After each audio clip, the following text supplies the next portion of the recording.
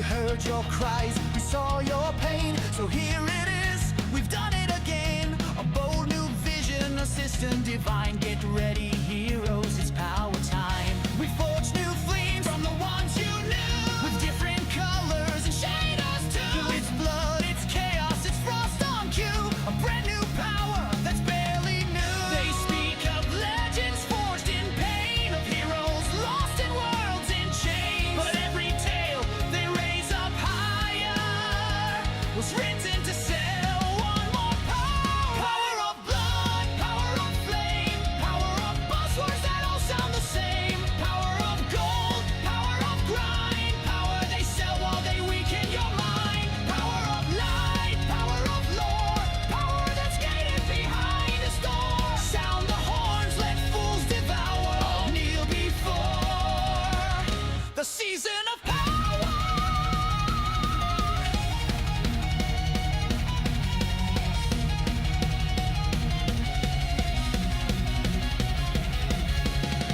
Why settle for depth when you could pay? We streamline fun, the monetized way. A pass to earn, a pack to buy. 1,000 powers, just $9.95. A seasonal grind with a shop that thrives. We've powered your class with our design lies. Your wallet's a stat and it's scaling fast. Innovation, just check the past. They speak of legends forged in pain, of heroes lost in worlds in chains. But every tale they raise up higher was written to sell one more power. Power of blood, power of flame, power of buzzwords that all sound the same. Power of gold, power of grind, power they sell while they weaken your mind. Power of light, power of lore, power that's gated behind a store. Sound the horns, let fools devour, all kneel before the season of power.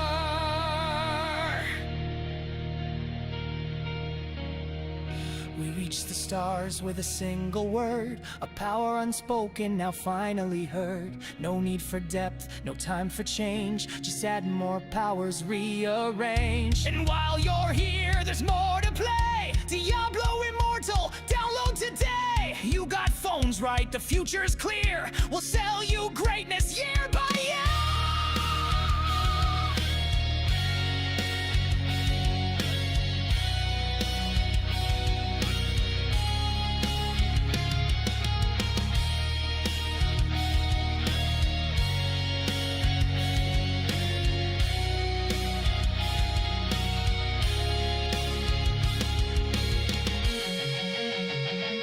Power of blood, power of flame, power of systems too dumb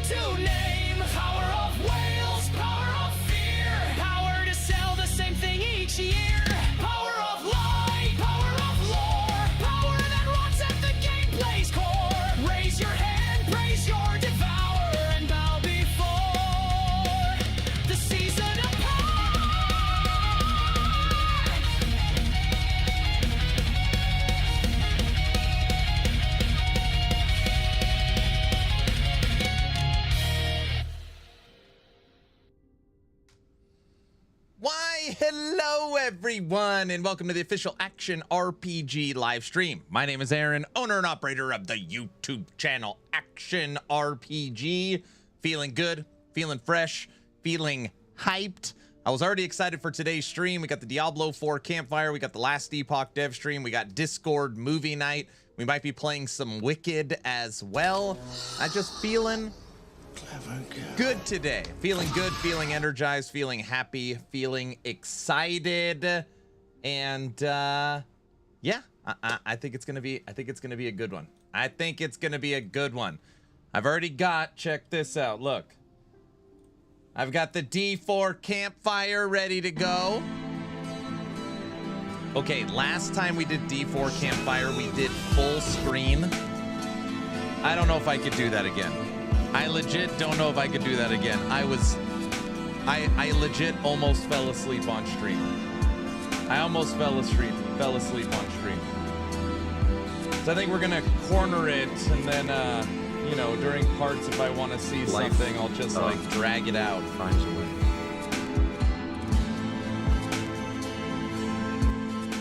So anyways, we've got this. Up here, we've got the last Epoch dev stream already queued up and ready to go. And for tonight, if you are not in the Discord, I've already got it all set up. Stargate is the movie we will be watching together tonight on Discord.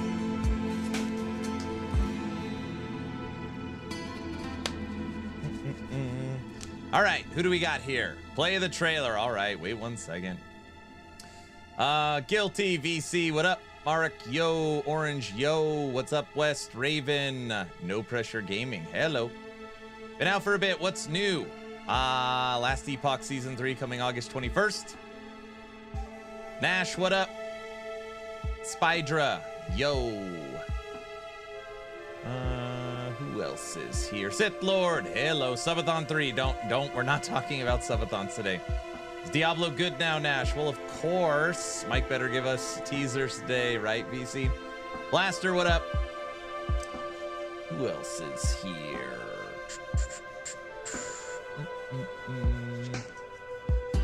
Diesel, what up? You ever play Ghost Lore? Not only did I play Ghost Lore, I don't know, maybe 10 hours, I also know all the developers. Kaiser, what's up? Aaron's the new Diablo 4 super fan. Frosty needs to watch out, that's right. No Man's Sky, talk to Brow. Brow loves that game. I already put in my PTO for August. Oh my gosh. Goat class confirmed, that's right. New Druid transform. I don't know which one I'm gonna take time off for, last Epoch Season 3 or Borderlands 4. Good question. Devil Dog, what up? I'll never touch another Borderlands game again. Too many issues with their older games. Oh, got a critic. Aaron only likes LE, can't play any other game for more than 6 hours. Well, Sith Lord, yesterday I played No Rest for the Wicked for 9.5 hours. And then Nash says that's true. I played PoE 1 for 6 days, 8 hours a day. Ha!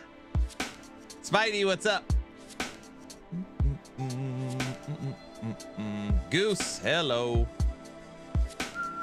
Point Blank, hello. Walker, what up, brother? Good to see you.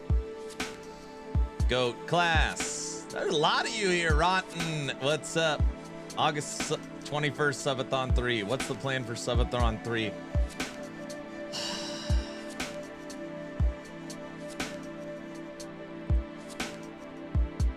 Oh yeah, it's Subathon 4. Subathon mentioned. Will you guys stop it? YouTube, King Ghost, what's up? Doom, what up? Bamster, hello. You think Season 9 will be good? No, I don't. You like Survivor games. Soulstone Survivor is one that actually, not pixel art. Yeah, I beat it. But now when I say beat it, during Subathon 2, I maxed out a Necromancer and we pushed the hardest difficulty. I know they've put out stuff since, but I've played Soulstone. And Death Must Die. And yet another Vampire Survivor. And the Dwarf one, and Halls of Torment, and Hordes of Hell, and Vampire Survivors, and I don't know, even the one with like Temtem or whatever. Yeah.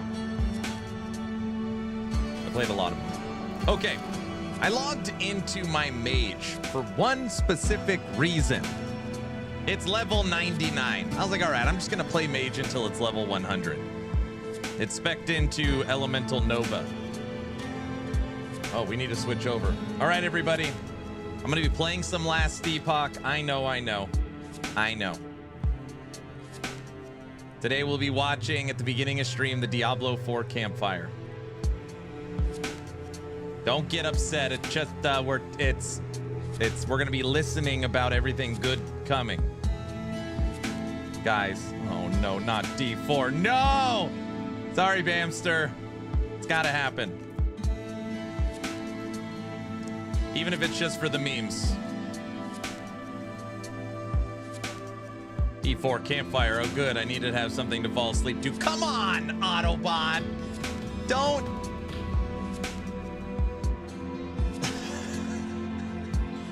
Toxic, thanks for the Prime sub, and he said, flee chat. Guys, maybe there's gonna be some good stuff today.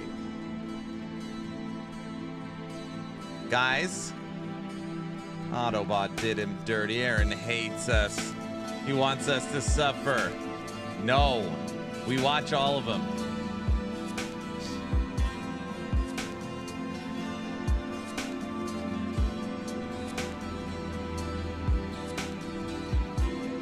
D4 Redemption Arc. I can't keep my eyes open. Dude, I literally, instead of going full screen Diesel, because normally we watch this full screen, which is just the most brutal thing. I'm gonna corner it today. I'm gonna corner it. Yeah, I was doing just fine, and now I'm feeling suffering. Oh, come on. Surely D4 will have a redemption arc. Yes, with expansion 2. Won't lie, man. I mute the stream until I see the D4 stuff gone. Well, listen for just a little bit, Bamster. Maybe they're going to surprise us. You got to give them the benefit of the doubt. See, Kiko in Twitch chat is so ready.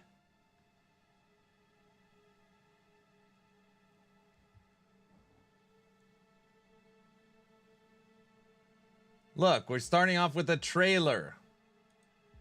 Guys, never mind. Hello everyone, and welcome to our latest developer update stream. Today we're going to be getting into everything coming with Season 9, Sins of the Harajam in Diablo 4. My name is Marcus Kretz. I'm a community manager here at Blizzard Entertainment. Adam Fletcher will not be in today, although I can assure you he is 14 feet to my left, crushing Celsius at an alarming rate. We got a great show for you today. We will be jumping into everything coming with Season 9.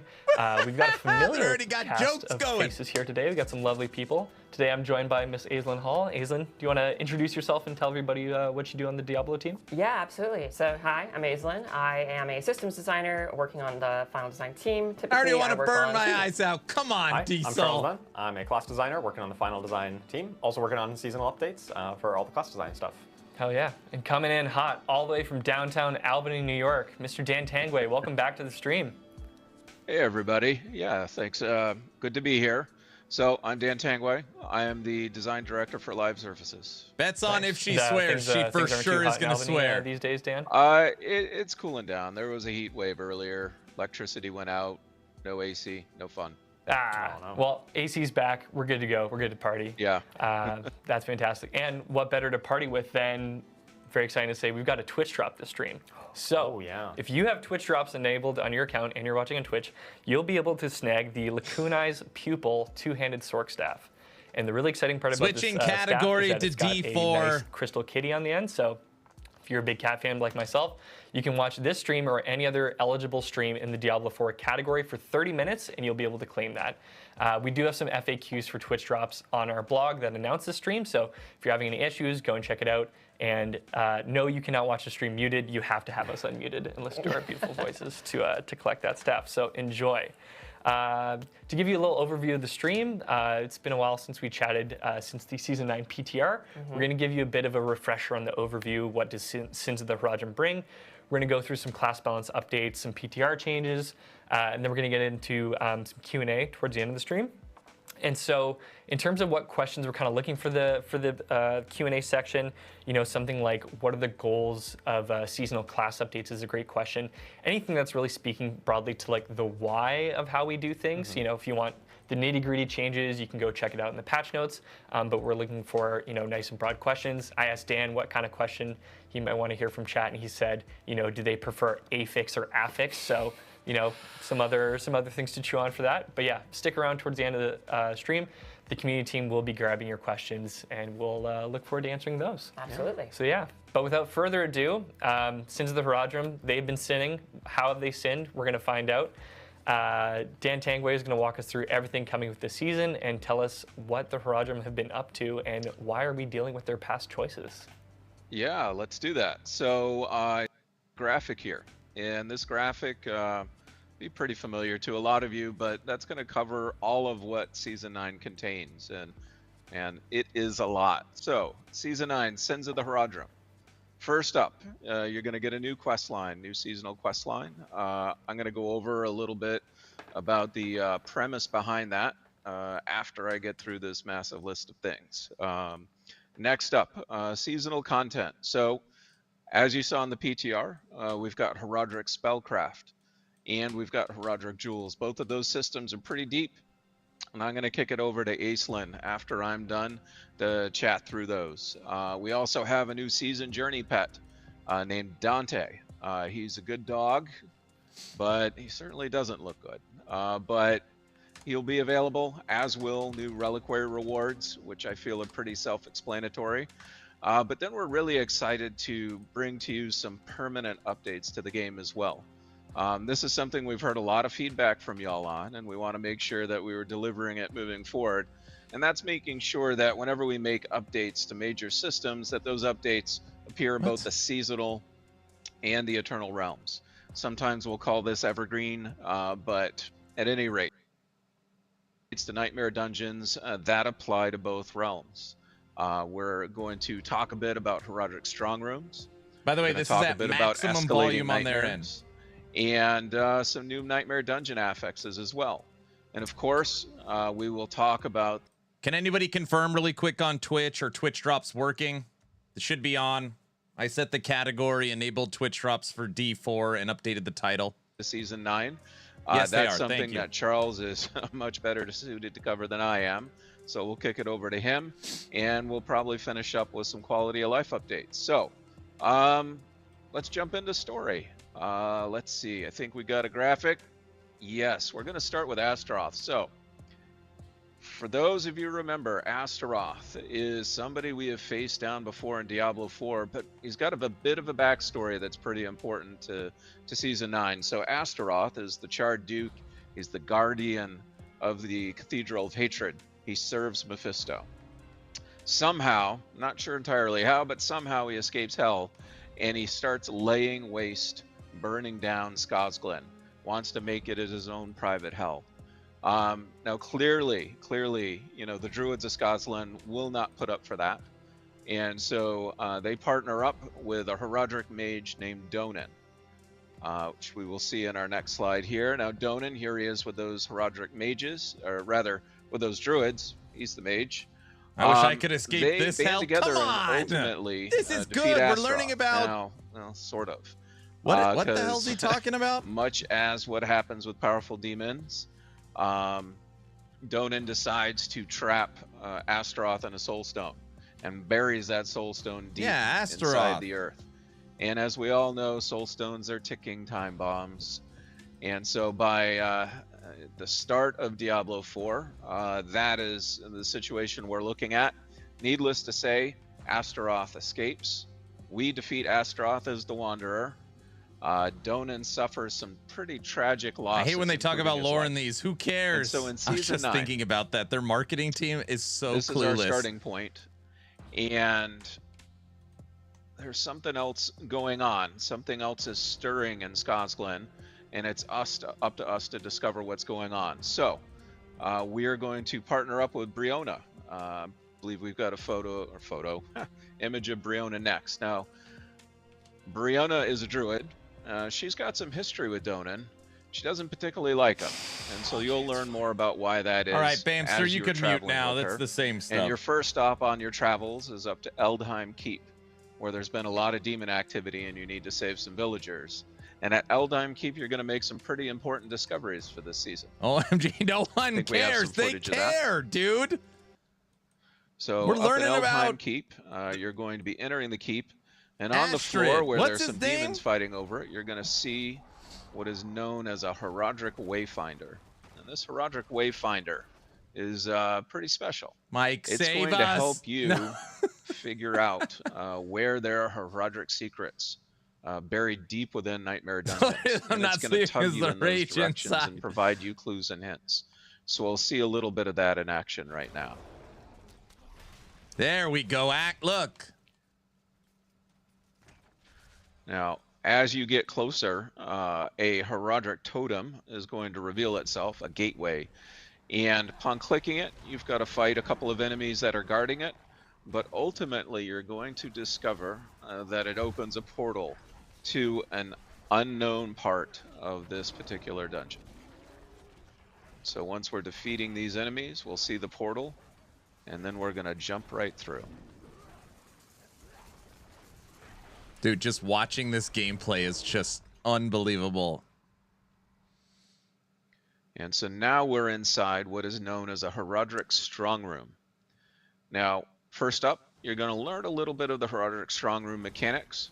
We've got a pillar here, and this Diablo pillar 4 live is stream. going to help you gain more of what is known as attunement. It's not And boring. Don't attunement say that. is It's the good. score, essentially, for the Strong Isn't my Room. husband so And as you cute? gather more, it's going to boost your Unbelievably rewards. boring. But before Look at you his get cute into glasses the that make him actual look Strong smart. Room, you've got to choose what kind of test you want to take. And in fact, you can choose up No, to 3 just put it in a tests. cup. These tests are going to modify the Strong Room in some way, whether boosting attunement or giving It's you boring. Even the swiftness, wifey knows or it's bad. varying up No, how the it shrines doesn't. behave in the Strong Room. So we're going to pick 3 She's walking here, away screaming, of course it's boring. and that will modify our run It's coming not up. that boring. Order received, muted. So we're going to jump in, and now we've got a timer. Timer in which to kill as many enemies as we can to prove our might to the Herodrum. Dude, look at those red so you dots see in we're the playing around corner. that I pillar love again. those. It flashed, which means we got the bonus. And now any of the enemies we kill at this point will give us additional attunement. And you notice on the side, the UI, we've got a great new UI here now. There are 6 levels of attunement that you can achieve, and each of those increases the amount of rewards that you get at the end.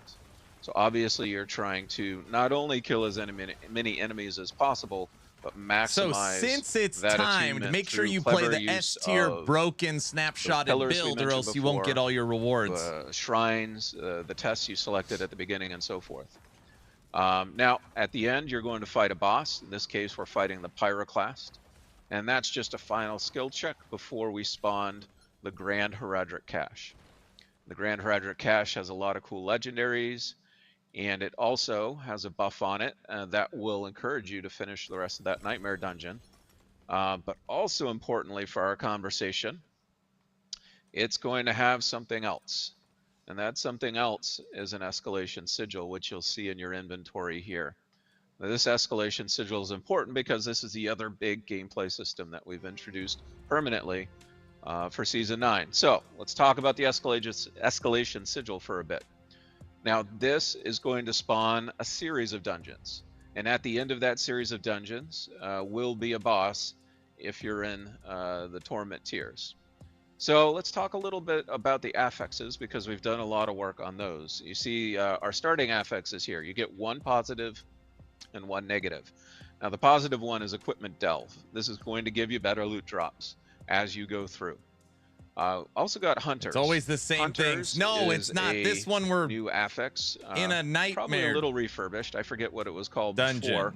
But this increases the monster speed of Side traversal zone. and of attack against you. So that's not going to be too fun. 100% Now, when you no get to the end of that creativity dungeon, each because I season. believe in you, you guys can get to the end of that dungeon. Better loot. In addition You to haven't Equipment had Delve and loot. Hunters, you're going to get Forgotten Wisdom and Waller Elites. Now, Waller Elites we all know and probably hate. I don't like them that much. Forgotten Wisdom is actually going to spawn XP wells around the dungeons, so you get an extra boost of XP as you're going through the dungeon and complete your runs. So let's see the escalating nightmares in all their glory. So this is a new run here. This one actually, we've got Herodric Bestiary, which is going to boost the amount of rep that you get for this particular run. And it's also got Khazra Hordes. Now, Khazra Hordes is actually modifying the enemies in this case. There's a lot more Khazra. They've taken this up as their home, and they're a lot more powerful in this dungeon. And so you, of course, defeat the Khazra Abomination at the end. And note that we've spawned a portal. So you don't need to go back to town. You don't need to go into your inventory to continue to run. You can just continue it from right here. And when you click on it, you see what you're going to get next.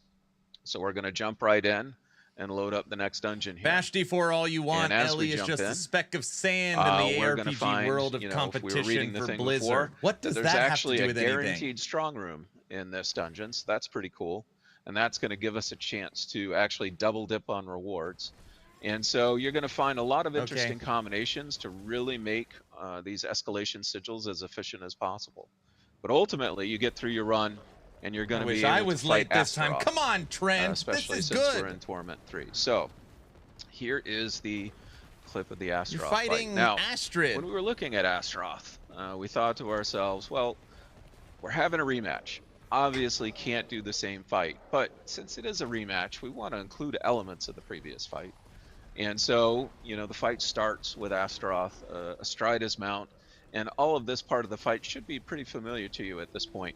But then we want to start changing it up. And what better way to really create the feeling of a rematch is now that you get to fight Astaroth one-on-one. But, even though the Amalgam is down, he's not out this time. And so the Amalgam is sitting in a pool regenerating, creating a hazard that you need to manage. Wait, he looks strangely familiar. Weird guy riding an animal. Of course, no, he's not on an Ultralisk. You can't. Like Aberoth. And so that's how the phases will escalate for Astaroth. And within the escalation sigil version of Astaroth, you even get new affixes and things like that that modify the fight even further. So we really tried to make this kind of a unique twist on a boss fight. Something that you haven't seen before. And with that, I think I am done covering the Nightmare Dungeon section of this update. So I'm going to kick it over to Aislinn, and Aislinn is going to go pretty deep into spellcraft. Thank God. What do you mean, thank God? I wanted to learn more about... Absolutely. Thank you so much, Dan. And I'm so excited to go into those Nightmare Dungeons, those strong rooms, and especially the escalating sigil dungeons, because it's going to be a freaking huge burst of rewards. It's going to be great. She said frickin' this time. Too. Those Waller Elites are going to be a pain. That was her chance. Especially when the affix stack up run over run throughout the escalating nightmares. It's going to be quite intense by the end. It can get very intense. The boss fight will be crazy. Intense. So yeah, now these are going to present their own sets of challenges. So of course, we need to utilize the Herodrim's power in order to overcome those challenges. So with Season 9, we have Herodric Spellcraft. So there's a lot of different components to Herodric Spellcraft. So we're going to go over a quick overview and then dive a little deeper into how exactly it works. She blew it. There are Boring three stream. different things that comprise the entirety of your Herodric spell. You're going to be crafting a Herodric spell in Season 9. You're going to need a catalyst. The catalyst is effectively the core of the spell. It tells the spell that it's going to be a celestial storm of stars, or it's going to be a beam of arcane energy that disintegrates your foes. And then secondarily, that catalyst needs to have a damage type. So you need to infuse it with one of 5 different elemental damage types. These could be fire, lightning, frost, and poison, and I'm not going to remember the last one. And so that determines the elemental damage type of the spell, and it also gives it some nifty extra effects too. And then finally, there's Arcana, which are just like extra bits and baubles you can add to go even further into customization. So like you can probably imagine, this is the build your own spell kind of power. And each one has a ton of unique utility as well. What? You're going to be able to disable various enemies, elite affixes. You're going to be able to garner powerful effects for your own build, like vulnerable or crowd control. There's tons of stuff you can do with it. So without further ado, let's jump into how exactly that works and how you'll be slotting it. So on the left side here, we Check have out the new Celestial Surge. UI. Look at this. That is the tooltip Diesel, for look one at of it. the 5 catalysts that you can actually equip. It is the one that causes a star storm to fall on enemies. On the right-hand side, we have the Smoldering Ember, which is an infusion. It's the same So thing. this No, will it's make not. This Celestial one, Surge a fire it's version a of the catalyst. So you will There's need to gold in slot it. Celestial Surge, and you're going to have to assign it to one of the skills on your hotbar. So in the middle section, and we'll have a video to kind of show this, but basically you assign Celestial Surge to one of your own skills, and when you use that skill, it invokes Celestial Surge with the Smoldering Ember infusion applied to it. So let's take a look at what that actually looks like. So here we are, kind of tinkering with our Heraldric Spellcraft in the UI. We're going to equip Celestial Surge, and we're going to assign it to our rightmost skill, which in this case is Lightning Storm, I believe. Oh, wait, I'm actually so watching whenever this we for a cast second. Lightning Storm and Celestial Surge is off cooldown, we are going to cast Celestial Surge in addition to channeling Lightning Storm. Now, we can't use Celestial Surge, like I said, unless we have an infusion equipped. So we are also additionally going to equip Smoldering Ember and make that Celestial Surge a fire version of itself. And Dan, luckily for you, this makes it so it destroys Waller Elites as well. So for anyone else out there that also dislikes Waller Elites, this will cause Celestial Surge to break those walls down, which is pretty great. It will also turn off Chilling Winds as well. So yeah, now we have a functional spell. So let's go in. We're casting Lightning Storm, and we also see these stars falling. Not a very fun time for them, but a pretty great time for us. Everyone explodes. That and looks we like have the a good day. MTX for Smite. Awesome. Now, there is a third component to Heraldric spells. It is called Arcana. So with Arcana, you don't need Arcana equipped for your Heraldric spellcraft to function, but it gives it a bunch of awesome extra effects. So we have Someone in three the D4 examples here. chat I'll said go this over each roadmap really looks quickly. like a We have the NASCAR Sapping track. Crux. It causes your catalyst to also apply vulnerable for a pretty substantial amount of time, so you can effectively solve vulnerable through this system. We have Reactive Ooze, which causes you to generate a pretty substantial amount of your resource every second for the next 10 seconds. So you I can love this potentially recap solve your stream from the resource through last that. stream. And then we also have Sharpening Gizmo, which will blast people for quite a bit of physical damage and increase the lucky hit chance of your catalyst. Spoiler, your catalyst has a lucky hit chance, which can be really, really useful. Now, we also have some fancier Arcana. These examples are Magic and Rare Arcana, but the Nightmare Orb is Legendary. So Legendary Arcana is a bit different in that each of their effects differ based on which catalyst you apply them to. So these two tooltips might look the same at first glance, but they're actually for two different catalysts in the game. The left-hand side one is specifically for propulsion. So it causes propulsion to That's awesome, Bamster. additionally fear enemies, and while they're feared, they periodically explode, which we will also check out. It sounds very scary, to be honest. And then on the right-hand side one, we have the disintegrate version, which causes them to take way more damage while they're feared from the actual catalyst effect, which is pretty great. So let's take a look at what this looks like in action. So we have a Spiritborn here who has the Nightmare Orb equipped to Propulsion. Boom, Propulsion explodes everywhere. They are all freaking out, they're feared, and they're exploding even more. And to be honest, I would also probably be feared if I was constantly exploding. So that makes sense. And that is the quick and dirty overview of the Heraldric Spellcraft system. There's a ton to experiment with in this system. Can't wait for you guys to dig into it. There's so many different combinatorics, so many different possibilities. So waiting for go Diesel to say, "I'm wild, about go to explode." Crazy, try everything. It's a blast. Yeah, I really love how you can customize it, not only in like the effect of the spell, but also like how you use it, right? They do have cooldowns, but then you can I assign already it to any have. one of the skills on your hotbar. So if you just like want to save it for a specific utility moment, right? You've customized it in such a way that, hey, it solves those Waller affixes, right? Yeah. And that's what you want to use it for. You can make sure it's assigned to a cooldown that you're going to save for that right moment. Or if you're just trying to really optimize its damage output and its DPS, you just put it on your basic or core skill that you know it's going to come up very often. And you don't need to really think too hard about it. It's just going to trigger when it triggers. Yep. It's true. Like the crazy amount of combinations that come from the system. Like I know I said on the PTR stream, and I feel like the people who have played the PTR will be advantaged now because I feel like this is something that the patch notes just can't do justice. It's going to be The whole very chat hard to is read through talking that about his and get a socks, good example of how saying you they're can theory craft Squidward and socks. build craft through these. So it's really I something don't you're going know. to need to jump into the game, get your hands on, and then really start to tinker with because there are so many possibilities. So Yeah. if you have played the PTR and you know these systems, then you've already got that advantage of knowing how intricate these systems are. So. It's true. It's true. And there's not just that. You know, you thought that was enough Heraldric magic. There's more. Throw There's- another layer on it. Why not? Yes, there's also Heraldric Jewels. So Heraldric Jewels are powerful gems that you can use to augment your Heraldric spellcraft and your character's build even further. So when you go into these strong rooms, once you're in Torment difficulty, whenever you complete one, you're going to find a Heraldric Tome. And this is knowledge that the Heraldrim have stored away to craft these really powerful, unique Heraldric Jewels. Once you find the tome and you use it, you can go to a crafting station and then with gem fragments and the seasonal currency, craft Heraldric Jewels. They're crafted with Heraldric vials and gem fragments. It's not as many gem fragments as it was to craft occult gems, so it's not quite as a massive grind as it was before. And they're specifically socketed into amulets and rings. So you have 3 sockets that are specifically designated for this, which means that you can have up to 3 Heraldric Jewels.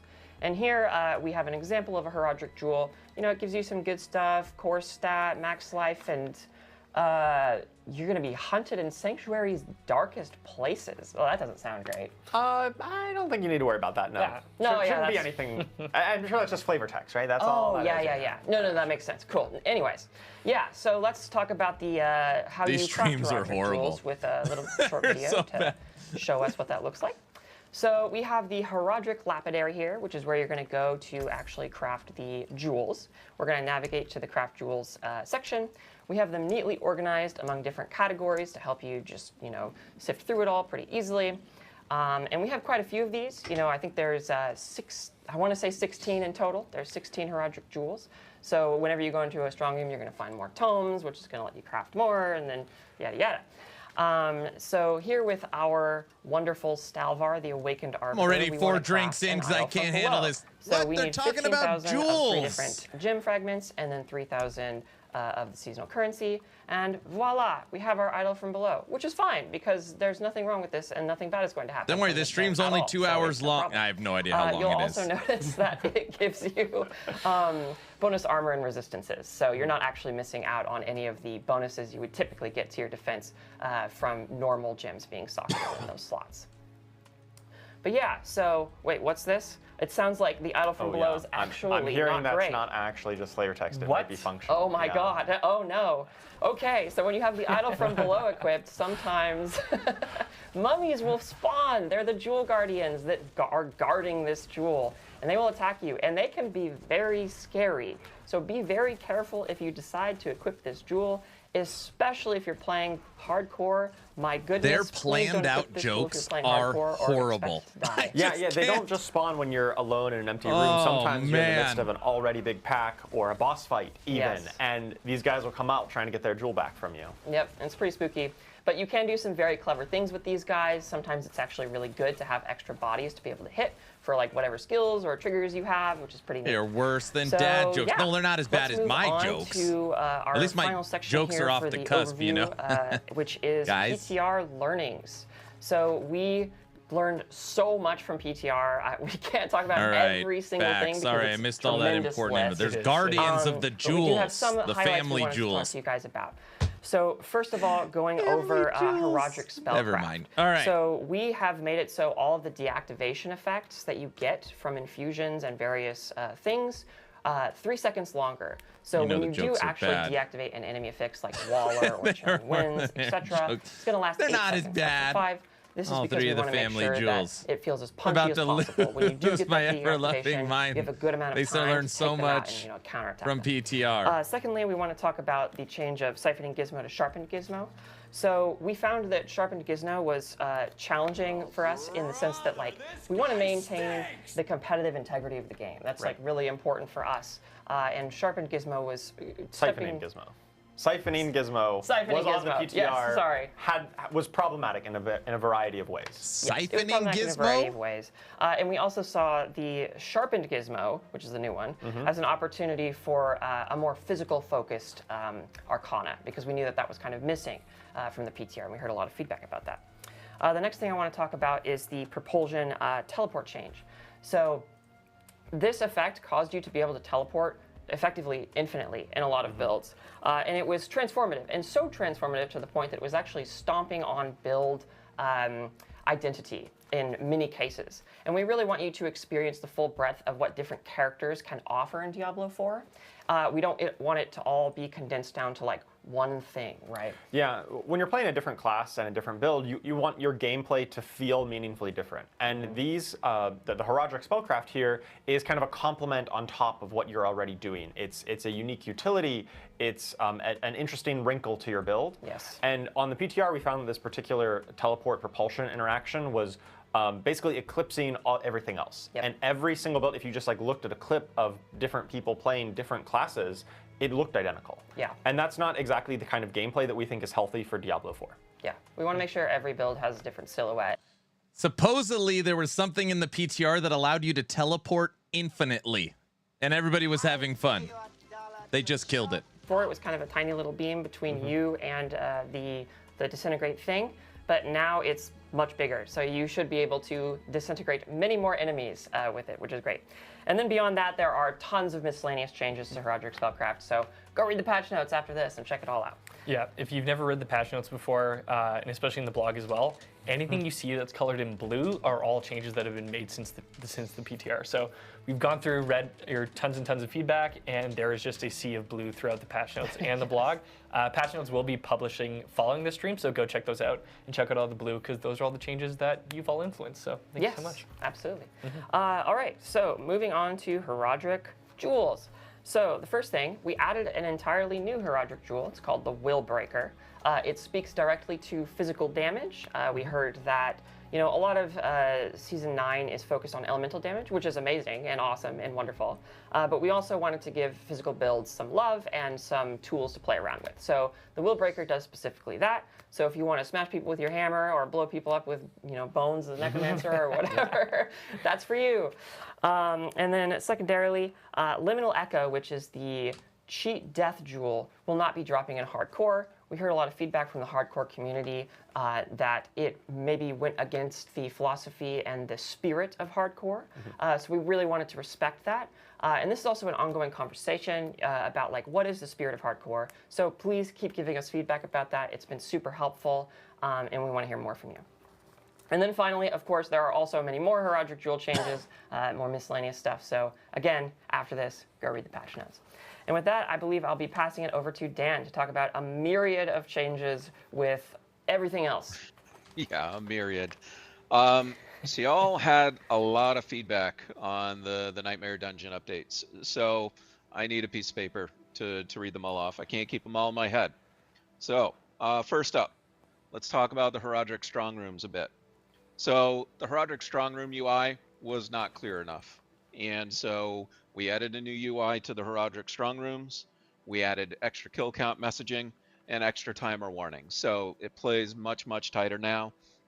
When you enter it, you should be able to pretty much pick up what's going on. Now, we're not going to tell you how to get those high scores, but the fact that you should be getting a high score should be pretty apparent now. Pillars didn't feel great. You had to stand in one spot for a long time in order to get the bonus. So, we've made the pillars faster to complete, made the radius a bit larger, and now all 4 pillars will also be available at the start. So you can better choose what your path through the Horadric Strong Room is going to be. We also heard from a lot of you that the Strong Rooms really didn't support blasting well enough. And that comes in 2 flavors. It comes in challenge, and then it comes in the fact that Strong Rooms were overstaying their welcome a little bit. So we've added a pit-style death penalty.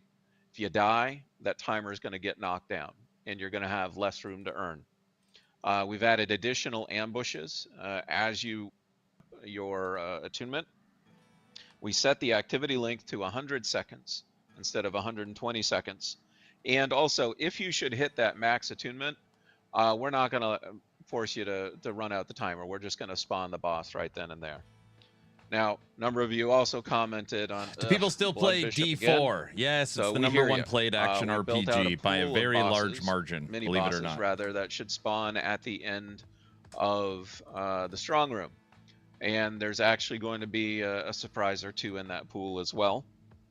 And then finally, there wasn't enough incentive, we thought, for you to actually complete the Nightmare Dungeon after doing the strong room. So we've added a buff.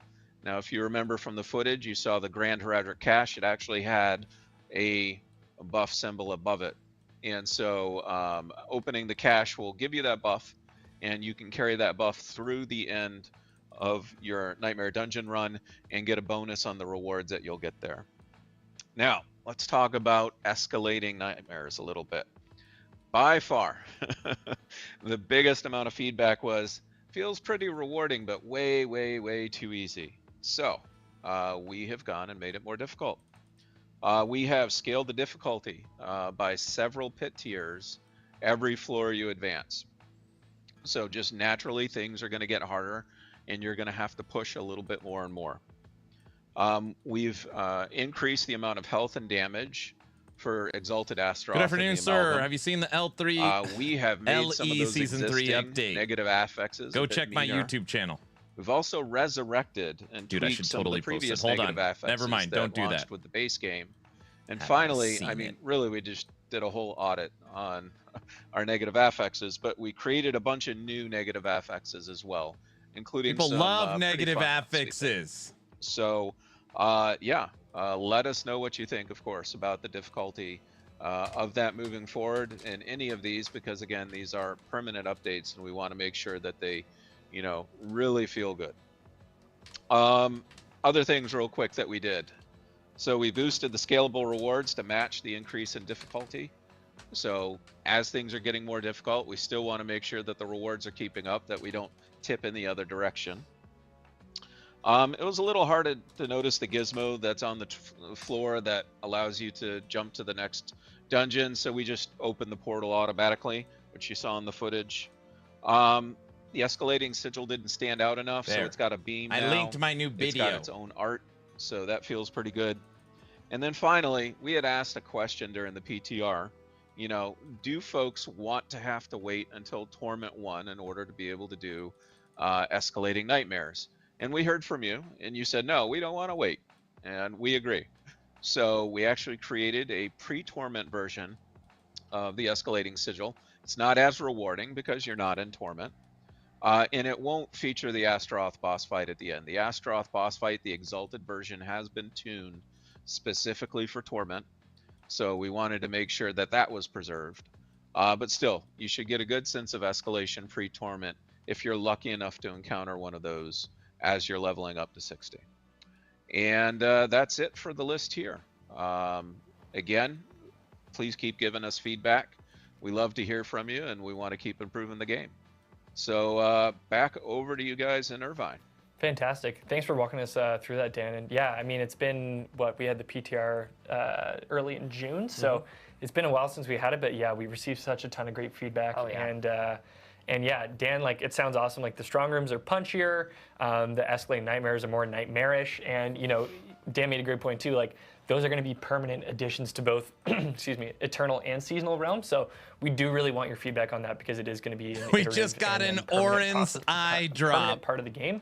So we do want to tweak it where possible and get those in there. Yeah, it's super important that we get the new Nightmare Dungeon stuff and the escalating nightmares really down well, because we want it to be a repeatable thing that you're doing pretty consistently in your experience. So when you are doing that kind of stuff fairly consistently, it needs to feel like really punchy. It needs to feel really smooth. So it will be a very iterative process. We will be taking a look at more feedback coming in and probably making additional improvements to it. I over can't time. even make a Absolutely. clip. What do you And, mean? You got all Dan this. will be coming back for Q&A at the end of the stream.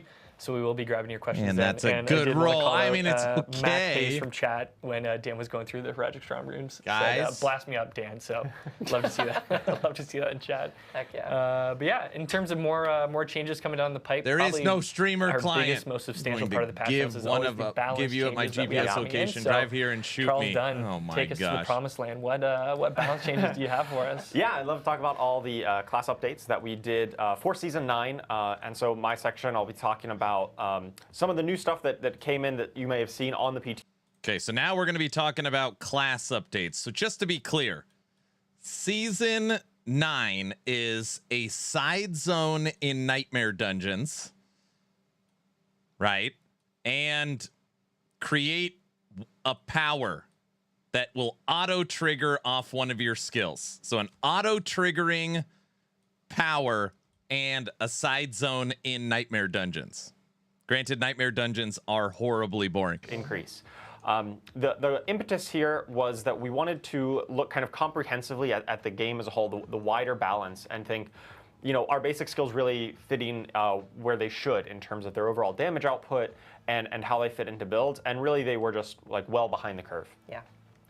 We want them to feel much more impactful, be a bit more, you know, feel better when you first get them, but also be easier to kind of build around as you go. It's just and build like up your they character. mushed 3 Nightmare We Dungeons bumped together. up the baseline versions of a lot of these skills, but we did take a look at some Remind me of the what isn't legendary boring unique in aspects that D4? interact with them. Helltides are pretty Our goal fun. wasn't to be like, oh, basic skill builds. Helltides was you one know, of the kinda few like we things saw they with got right. Spiritborn and I think. Barb in the It's past. like the only we thing didn't I want ever those liked. to be like, oh, here, this is we're making them the new meta. Yeah. That's why this is every a more season's around, normally a like, different color Helltide. rebalancing the whole game as a whole. And we started with basic skills, trying to establish a firm power budget for them.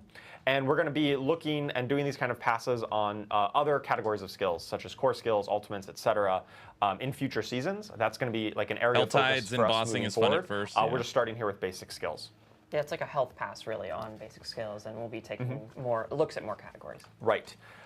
With the from the PTR, one big thing we noticed was that Pain Gorger's Gauntlets, one of the unique items that really empowers these basic skill builds, was definitely not living up to its billing. It didn't crit or overpower whenever its damage kind of echoed out, and it's supposed to be like a multiplier on your basic skill damage, but really it fell a lot short. So we've made an update so that now Pain Gorger's Gauntlets is going to be able to crit and overpower just like your basic skill damage. So that should definitely be a huge boon to those types of builds. Yes. Speaking of overpower, though, overpower was overpowered, and we have done. Did you some direct the nerfs to it. season 3 trailer, by the way? For Seems the past few seasons, pretty on overpower-based brand for you, builds I have know, been, right? definitely I'm just gonna dominating say the I top of the did. meta. And it was definitely crowding out builds that really couldn't utilize that, things like dot-based builds or others. Yeah. So with that in mind, on the PTR, we tested an 80% reduction in the additive damage calculation of overpower. Not to get too in the weeds here, but there's kind of like an additive amount of damage that's based on how much fortified life and maximum life you have built up. We've just removed that completely. We tried an 80% reduction in what it was, and we decided it's still too strong, it's still too complicated, and we just removed that portion. So now when you overpower, you're going to do up to 50% bonus damage, just like a critical strike, but that's kind of going to be the end of the calculation there.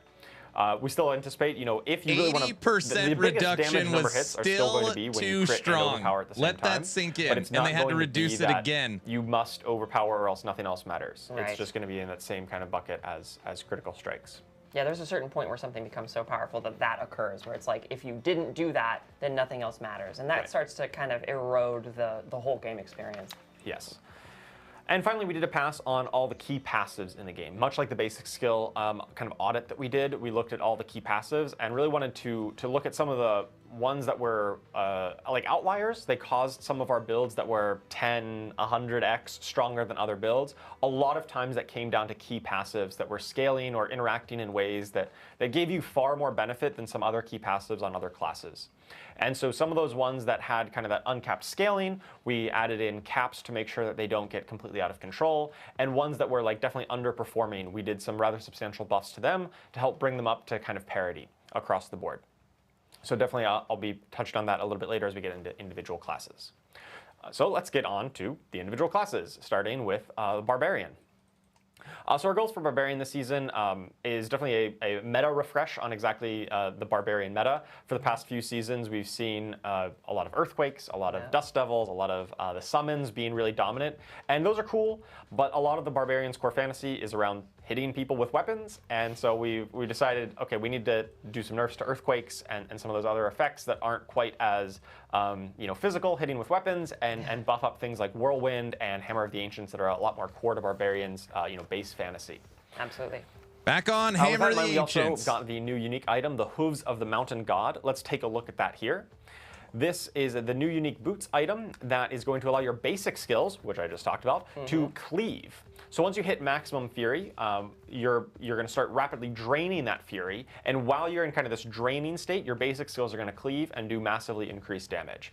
And luckily, you're spamming out your basic skills. That is going to restore your fury and is allow you to keep in this state as long as you stay in combat and stay fighting enemies. Yeah, and what I really love about this specific unique is that typically you try to solve your resource in a build, but with this, you try to stack as much of it as possible, so you can stay in the mountain god state, or whatever you want to call it, as long as possible.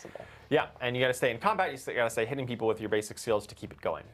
It's really quite powerful, and I think it'll really enable some of those basic skill builds that we were talking about, especially with the updated Pain Gorgeous gauntlets. Yes. We've got a clip of this in action. Barb walks up to a big old pack of skeletons, hits them with bash. Good old bash skill cleaving through the hordes and throwing them against the side of the canyon here. Yes, very good. A new unique to enable basic skill builds. Not just bash, all of the basic skills will cleave with this. So find out which one works best for you. Yeah, Frenzy. Can I hear any Frenzy enjoyers? Yeah, indeed. All right, let's move on to Druid here. So the Druid updates this season. You guys excited for that around one? Pulverize as a kind of a main skill that we wanted to look at. I'll get more into that as we talk about the Rotting Lightbringer in a moment, the new unique that talks with Pulverize. But ever Devil since PTR, Dog we is also excited realized for it was what? still I just woke underperforming up. baseline, so we've done some We're buffs talking about to new Pulverize, unique just its coming raw to damage output, as to well the as power refactored season. some of the upgrades on You're it. not even paying just to move attention around, to this. that to better work with the build with Rotting Lightbringer. But it wasn't just that. We also did a variety of other buffs on Druid. We know that Druid Which has power historically, season? for the I past don't know. handful of seasons, been probably the worst class in the game, certainly in terms of representation, how many people are playing it, how late into the end game, how strong they're getting. It's definitely fallen behind the pack. Yes. And so with that in mind, we've done buffs to a wide variety of the Druid builds. I can't just say any particular buff. It's a handful of legendaries and uniques and skills that got buffed up just to bring the whole class up a little bit. So let's take a look at that Rotting Lightbringer, that new unique. We did see this on the PTR, but it has been rather substantially reworked since then. We heard a lot of feedback that it wasn't quite as usable, it wasn't as good as it could be. So the new version of Rotting Lightbringer says that if no puddle is around you, then Pulverize is going to Epoch form stream a kicks puddle off of in an poison hour and 17 that minutes. guarantees its own overpower and deals a massive amount of its normal damage as poisoning over time. Yeah, this is really excellent because you can just go around and just make a bunch. Yes, it is no longer tied. It used to have like a 10-second cooldown, which felt really bad, where you would try to Pulverize and you're like, oh, the cooldown's not up, and then you move to the next pack and it doesn't work. It was very, it didn't work as well as you had hoped. Yeah. So with this new update, it should definitely work quite a bit better. And every time you do Pulverize, all of the puddles around you are going to splash some of their damage. Autobot, can you use that for Shred Slide? Poison all around. Let's take a look at this new version of Rotting Lightbringer in action. So you run up, you form a puddle, you move off to the side, you make a second puddle, you can form more than just two, and every time that you Pulverize, all of your existing puddles are going to do that little splash of AoE around them and pulse some more damage. Yeah, so when you're in a room with just a ton of monsters, or like a strong room, for example, Yeah. you can just We go can around make and make puddles a bunch now, and that's have right. some fun in the sun. Or not the sun, because I guess you're in that dark dungeon. but Yeah, whatever. yeah, it is a The nightmare sun dungeon. and the poison comes with you. Yeah, oh, how nice. Wonderful. Okay, let's move on to the Necromancer here. The Necromancer, similar to Druid, had a variety of buffs, specifically to Golem builds, Bone builds, and Shadow builds. Some of these builds were definitely falling behind the rest of the pack on Necromancer and compared to other classes in the game. So we've done a handful of buffs to those. I wonder how good builds since D4 the would be if PTR we to put the bring them LE up or and really help PoE to make dev them a bit team more in charge of competitive. it. It would transform. Two of the outliers With on the budget and Necromancer team, from it last would season transform. were Soul Rift and It would take them a Bloodwave, little bit of two their time, ultimate but skills that yeah. just were Soul Rift in particular just did way too much for any one skill. Is the It talk dealt- boring? obviously it dealt No, damage, they're talking but then about it gave you a barrier, it gave you resource, it Necromancer, gave you, look. damage increased all of your other damage output, refilled your potions, and feared enemies. So that's a lot of things for one skill to do. And we love ultimates doing a lot, but that was kind of one thing too many. Yeah. So on this season, we've removed the barrier generation from Soul Rift. Let and the so if you streamer wanna go get watch the really LE tanky as Season a 3 Necromancer, video. You're going to have to look for some alternate sources to Lady to Medusa, make if you yourself a haven't little seen, tankier, look at alternate my barrier pinned sources as video well. at the We top. want to give you all the tools you need to solve your problems, but we don't want you to solve all your problems through one of your tools. Right. Yeah, Soul Rift was just doing a little bit too much for that. You'll be excited. And that's why it was, kind of so dominant, so popular. Blood Wave, another ultimate skill as well. That just did a ton of damage. Its damage output was exceptionally high. If LE or PoE I had think control part of of that D4, was it'd be due to the unstoppable. overpower. I being actually so overpowered. probably agree with and that. so some of the nerfs there would probably Their bring that down to servers, their size. So we infrastructure, expect their Blood Wave budget, to hopefully not their be engine, the absolute dominant way of and playing holding Necromancer. And we the hope that some of Diablo those other name. builds like Golem, Bone, and Shadow have a few other ways of playing. We've also got the new unique, the Hand of Naz. This is a pretty cool new way of playing the class, specifically Minion Necromancer. Let's take a look. So the Hand of Naz gives you more skeleton mages. So if you go all in on your mages, you sacrifice your warriors, you sacrifice your golems, you can now summon additional mages for each minion that you sacrificed. So you can have far more mages than before. Yes.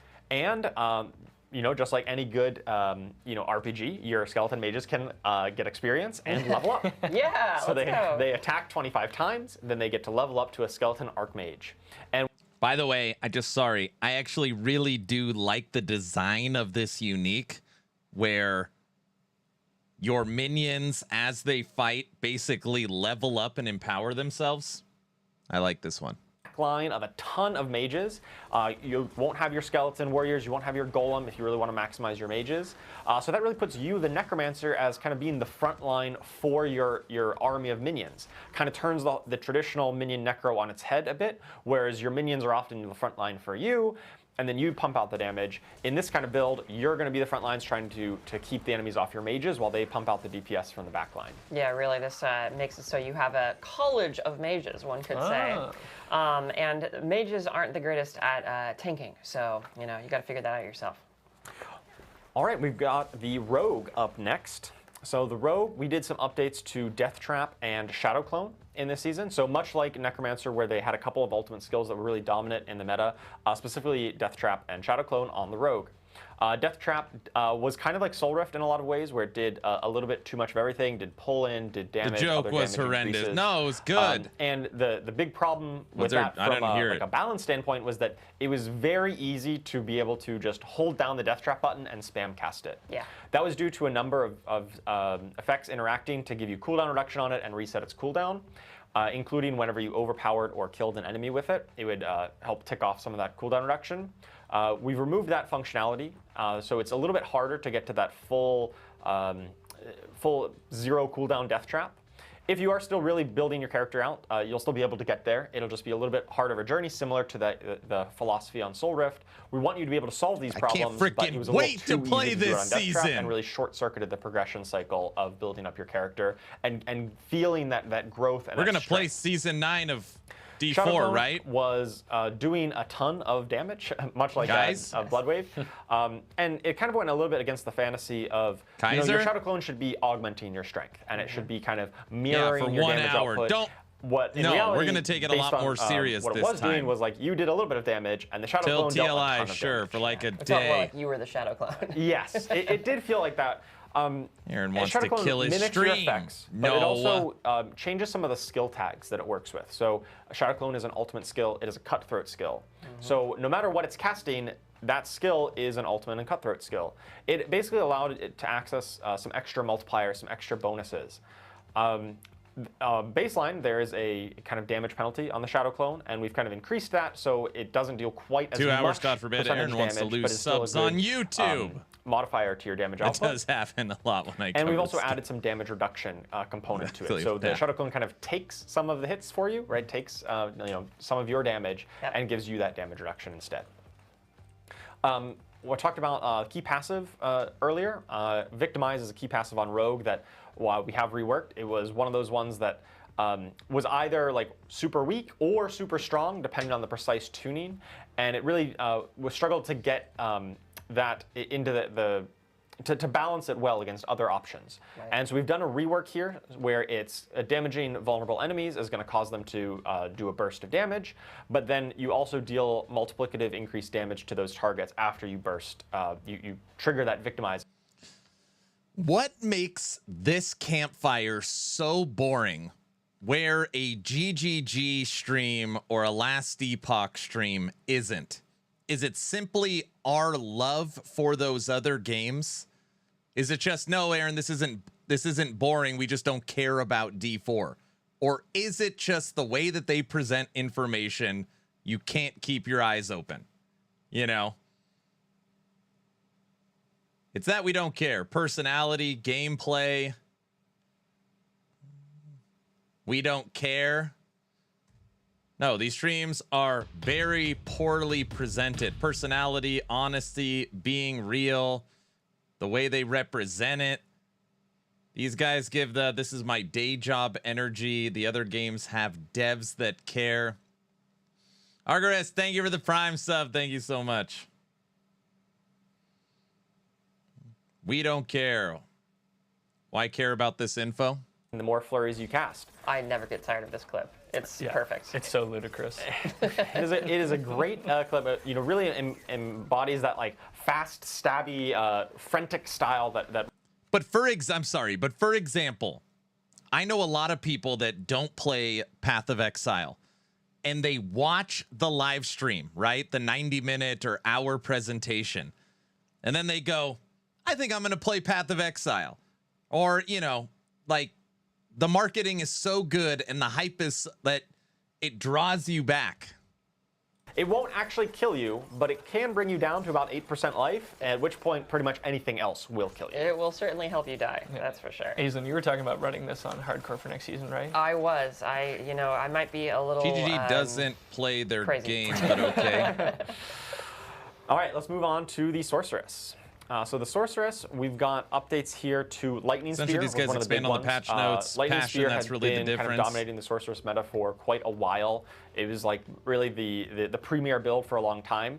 And this had a really interesting situation where out of the box, Lightning Spear was kind of terrible, right? You look at this skill and you're like, okay, how much damage does it do? How many enemies does it hit? What's its cooldown? And you're like, oh, this is awful. Like, it doesn't do anything. And then you get Splintering Energy, the legendary aspect, and suddenly it goes from nothing to best skill in the game. Yeah, and we don't want skills out of the box to feel useless. We want them to feel powerful and good. And we also don't want aspects to have to carry that much weight on their shoulders. It's not good for either the base skill or the aspect.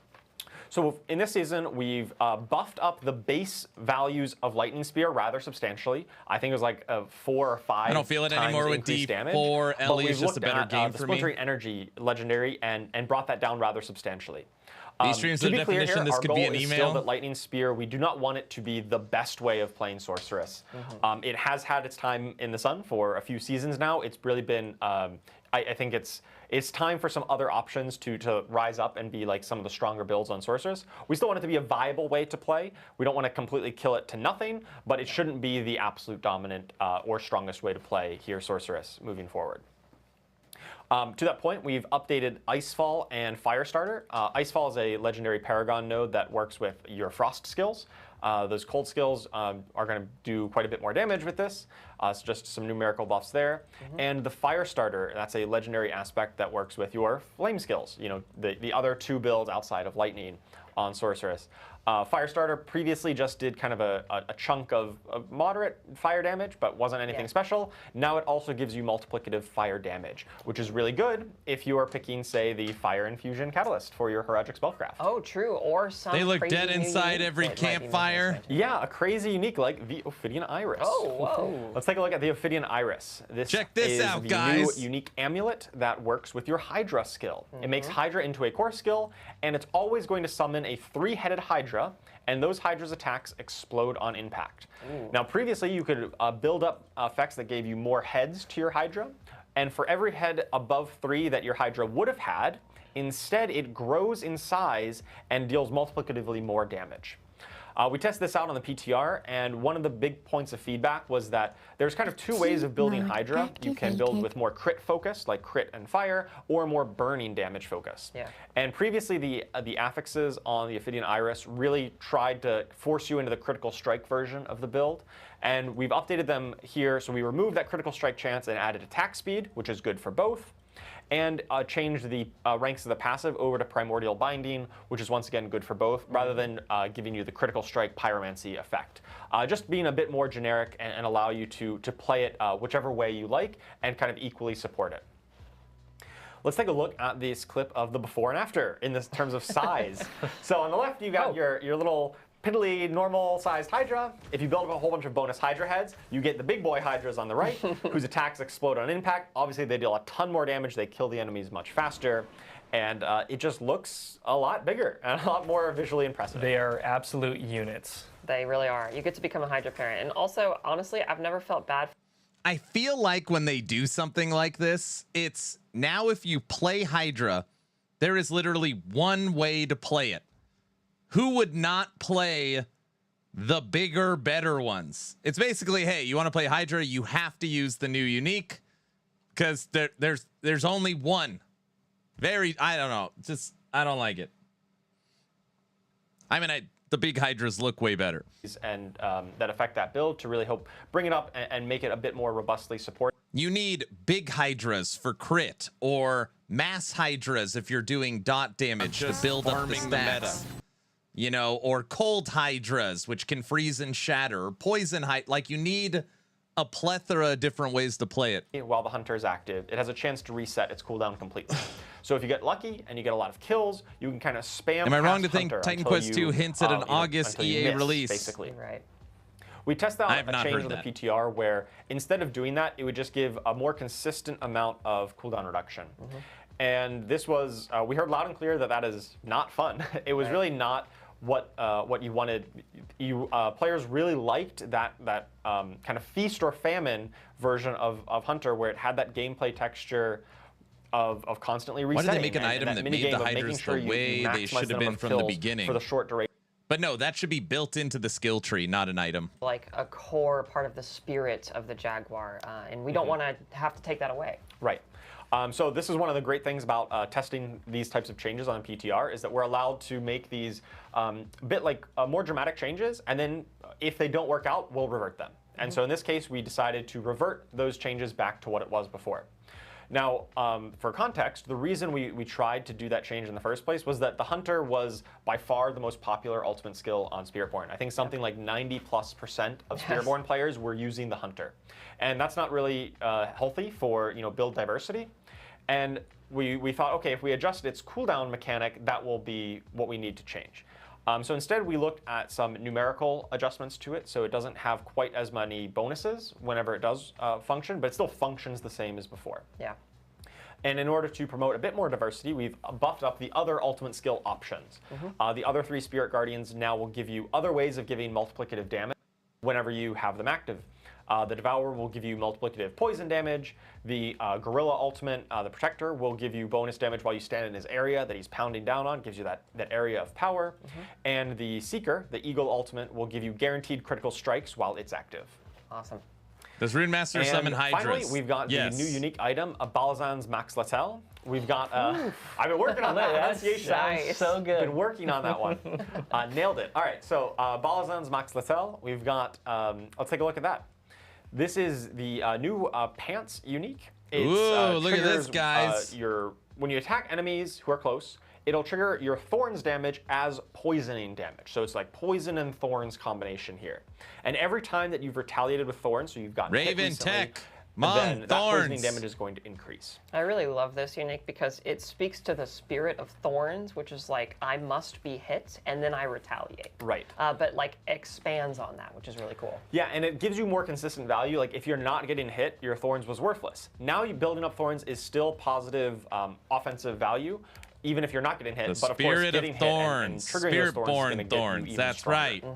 On the PTR, this was definitely very powerful. Very powerful. Very, very strong. We did adjust its numbers down quite substantially. The percentage of thorns converted has been reduced.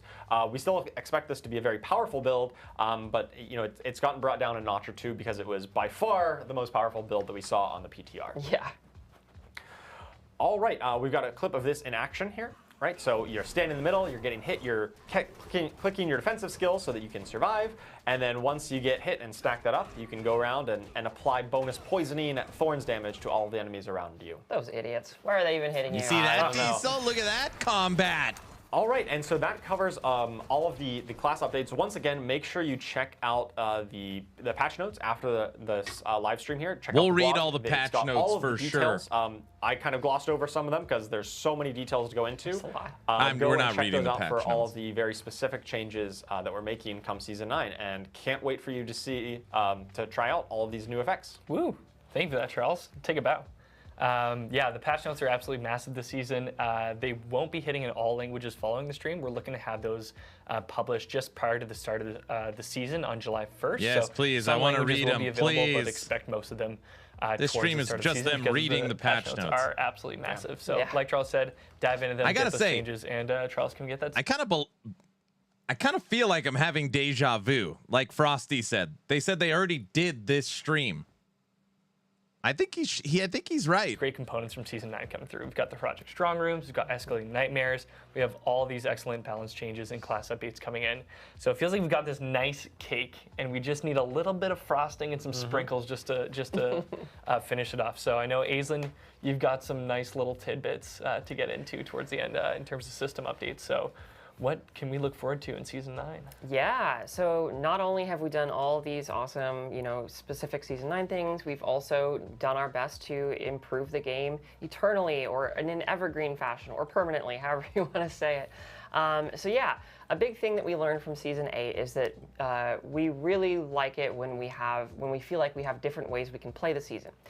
So in Season 8 specifically, you went into the apparition incursions, and it sometimes ended up feeling while you were leveling like you had to do it a bit more than you actually wanted to. Like you'd rather go do some other things. And so the way we want to change that in Season 9 and going forward forever is elites and bosses are now going to grant seasonal reputation regardless of what the season is. It doesn't matter what the season theme is. You can always make progress towards reputation by killing those strong enemies. So that should make it so it doesn't matter if you're going to the seasonal activity, you're still going to make progress. The seasonal activity or whatever exists in a season will still be a really fantastic source of that specific seasonal power and rep and currency and what have you. But we want you to feel like you can just take some detours and explore the game at your own pace and in your own way, and the season still recognizes that. And similarly, we had Lair Hordes grant seasonal currency in Season 8 specifically because it was the season of bosses, but we decided to just keep that Mike going takes forward over the stream in because 56 basically all minutes. roads lead to lair bosses now. Like you're going to find lair keys by doing a variety of activities. And so it felt like a very ubiquitous place for us to imbue seasonal currency into the game as well. And this isn't to say, this isn't an exhaustive list, right? Oh, I got to wave over here. This isn't an exhaustive list. I already DM'd Mike earlier. You were He said still he's going to be got earning something. extra seasonal reputation and seasonal currency from doing seasonal I didn't specific DM him. stuff too. So it should just be a much larger pool of ways to play. But yeah, so with that said, let's jump into some of the permanent details or permanent changes and details of the Nightmare Dungeon and Escalation Nightmare systems. Dude, so look at Dan this, already went over guys. this quite a bit, but I Diesel? wanted to just talk a little bit more about the why and the how of this all. So we added a bunch of new affixes, positive affixes to Nightmare Dungeons. And the reason why we wanted to do this is because we wanted to make sure that All right, what about when that you're sifting subathon? We're through your not different Nightmare subathoning. Dungeons, Think it I'm feels like you have nuts? different options for how you can make progress for your economy. So you'll notice that these blue affixes, like the Herodic Materials Reserve, Gem Reserve, Gold Reserve, they're pretty self-explanatory. If you go Subathon. into those dungeons, you are going to get more materials from the chests that appear, or more gems, or more gold. And there's quite a few of these different positive affixes. And the big impetus behind this is we really wanted you to be able to sift through your Nightmare Dungeons, find the gap in what you're currently looking for. Like, for example, if you want to craft a Herodic Jewel and you need gem fragments, go find the Herodic Gem Reserve Nightmare Dungeons and run a bunch of them. And so hopefully this is like a tool that you guys can utilize and really patch up those problems. No, we'll talk last and secondarily, Epoch we later. also know that if players are going to be going into Nightmare Dungeons much more frequently going forward, that there should probably be a lot of replayability and variety in the negative affix experience too, so it kind of feels a little different and cool. So we really took our time. We kind of rebranded, rethemed a bunch of the affixes. We added a bunch of new ones, like Dark Omen is specifically an entirely new one. So be careful going into one of those dungeons. And we also added many more of the potential elite affix, the elite affixes that can We appear did on go Nightmare over this. Dungeons, They're like, stretching Waller, for Vampiric time. is another one. And this is all just, again, to make Nightmare Dungeons feel like there's more variety as you're playing through all of them. Dude, I hate Nightmare Awesome. Dungeons. So yeah, I think we can go forward here and check out what a actual Heraldric Reserve looks like. Just as a PSA, so if you go in and you're chomping through a Nightmare Dungeon, that's what a Heraldric Reserve will look like. So Look there at will be that, a bunch guys. of those throughout a Nightmare Dungeon. Make sure to open all those to get your nifty new positive affix rewards. And then on top of that, of course, we have the new permanent addition, the escalating sigils, which are just Nightmare Dungeons, but even punchier. So Lady as Medusa Dan put a was saying, poll at the we made top it of so Twitch chat. you're getting even more rewards from these things as you're escalating. They're going to raise in difficulty as you go through each escalation, which I would like to point out does mean that you can surpass Torment 4 with these now, which can get very terrifying. And there's also unique affixes that can only appear on escalating sigils. And here we have the actual Astaroth affix, or rather the Astaroth list of affixes that we're going to be dealing with when we fight Astaroth.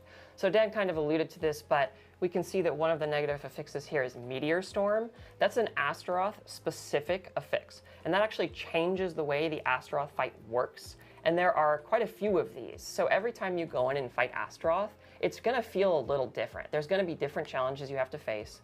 And there's also going to be a lot of really fantastic rewards that he drops too. Like, for example, the Riches of Keys gives you, I think, like Infernal Compasses and Undercity Tributes. And Lord Zier's Offering gives you quite a few keys to go and fight Lord Zier. And, it's all modular, it's all randomized, and it's a lot. It's a lot of rewards, which is great.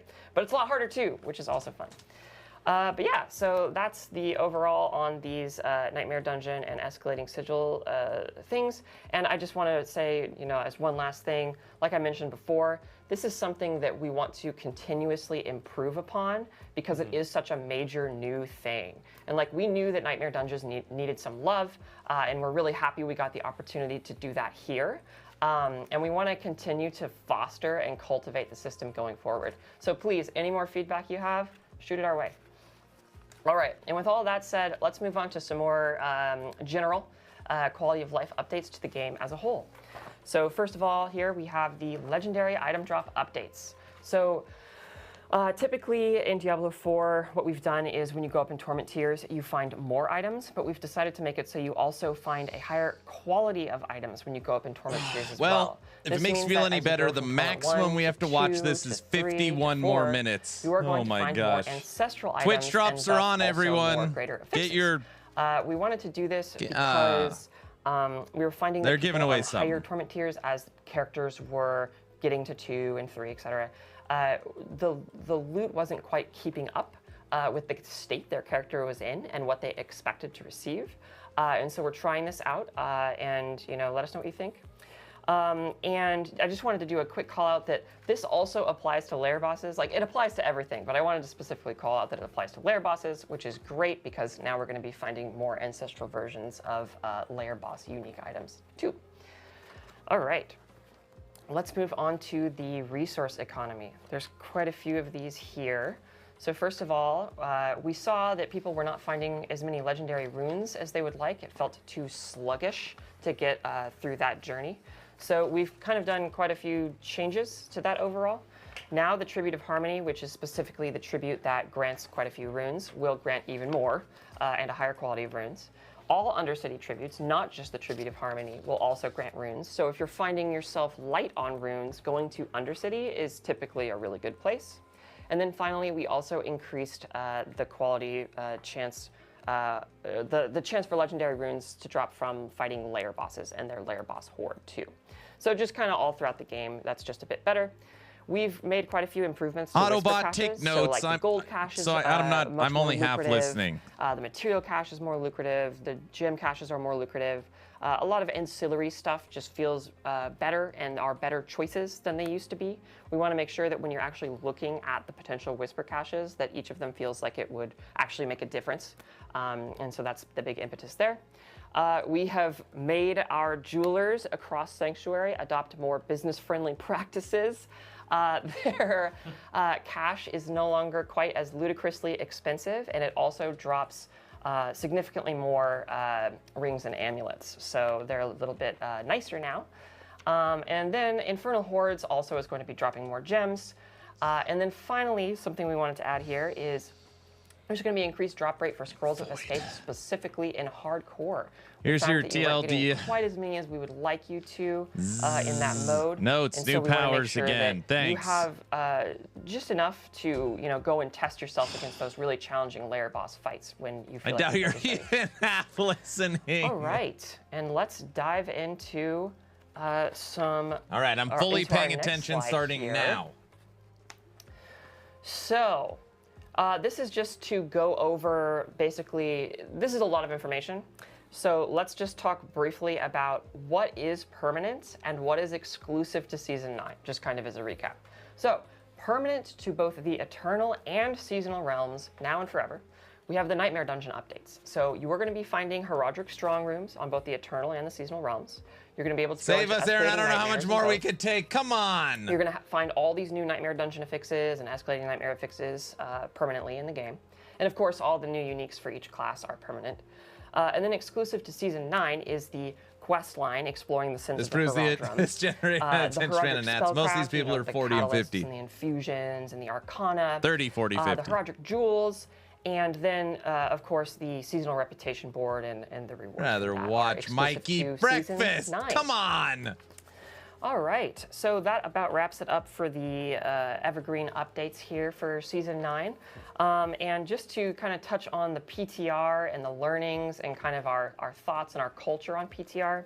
So we already kind of went over the systems updates that were changed since PTR. I'll go over them again very briefly.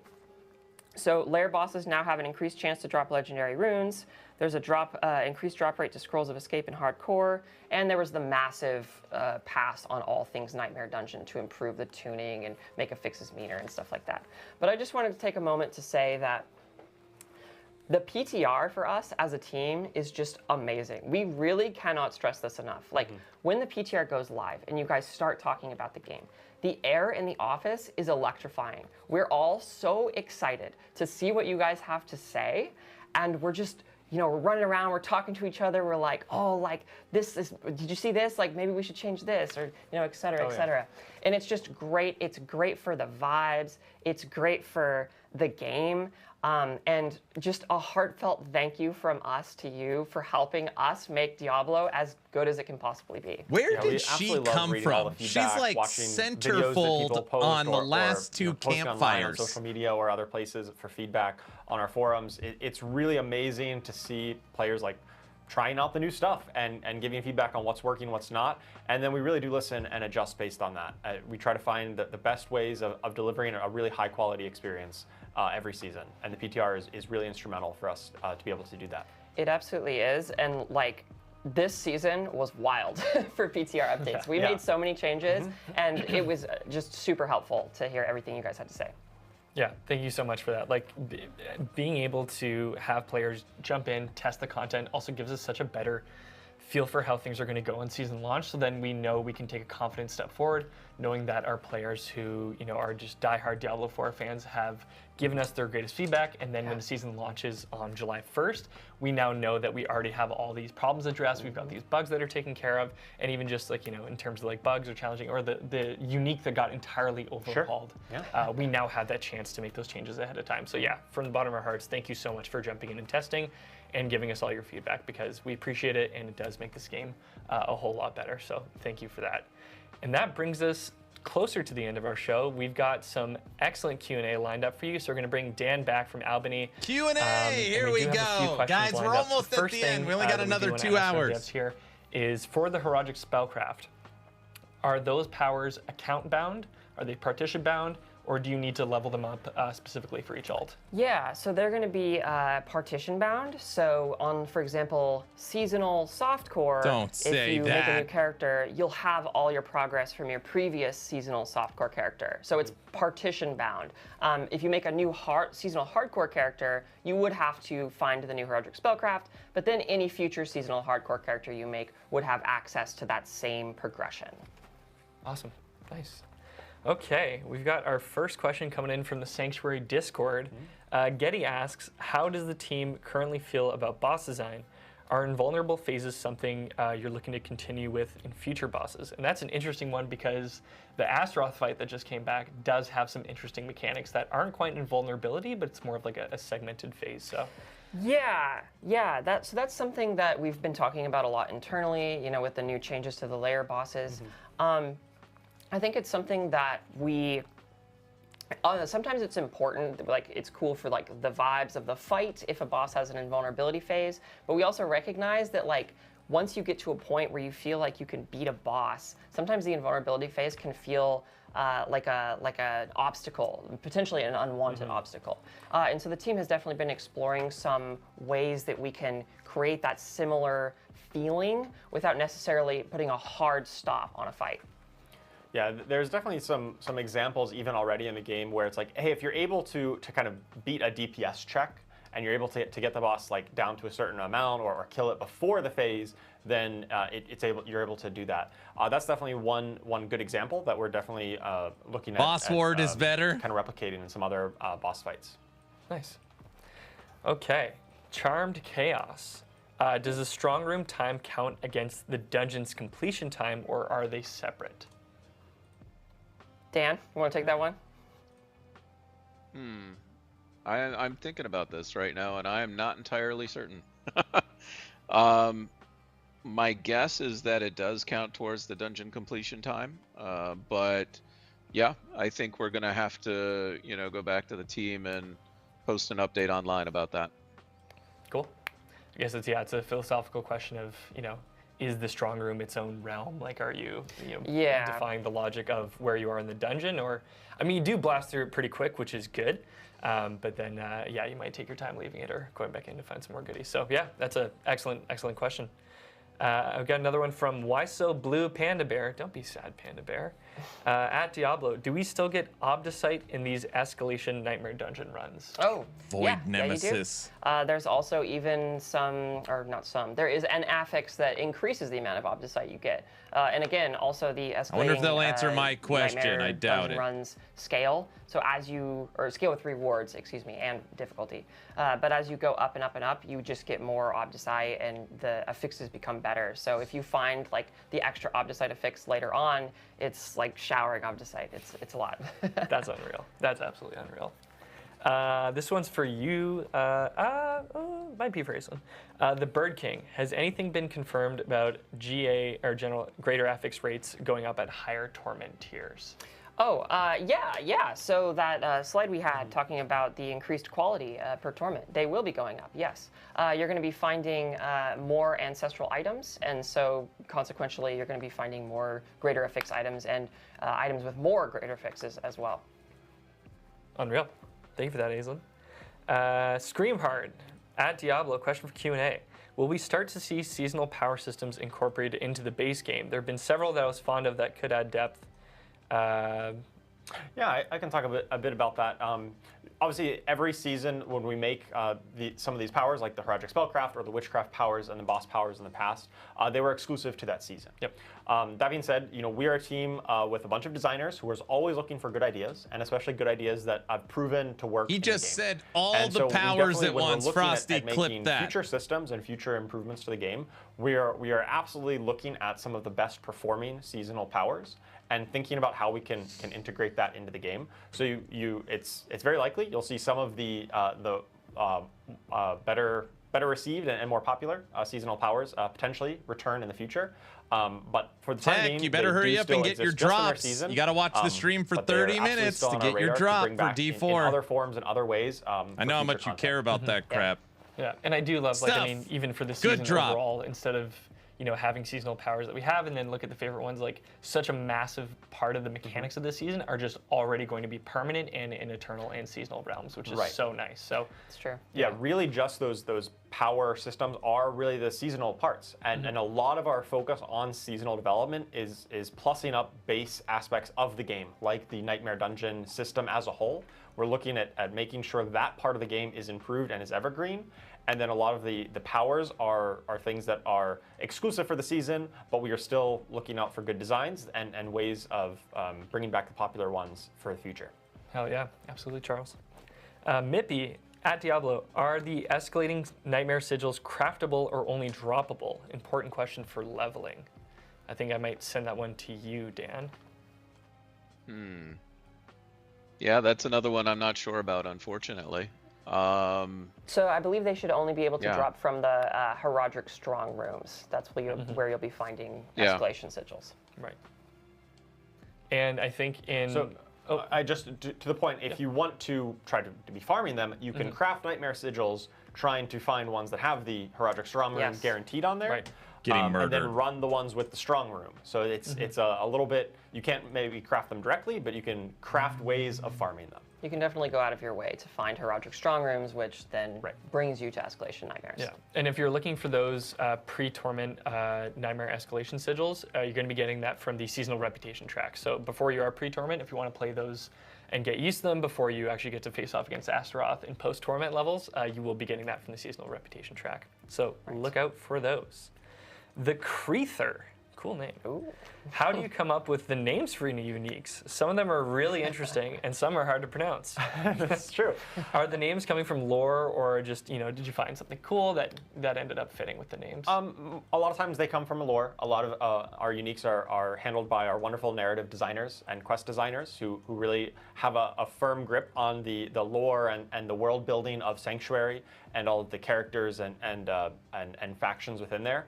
And so a lot of them do come from LOL, that. they Some of them are a banned bit, me. What was you know, your maybe a bit question? more generic, I'd say, like ones that maybe don't tie to a specific person, but a lot of them do, and that's handled by our wonderful narrative and quest designers. Yeah, I love that. Yeah, like Death Mask of near my truck. Near my truck, like, yeah. Yeah. Chat was picking up also on the phonetic of "it's near my truck." Oh, yeah, it's near my truck. That is how we. We've been saying Near that my a lot. truck, yes. leading Not up only to did they this not stream. answer your question, you got the boot. It's perfect. Awesome. Okay. Oh, Draketh 90. Will you consider allowing other boss fights to be customized with affixes like Astaroth? Sounds like a cool way to keep layered bosses dynamic and fresh. Oh, yeah. Yeah, we're really excited about the system with Astaroth where he's going to feel different each time you fight him. So that's definitely something that, we are always looking to imbue more replayability into the game because Diablo is just, it lives and dies by like how much fun it is to go and do stuff over and over. And so that's definitely something that we can take a look at in the future and like different mechanics to ensure that fighting layer bosses Harsh but or fighting fair other question. bosses in the game feel exciting and different each time you go in and fight them. And Astaroth is a great example of that, and we're excited for you to try it out. Unreal.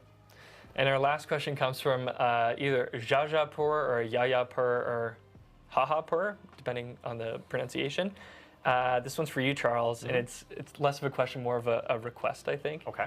When can we expect more skill-changing uniques like the new Necro one? Give us one for multiple golems with a little smiley face. Oh, interesting. Yeah, I mean, so obviously every season we are making a new unique for every class, and we really try to focus on giving brand new ways of playing or ways to kind of revitalize existing builds. Like obviously golem builds exist, so it is absolutely valid that we could potentially see.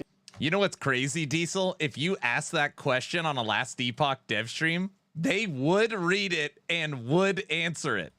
For sure, Mike and Kane would read it. Well, that takes us to the end of the Q&A. Thank you all for your incredible questions, and thank you to the community team for sourcing those. We really appreciate all the things that you want to know about the game. So yeah, and that brings us to Mike will read questions like, dude, last Epoch sucks. When are you guys going to do something fun? He'll read that literally out loud. And he'll just be like, I respectfully disagree. And then move on. I know you'll find it there. But also, hopefully you've claimed your sorcerer staff already. But if you want more Twitch drops, oh, actually, you know what? Before that, we sort of addressed this on the stream. Dan touched on it, but for season 9, the pet that you'll be able to earn from the season journey, claim Iris if you haven't already. But this is Dante. So if all the keen-eyed viewers, you've probably seen Dante running around, begging for treats. This is what he'll do when you hit the pet emote. So here's Dante. He is a good boy, even though he does look pretty menacing. He'll definitely keep people off your lawn, that's for sure. But yeah, finishing chapter 6 of the season journey will earn you Dante. And remember, you don't have to complete all of the tasks in chapter 6. You just need to complete enough to hit the reward level. So yeah, be sure to go in and claim him. And if you haven't already, be sure to claim Iris for season 8 Belial's Return already. Here's our season overview. Take a screenshot of this. This is hosted on our blog. This gives you all the details you need for season 9 Sins of the Horadrim. Gives you a great overview look at that. So you can definitely check those out. And if you enjoyed the Twitch drops on this stream, launching with our season on July 1st all the way through July 19th, you can watch at least 3 hours of any eligible Diablo 4 content creator, and you can grab the Glensoul Arbalest crossbow for the Rogue. And if you want some more details on that, we've got a Twitch drops blog publishing after the show. But yeah, 3 hours with any eligible channel in the Diablo 4 directory. You'll be able to grab that sweet, sweet crossbow skin. Yeah, so yeah, cool. Buckle up for that. And then we do have a very special delivery because also with July 1st is Charles Dunn's birthday. Oh, yeah. yes. So happy birthday to Charles Dunn. With the season start, we've got a very special cake presenter. Yes, my birthday is July 1st, so we're launching a whole Diablo season just for my birthday. Yes, so it's all for Charles Dunn. Yeah. Adam, I was getting ready for right at the end, and then Adam popped in. I was like, okay, now it's cake time. There's Adam. Thank you so much. It wouldn't be a stream without a surprise Adam appearance. Love that. So you can celebrate the launch of the stream, and you can celebrate the launch of the season and Charles Dunn's birthday, which is fantastic. And then following the stream, if you did have some more questions or you just want some more Diablo 4 content, Aislinn Hall is going to be joining Nacho in the Sanctuary Discord for another edition of Burning at last Questions. Epoch, since Pewie's pure game and Ellie is boring, do you ... Correct. Sanctuary Discord to answer all those burning questions with Nacho. And we will be rating Nacho's stream following this one, so you can stick around and just check it out here if you'd like that as well. Yeah. I do want to give a huge thank you to everyone involved with the stream. Thank you to production for putting everything together. Also, for those of you at home, thank you for being here. Guys, 30 minutes to get your D4 Twitch drop. It's our 29th stream for Diablo 4, which is just crazy. Dan sticks around 3 hours later on the East Coast, so Dan's been staying up late with us throughout this week. So you all don't get to see how busy Aislinn, Charles, and Dan all are, and they dedicate I could write a lot every of time dev chat to be here. So we really do appreciate you being here, and thanks for tuning in. So yeah, July 1st, Season 9 Sins of the Horadrim is launching. Check out those patch notes following the stream, and we'll see you all in Sanctuary. Awesome. Thanks, everyone. Thanks, guys. Bye. See you. Oh no, it's over, guys. All right. Who wants to check out the patch notes for season 9? We could do a live reading. It's kind of what I'm thinking. Guys, what do you think? No? What do you mean no? To the Discord here. Oh god. Hello you guys, welcome. I'm so sorry. We raided into ourselves, and that was very confusing for a second. Like she didn't know she was getting the raid. I am Nacho Chips X. You can call me Nacho. It's such a pleasure to meet you guys. I've been streaming Diablo 4 since the betas, and we just got done with a little watch party here, watching the developer update. Oh my goodness. I honestly, there's so many things that I'm so excited for. I'm really excited to see all of the things that they put through to Eternal. Most of all, I'm very excited for these Necromancer gloves, of course. But I hope that you guys just had the most awesome time watching the dev update. I hope that you got your kitty staff in. Me personally, I only play Necromancer, so I'm not going to be not going to be using the staff, but I do really like cats, so it is really nice to at least get these drops for if I do run a Sork or something. But yes, Bro. I'm the Nacho Chips. It's a nice. Nacho Chips, obviously I do not know this person, has 700 followers on Twitch. She's getting hundreds of follows from this raid. But you know, when I'm not doing vampire things, you know, at nighttime I like to stream. I like to play Blizzard games mostly, so I'm big on World of Warcraft. I main a Holy Paladin in World of Warcraft, and in Diablo I main you know, a Necromancer every season. Necromancer, different flavor of Necromancer every time. So if you ever want to know anything Necro related, I got you. But most importantly, very shortly here, we're going to be talking to Aislinn again. We're going to be asking her some more, you know, like personalized questions just for her. We're going to be learning a little bit more about the season and just kind of, you know, reflecting on everybody that we just talked about in this dev update. So just like, it's so nice to meet you all. Welcome in. But oh man, so let me transition here. We're gonna transition a little bit because I have to switch around some things for the Sanctuary sit down. You need to start bending the knee for Blizzard. Me? Not mine. I need to. Hang tight for just 5 seconds. But if you guys haven't already, if you would like to participate in the Sanctuary sit down, you want to head over to where is it? It's over there. Discord.gg/Diablo4. That is the official Discord server for Diablo 4. There's, you know, Blizzard staff in there. There's community managers. There's devs. I almost said the Makuna stage. The Sanctuary stage is where I'll be talking to Aislinn very shortly here. So that is where you can go and type in more of your questions. So questions will not be taken from this chat. They'll be taken from the Sanctuary stage. So just keep that in mind. But, you know, this will serve as kind of like a VOD for it and everything for people that missed it. But I'm going to be directing most of my attention here to the Sanctuary stage. So let me go ahead and pop in here. I just want to see this for 1 minute. I promise. We're turning it off in 1 minute. Let's see. Aaron's niece can't handle that. Aaron is the brave heart of LE. I'm in there. You may take our ideas, you'll never take our epoch. That's right. All right. We're good. So now we just wait. But oh man, I don't know what you guys were most excited about. And also, be sure to head into the actual Sanctuary stage to ask the questions, because they'll be gathering them, and then Aislinn and I can talk about them. But we shall wait. We shall wait here for her to pop in. I'll be keeping a really close eye on everything here. Why the laugh? But, Sorry, oh it's bugging me now. She's nervous. It's such a pleasure she just got to meet raided you with all. 5,000 people. Thank you so much for sticking around to hang out with me. We're going to be talking to Aislinn Hall very shortly here. Also, oh my goodness. You guys got a hype train going already? My sister does that. But yes, I think some people could buy. I know we got Bunny in the chat. You guys are so mean. She's doing her best. So maybe we can glean some questions and send them all around. Is there a passionate link? Yeah, I would definitely. So normally, like, or if because they know keep a page that most for of their the other big up, RPG streamers would rip them apart. They should be updating it. Normally, they drop the patch notes like literally right after the update. Like as soon as it's done, it's like good boom, question.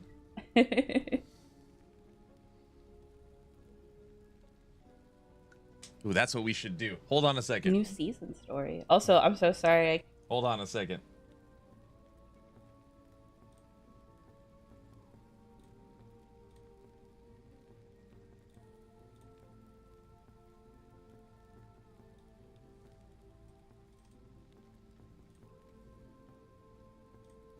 He's rubbing his face. Apply to the Nightmare Dungeon. I can already just imagine how the internet works by just floating everywhere. And they didn't know the answer. This is like a fundamental mechanic of their new thing that they added. He's literally and rubbing his face. 2 minutes later, they asked, are these new dungeons, the escalating dungeon keys, do they only drop or are they craftable? And they didn't know the answer. So, my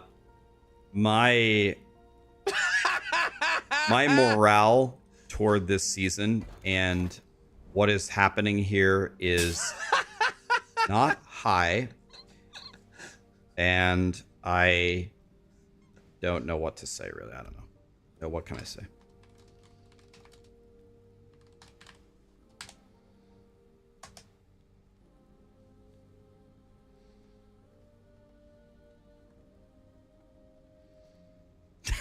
Dan has been playing too much PoE 1 the last 2 weeks to know.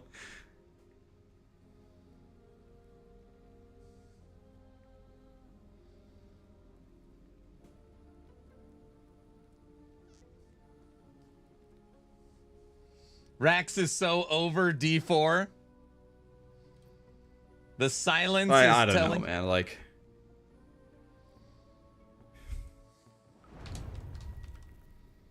Rax, is everything okay? I don't watch every day, but I always notice your expression turns into depressed when it comes to D4. In many other games, you're radiant.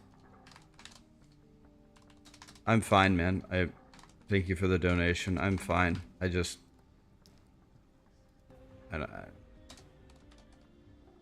I told him just go watch the LE season 3 trailer. You'll feel better.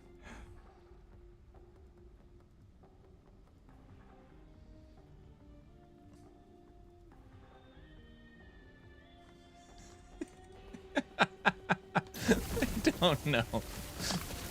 D4 is cooked. My morale is pretty low right now toward D4. I'm not gonna lie. Thank you for all the subs and the donations. Showing some love as a random lurker. You know, the thing for me, honestly, I grew up playing the Diablo franchise. It's the reason that I was able to become a streamer. I like Blizzard. I still like Blizzard. I like the company. I have a heavy dose of nostalgia here. I grew up playing Diablo 2. And the reason why I'm a streamer is because of Diablo 3. And I'm just like, I don't know. Like, this to me is more than just whatever happens to Diablo 4. This kind of gets me in the feels a little bit. And I'm not a very emotional person at all. Man, dude, I wish we could catch some W's around here. Like, I really, like, it's like a mosquito trying to suck blood from a mummy. It's like, I'm trying to find the good. Oh my gosh, like a mosquito trying to suck the blood of a mummy. Oh, that is the most brutal analogy. Oh, I've got to remember that one. That's so good. I got to steal that. Hi, Dread. This expansion is a learning one. It's not going to get better. It's lost until the second expansion. Okay, guys, be honest with me. Do you think the second expansion can turn the tides here? Are you expecting that? Oh god.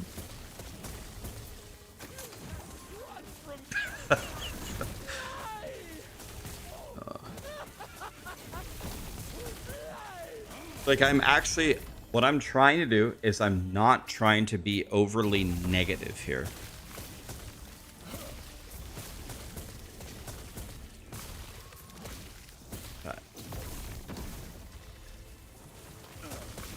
I'm dying to see this interview, dude. Hog, did you watch the Campfire? Oh my gosh.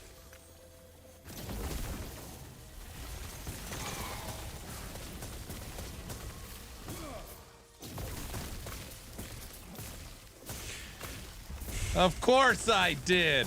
Pretty good, right?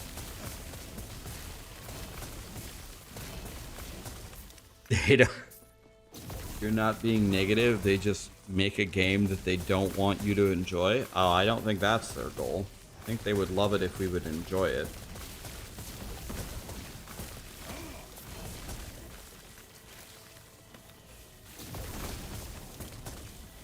Diablo 4 is 101 small fixes from being good.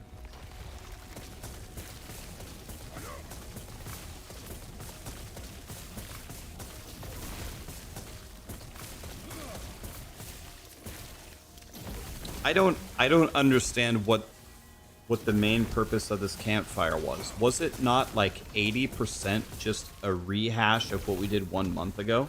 Yes. Like, why not make the campfire 30 minutes long and just talk about, like, I guess they take it as an opportunity to market the season that starts on Tuesday, I guess. I don't know. Dude, it starts on Tuesday. I was thinking we'd jump right on in from where I thought we would jump right on in where we left off from the last campfire, but it takes the wind out of your sails when at least the first half of it was the same thing. And they started with lore again.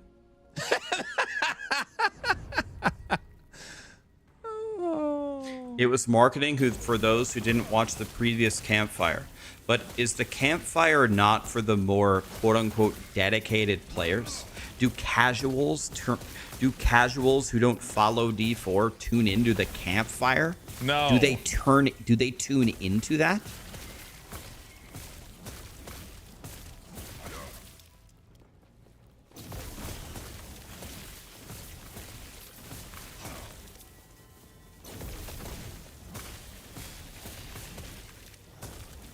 If the casuals don't tune into the campfires, but the campfire was designed for the casuals who missed the previous campfire, didn't we miss the target there?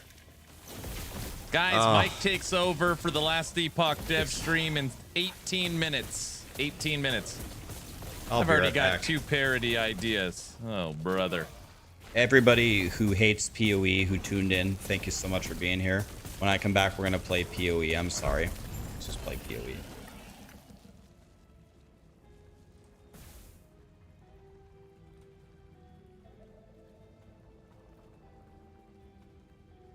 Oh my gosh, this poor girl, she's still sitting there.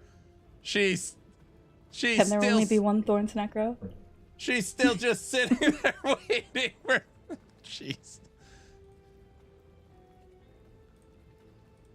Oh, Rax looks deflated. What's up, Aaron? What's up, Shin? Thank God we're getting the juice.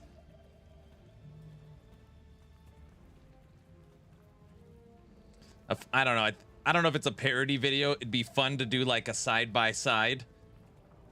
Previous information, new information, and they're literally echoing each other, reading the same script. It would take a while to like pull everything and line it up. It'd be a funny video. Even if it was like 5 segments. They did her so dirty, bro. She's just sitting there alone. This poor girl. I mean, she just got probably 500 new followers, so...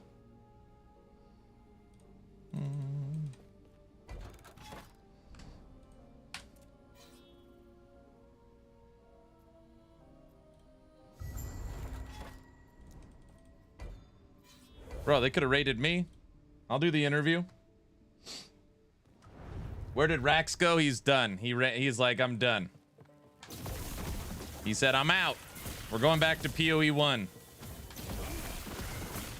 Dude, that is the craziest analogy. It's following D4 and going over the campfire is like a mosquito trying to suck the blood of a mummy. Oh, man, I wonder if he uses that a lot. That's a good one. All right, all right.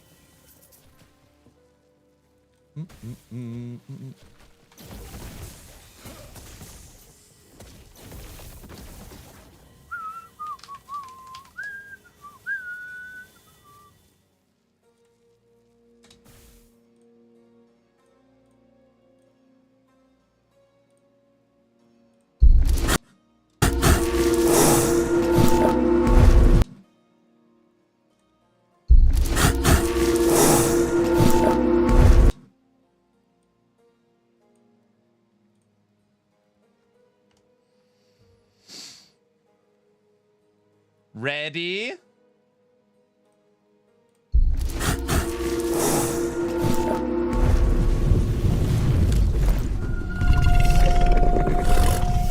Clever girl.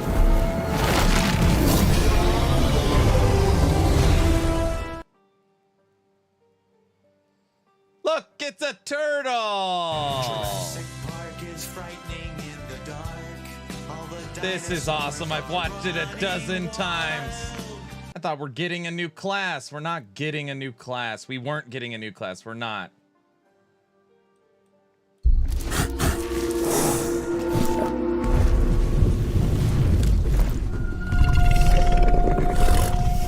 Clever girl.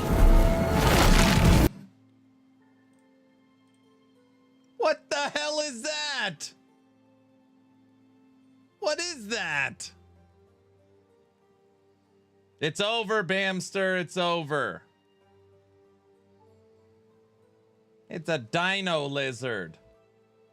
Is Raptor getting a refresh? No.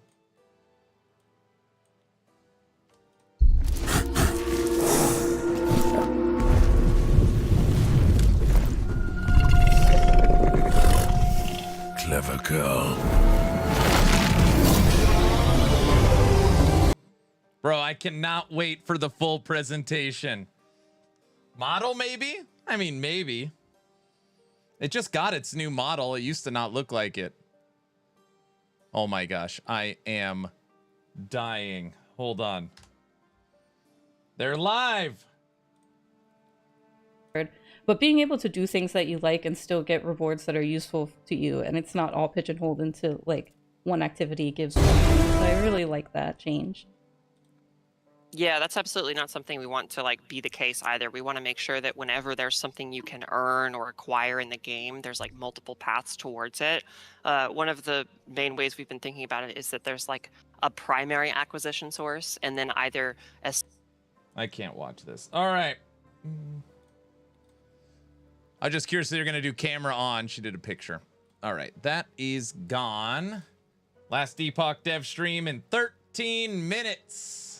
Dun, dun, dun. Freedom. We're done with D4 today. That's it.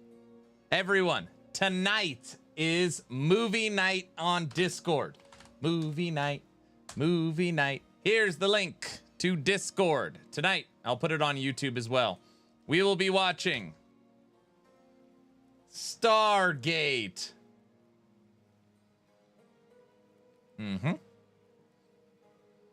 Discord movie night.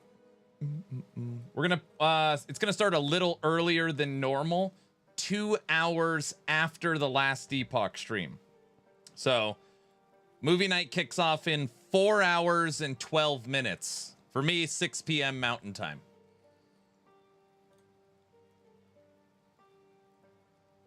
Movie night. Movie night. Oh, here. Let me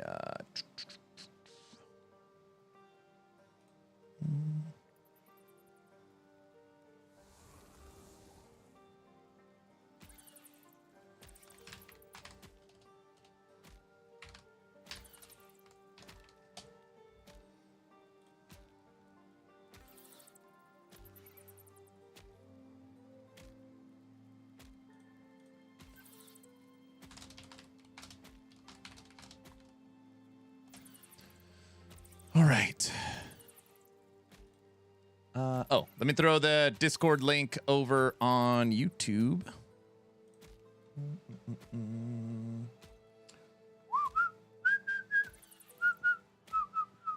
Yes, it's over.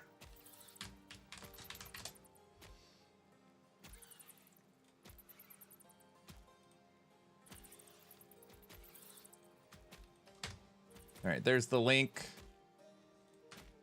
There's the link. Okay, Discord is good. Give my regards to King Tut. Buff that bat. Why are you guys trying to kill me? Jeez.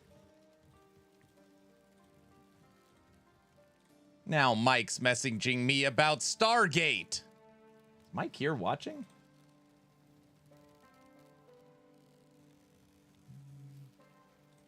All right. Boo! What would you put on a 3LP Aaron's will?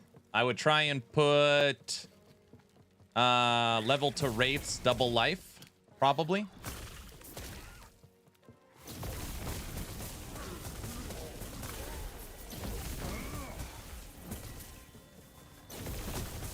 So you'd want to slam Wraiths, Intelligence, double life. That's what I would do. I'll watch while I work on D4 stuff. Yeah, movie night's going to be fun. I'm going to leave the stream on, too. Give some promotion to the Discord. I've already got it set up.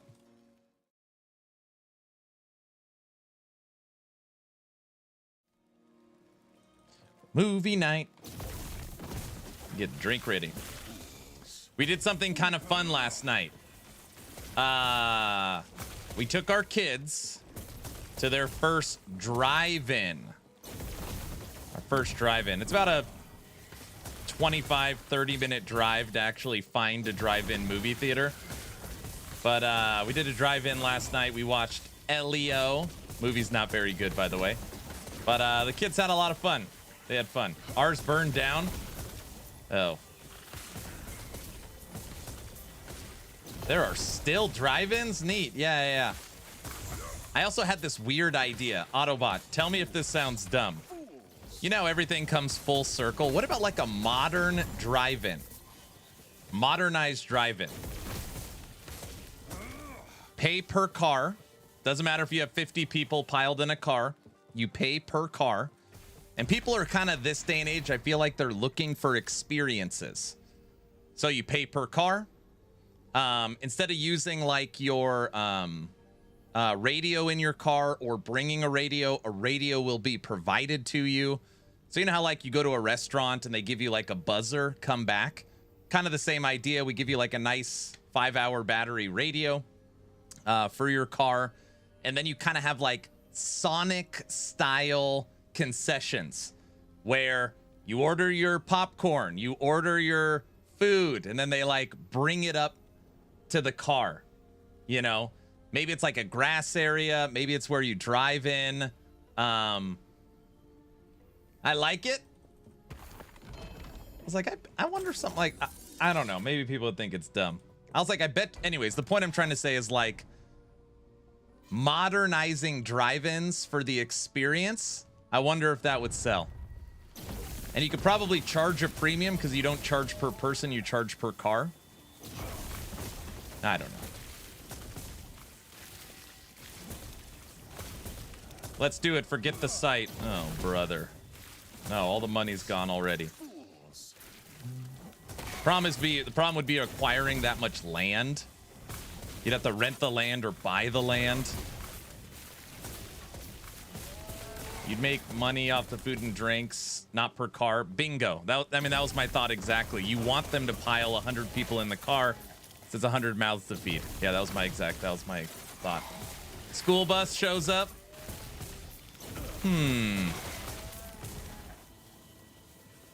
Dude, log out.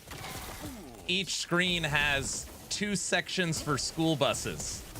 For like field trips or camps or something.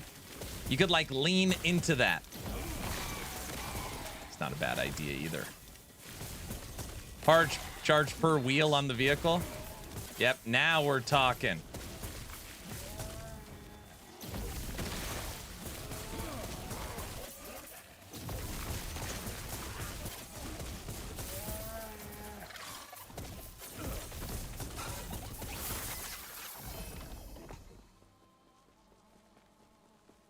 Charge per wheel is a great idea. So if someone brings in a dirt bike, it's cheaper.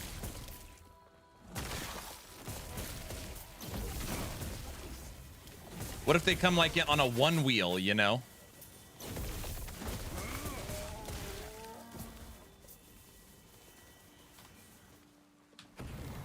We have a super big drive-in by us in Buffalo.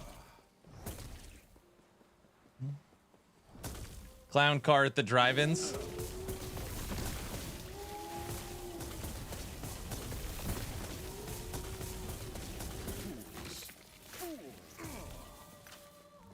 Are we counting spare tires? Well, I don't think so. Well, and 6 people could drive on a dirt bike. Huge news. What's up, Joe? Oh my gosh, last Epoch dev stream. 5 minutes till Mr. Mike takes over. 5 minutes. Everybody, I'm going to be playing Mage. Our Mage is currently level 99. We already got 3 boxes during the D4 Campfire. So over the next couple days, I'm going to be playing Mage. I want to get this to 100.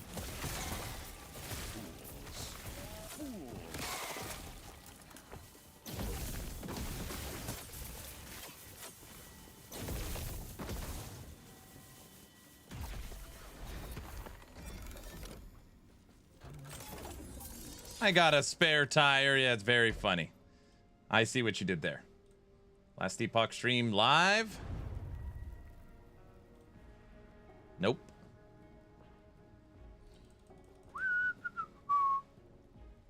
Yeah, I like that idea. By the way, everybody, you could just get your... You got to be kidding me out of the way. We will log into Diablo 4 Season 9 just to see how... I almost said how terrible it is. We're not going to do that. We're going to go in with a positive... It's, the nightmare dungeons are going to be more fun. Right? Guys? It's going to be better, right?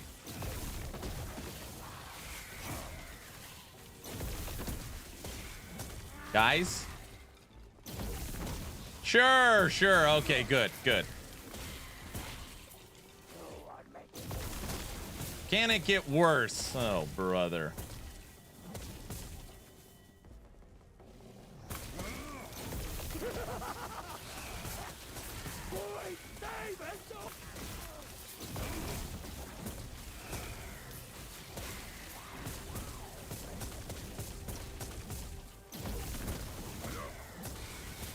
Dion, thanks for the sub. Thank you, thank you. I'm assuming I missed the D4 Campfire. I was busy playing No Rest for the Wicked. I was going to play No Rest for the Wicked today, but on the news of last Epoch, look at the pinned comment if you haven't seen it. I was like, oh no, we're logging into last Epoch today. We're logging in. Maybe I'll play some Wicked during the LE stream. It's not a bad idea.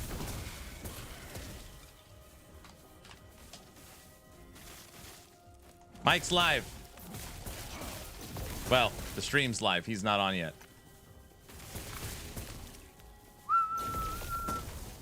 So the D4 crap is done. Yeah, bring on Mike. Yes, it's done. You missed it. They talked about all the stuff we listened to previously.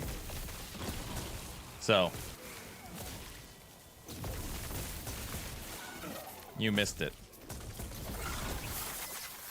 We're getting super nightmare dungeons.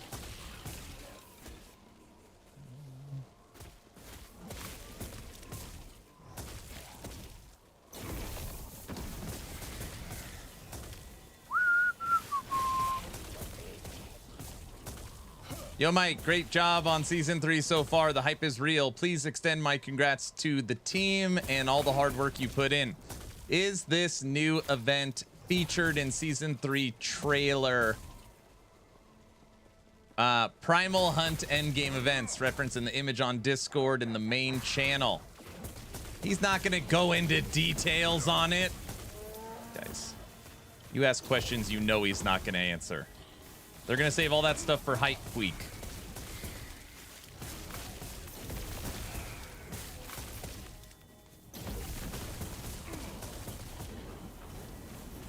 Hold on, hold on. We're switching now.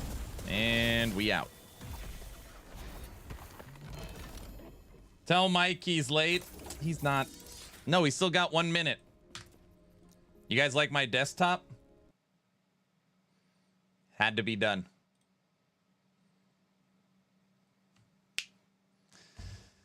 Had to be done.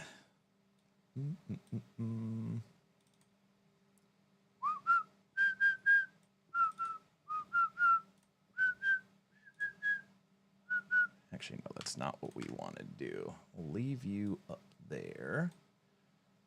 Go full screen. Throw Mike there.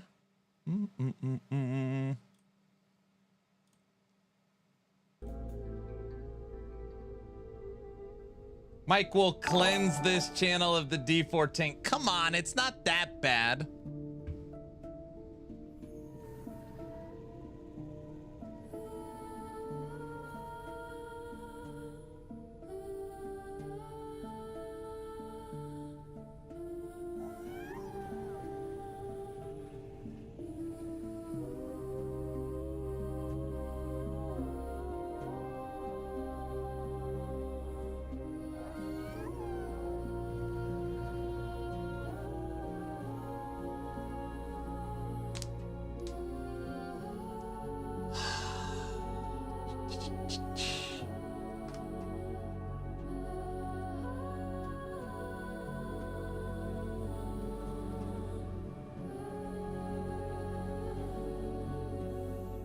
Good afternoon, everybody, and welcome back to another Last Epoch dev stream.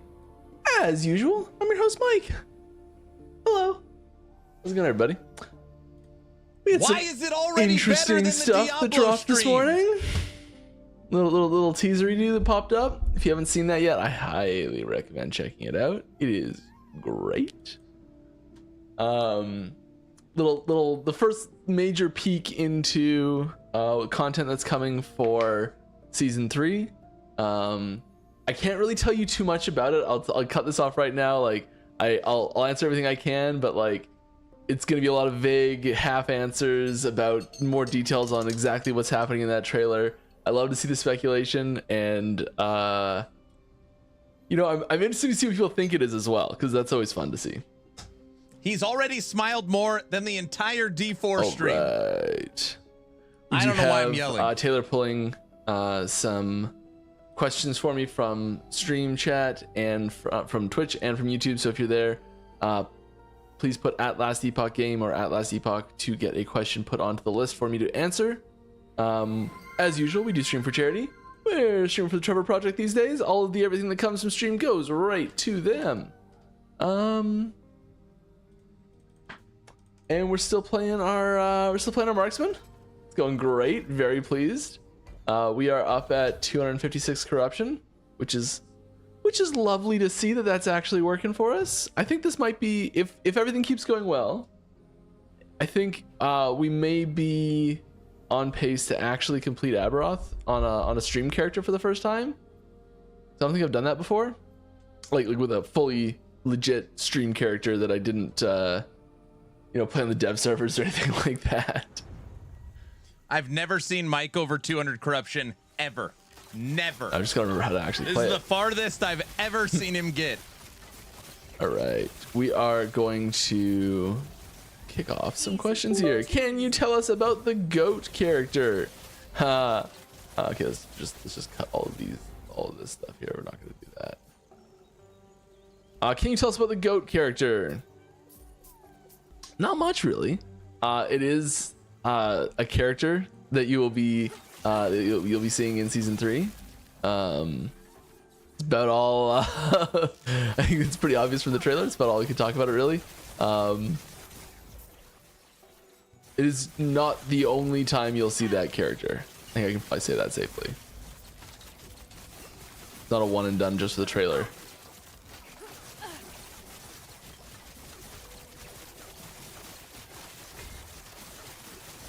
We can tank it. That's right. Goat Man is not a one and done. It's great.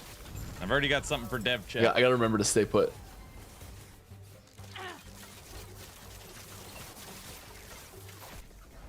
Okay. I like the brewery. It's fun. Play a little Wicked in All the beer. background. It spurs a lot of questions on. Season 3 hyped already. Hell yeah. All right, let's see what more questions do we have I here. asked the question about minions sliding. We need the minion slide for question loading. asked. Yo, Mike, great job on season 3 so far. The hype is real. Please extend my congrats to the team and all the hard work you all put in. Thanks. Is this new event featured in the season 3 trailer release, the Cycle 1.2 Primal Hunt endgame event? Events referenced in the image on Discord on the main channel. Can you go into any kind of detail on About what the the Goat Primal NPC? Hunt Good endgame one. event is and how it works. So I think this is referencing the original Roadmap. What are they called? Timelines. Roadmaps. The original roadmap image. Is that what we're talking about here? I think that's what it is, and that is like, so a lot's changed since that original roadmap image came out. A lot of the content that was delayed from that we kind of skipped over on the original version of 1.2 that was listed in that roadmap has been adjusted, reworked, rebuilt, and put back together in a new way for the actual 1.3 that we're releasing, or season 3, sorry. So like you can kind of see what we were going for back then from those posts, but there's a lot of differences about it now from what it was going to be originally.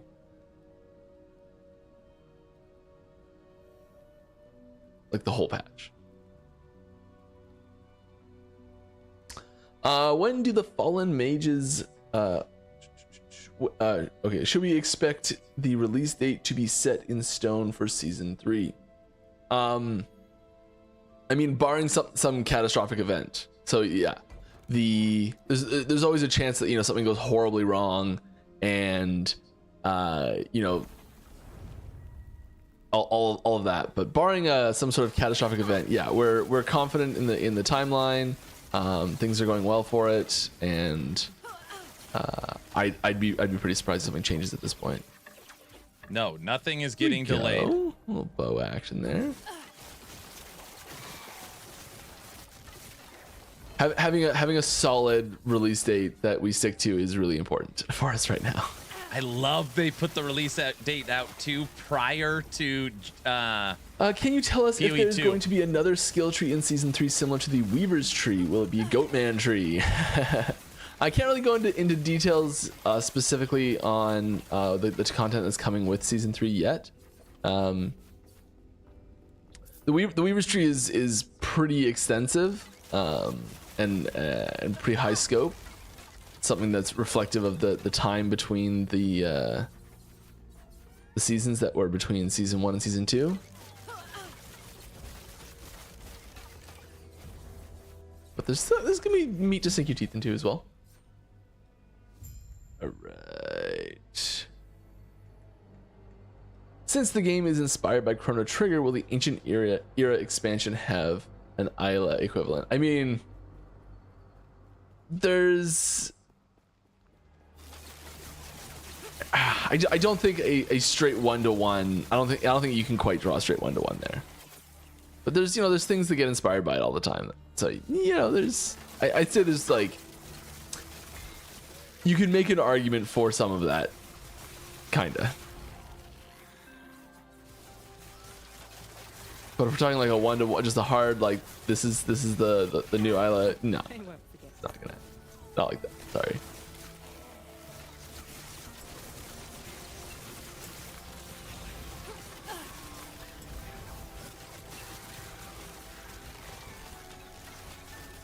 Right, more questions. I don't die here. We fine? We're gonna be okay? We're just gonna tank all this dot. I added Crimson Shroud into the build recently, and I'm very pleased with it. We got some subs. We had a sub at the start too yet. Oh, I got all sorts of stuff happening.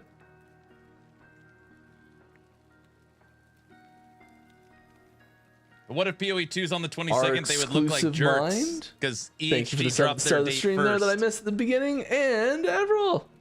Thank you. Thanks to the sub. That's 2 years. Yep. Never sick of you. Don't worry.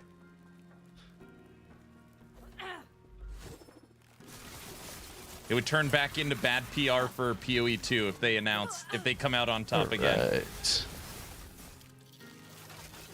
More questions. When the fallen mages dies, they have an audio cue saying, "I will not go back," or "They will cage us all," or "I did nothing wrong," or more importantly, "The judges will come for you."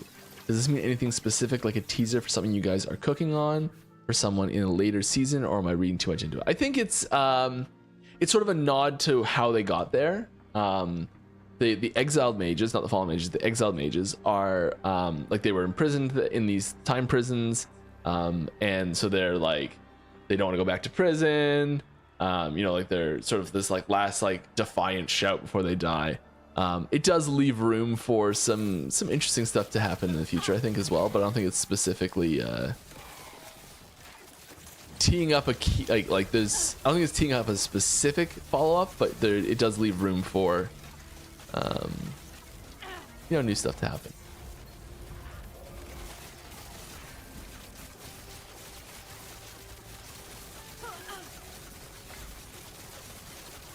Taking it down. No problem. I think we're gonna be getting close to an Aberoth kill here pretty soon. Mike is literally tripping. Just He's got 1500 life and no mana. He's at corruption 250. I want him to go fight Aberoth. Please. Mike, can you get into more what primordial uniques are and how they are different from uniques we already have? He's can't. not gonna answer I'm that. Sorry. There's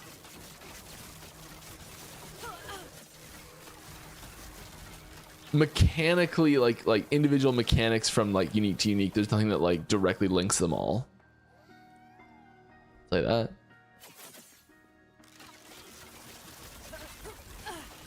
Like it's not like they all have fire damage or something like that. You know, there's no like stat that links them all mechanically. You know what that does? Confirms they're working on it, or he knows what it is. Does the season have seasonal only content? There is stuff that is like new to the season, but everything's showing up to both seasonal and legacy at the same time.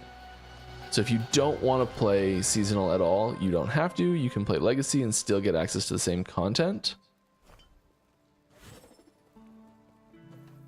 Good news? They already announced they're going in August, so if they end up too close to LE, it will move again. Hopefully, PoE is aiming early August. Yep, that's my thought. Maybe 3 weeks, 2.5 weeks, PoE 2, and then actually, LE. I prepared this bit. I got 3 open ones. Yes. I'm even holding the idol that I got. I'm gonna try and enchant a little bit here.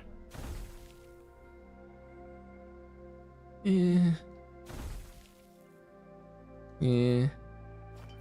We'll enchant it again later.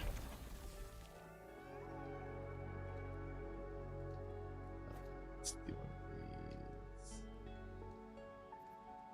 Try and go down here. My money is on August 8th for PoE 2. PoE Pathways to 2 get there. would be August 7th or the 14th based upon their release on Thursdays. Let's do it. Let's try the Draw Queen at high corruption. Why not, right? This is one we haven't beaten yet. Do we do this at high corruption with our only version of it? Maybe not. Both of these. You can't beat that at 250. You're not killing Yeah, you get to 300 Aberoth. to even do this one. Do That it. stuff rolling in. Jesse 32. Gift the sub. Congrats. Warden of Winter. Thank you very much. All right. What else are we gonna slap down? Let's just put some fun ones down. Why not? Yeah, they switched from Tuesdays to Let's see what Thursdays. happens. I don't know. And one of these. Why not, right? They're probably thinking, knowing that PoE 2 is early August, give it a couple extra days. I don't know. I'm sure they have their reasoning. Do you know if you will be launching the Unity 6 engine upgrade before the season or along it or after? It'll be before. It'll be very, very, very soon for the Unity 6 engine update. Very, very, very soon.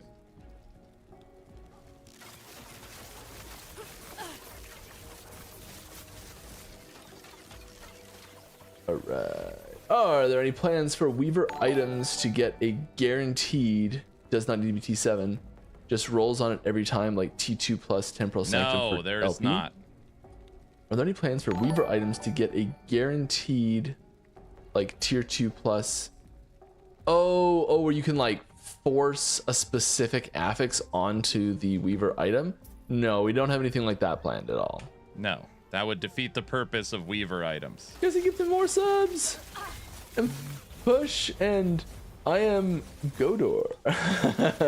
Nice. Thank you very much for the subs, everybody. That's wonderful. Lots of them coming in, gifting subs, all sorts of stuff. Congrats What's to the new any one of engine those. do? Gives the ability for, well, one, you have to be on Unity 6 to move to console. It's a requirement. Gives them You a just lot more stop taking tools, these like better micro performance, readjustments. It just DLSS, kills the FSR. mana. Helps clean up the game. It's supposed to be Ooh, a we should big go do update. that. Unity 6 is Okay. coming. That is the current, most up-to-date version of Unity. Yeah. Go right for it.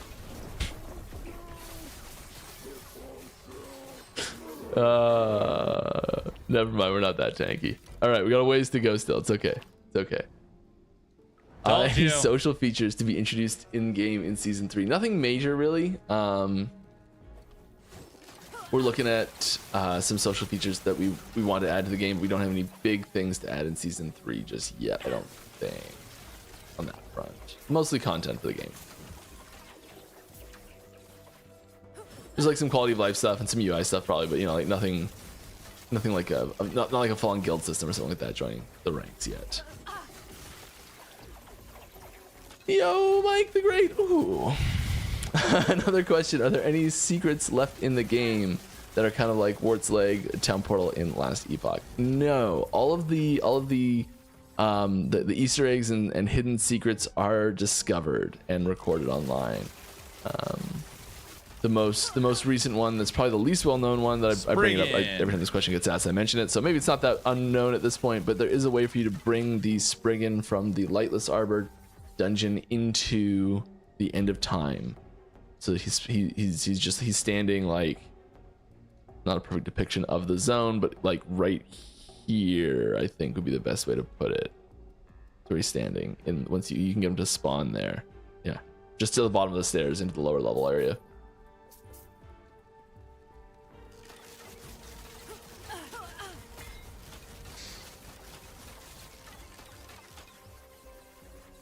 But that doesn't mean that there aren't more being added in at some point. Yeah.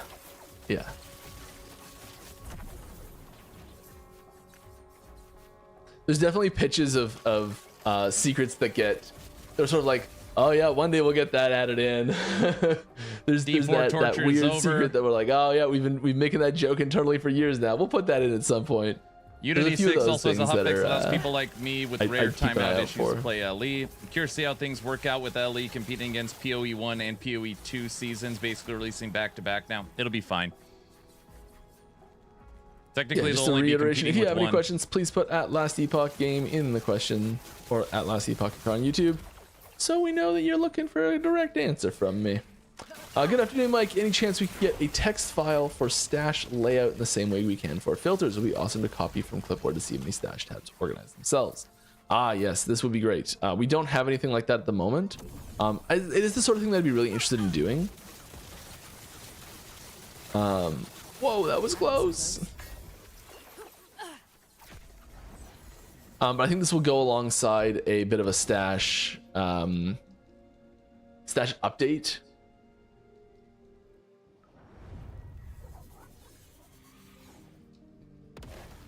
You know, so it's something that would modify how we are allowing stash layouts to persist season to season, that sort of stuff. This would be the sort of thing that would go hand in hand with that sort of update, which is something we are working on. No ETA.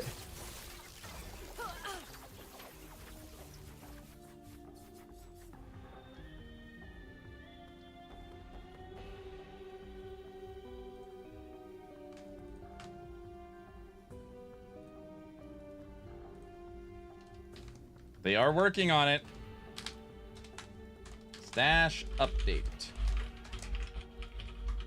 Wow, perfect. D471, TLI 717, LE Season 3 821, and Borderlands 4 912. All right. Hey, Mike, was wondering if you guys were happy with the current power progression systems in the game and the discrepancy in gameplay archetypes. Yeah, I think it's something that is very difficult to nail down, and we are improving on it quite a bit. Something that we've struggled with in the past, but I think it's really improving a lot lately. And PoE 2 in there too. I mean, there's log out. As soon as you have a system with so many options, there's always going to be some that are drastically superior to others, really. Torchlight Infinite. And you're always gonna have that situation where like, oh, I went in blind and tried to force build X and it just sucked. Or I went in blind and I tried to force build Y and it was amazing.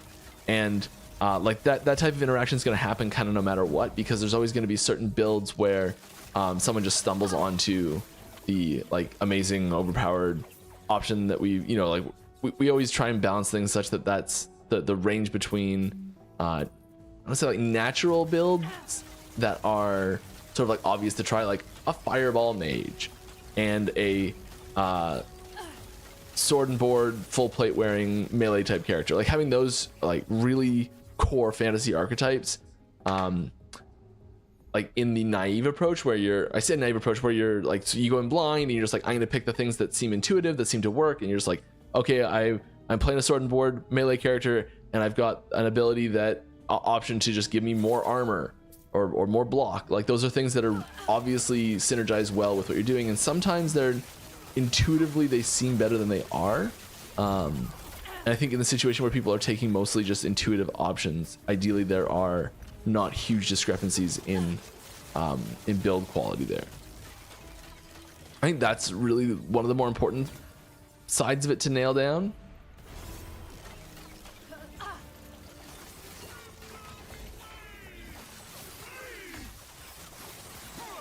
We've learned that we cannot tank all of the explosions from this nemesis. Gotta move a little bit.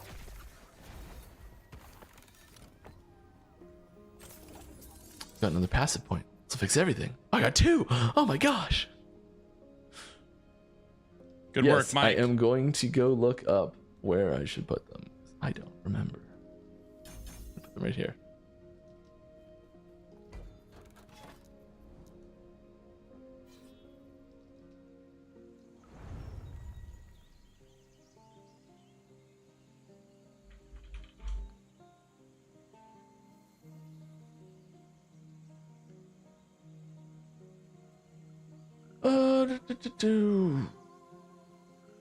Answer those. You guys ever thought about letting us control which champion we fight at the end of the arena somehow? It's kind of a letdown to fight through 50 waves, but then get the wrong champion for the prophecy necessary.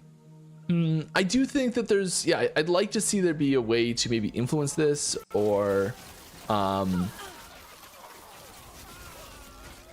even like some sort of like optional extra challenge where you just fight them all. That's a good idea. Or where you can be like, challenge the next one. Challenge the next one. You know, something like that would be cool, maybe. It is pretty rare that those items, I think, are like full-on linchpins to builds. But, you know, it definitely does happen. Are we safe? No, we're not safe at all! I'm hoping PoE 2 is week 1 of August. Hope so. Or else it's going to be the exact same thing as the last one. Goodness me. So let Heartseeker go seek out some hearts. Nearest enemy must be over there somewhere. Okay, we're good.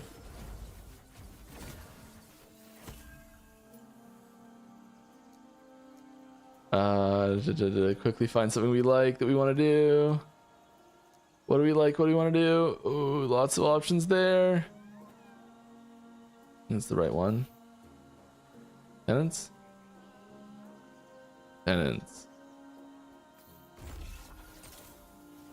But actually do it.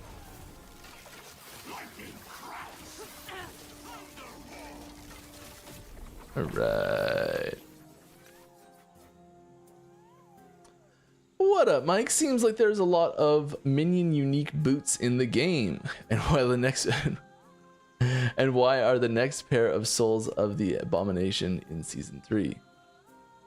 Why are the next pair of souls of the abomination in season 3? I have no idea. What? He wants Abomination boots in season 3. What?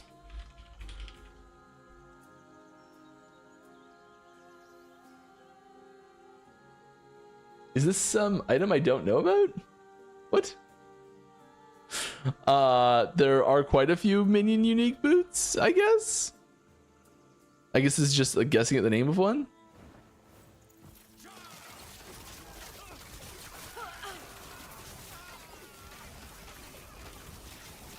Anyways, thanks to the subs. We got more subs. Master Sword. Oh my goodness. We just hit 50 months, Master Sword.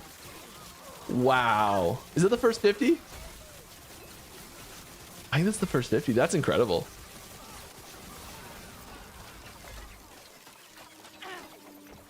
If it's not the first, it's one of the first. I don't know. That's crazy. And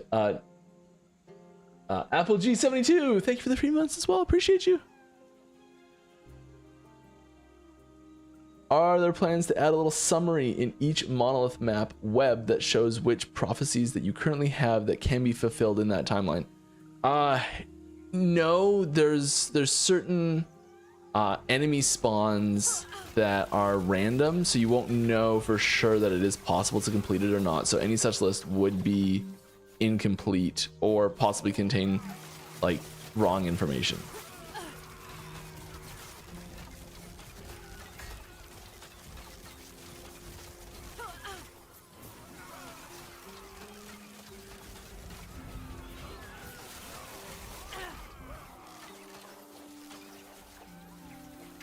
You wrote that wrong. There are not a lot. And can you make a new one called Souls of Abomination? I am bad at jokes. It's quite all right. Sometimes I have issues where I think people are either like they'll mention an item in the game and I'm like, oh my god, did I just forget that item exists? Which is what just happened there. I'm like, did I forget that there's an item named this that exists? Or I think that someone's trying to pull a fast one and get some extra info out of what's coming. That was just I thought I forgot something that existed.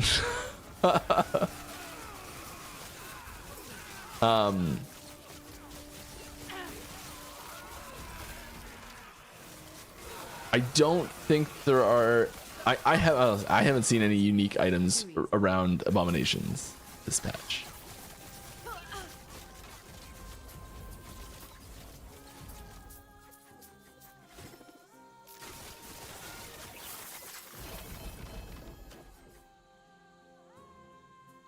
However, I should probably mention that we haven't really done any of the base uniques yet for this patch, so.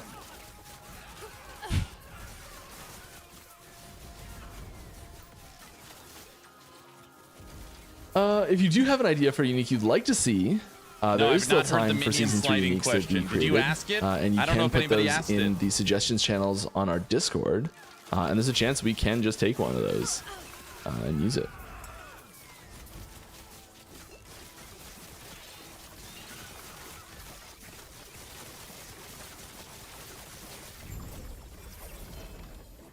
Right.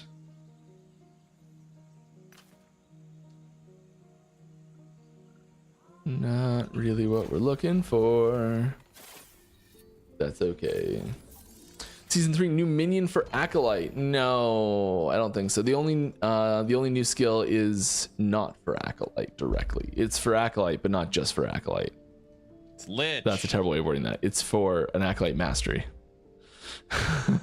You can say lich. You've already Mike, said how it. hard would it be to incorporate something like the Nemesis like system from Shadow of Mordor into Last Epoch? That is there's a really interesting, I won't go into details about it, but there's a really interesting set of legal issues around that system.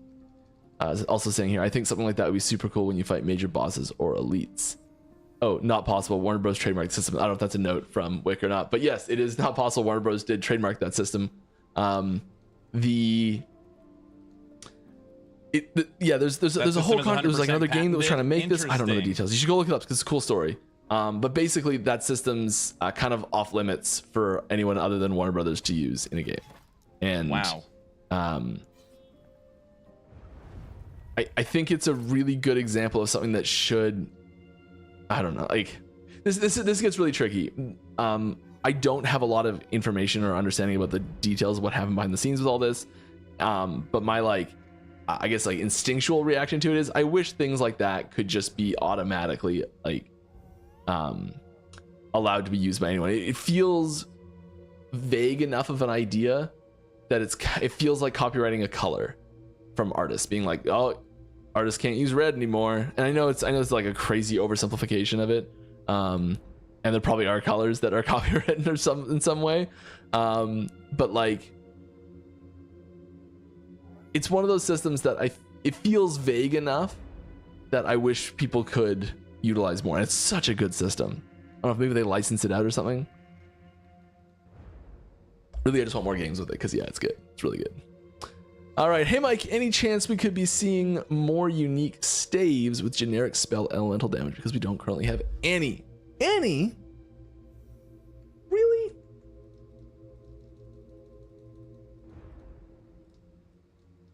The bristle from my toothbrush I just pulled out of my mouth. It's weird.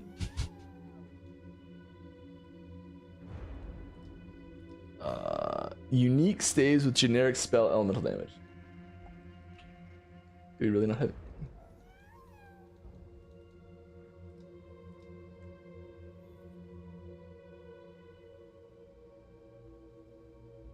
I mean, it's kind of in the base, but I guess there's not really anything, not generic. Yeah, I see what you're saying. That is interesting. I think there's room for something there. I'm just looking through staves right now. I should probably do this on screen instead of just off screen. I think you bring up a good point. There are a lot of... I think there are certain subtypes that, like, for example, one-headed mace. There's only 5 unique one-headed maces in the... Actually, only 4. There's only 4 unique one-headed maces in the game right now. I've got 2 that I've been working on pitches for.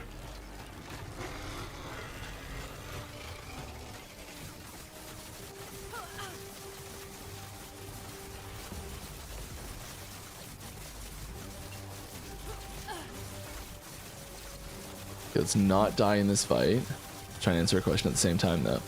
We can't use the egg on Steam Deck except using trackpads as mouse. Any fix coming for season 3? I just don't use the mechanic. Yes, there is a fix for this coming season 3. It is possible, yes, by using the trackpad to do this right now, but we know that's not convenient enough and not intuitive enough for players in general, and something that needs to be done with pure controller inputs. We are working on this. It will be fixed in season 3. There you go. It sounded very robotic, but I'm just trying not to die here. Don't die, Mike. Oh, there goes some spell damage. Intelligence is a lot of spell damage usually. Yeah, Wheel of Torment. Bad roll. 1.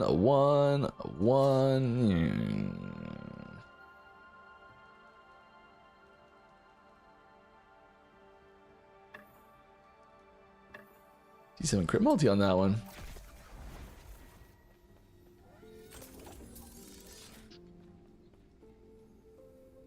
Any plans to improve the controller experience, especially when navigating through the menus and build? Yeah, so this is a good follow-up to the last question. Yeah, the controller, we're working on controller experience on sort of 2 primary vectors right now. One of them being just improving on the input targeting that we introduced last in season 2. That overall went very well, but there's certain abilities that weren't targeting quite perfectly. Get new scenario detection for those, so you're improving that detection, that moment-to-moment gameplay action for controller, and then also in menus, so improving which options are available when, which hotkeys are available when, all of those things, and the context of different situations. So when you open up certain menus, having the button options you have restrict, and so changing the function based on the scenario you're in, context specific input. For just more versatile options, and yeah, that is the UI is one of the main places we're looking at improving the controller experience right now, and yes, we are actively working on that. Medic, better controller crap. Are we getting the lizard lair in season 3? I have no idea what that is. That doesn't look like anything to me. What? Huh? I think it would be great to have auto loot for glyphs, runes, keys, and affixes. Yeah, I think that's it's something that gets requested a fair bit. I don't think I agree with you on that, but it's like not a topic that I think everyone's ever going to agree on. Let's go ahead. Let's drop some stuff off, and then let's just go ahead and try and fight a boss and see what happens. Right? What's the worst that can happen?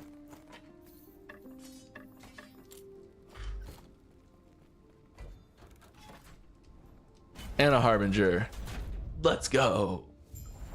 Now he's all fired up. Are we ever going to see socketables? This is an interesting one. This question gets brought up just about every week. I think there's a lot of room for socketables. But I don't know the best way to put them in the game yet.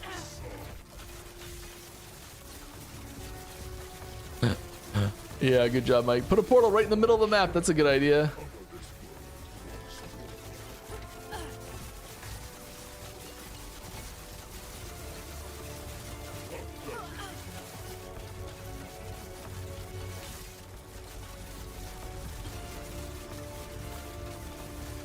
Come on. Can we survive one of these slams? I think we can, but I don't know if we can survive like a big slam. But we're not gonna have to find out.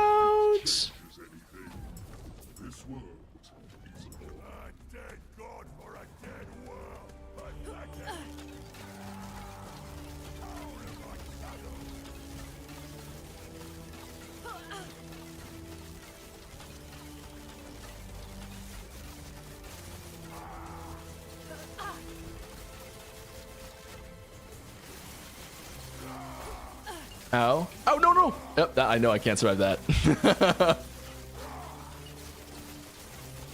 I think I can survive everything else, though. And that's the only thing we actually have to move for. Wonderful.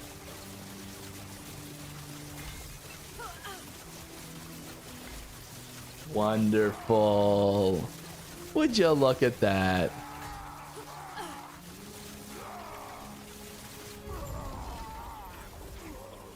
A little hairy at the end there. I wasn't sure it was gonna work out. Do you think we need the health still?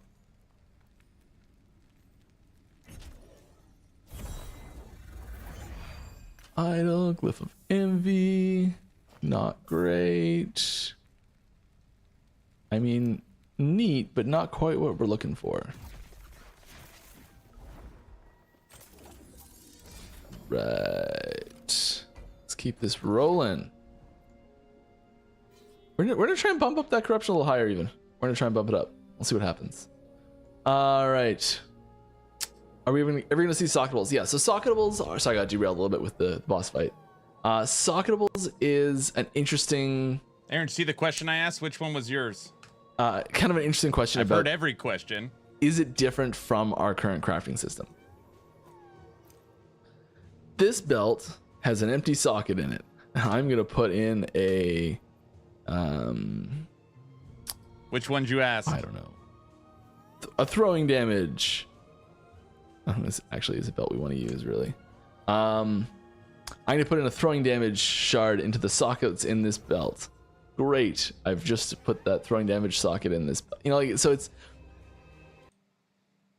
Hog at last Epoch game. Can we get an NPC added to the game whose name is Dan and all he says is I don't know when you click on him? Find where the line between sockets and just our regular affix system is like delineated.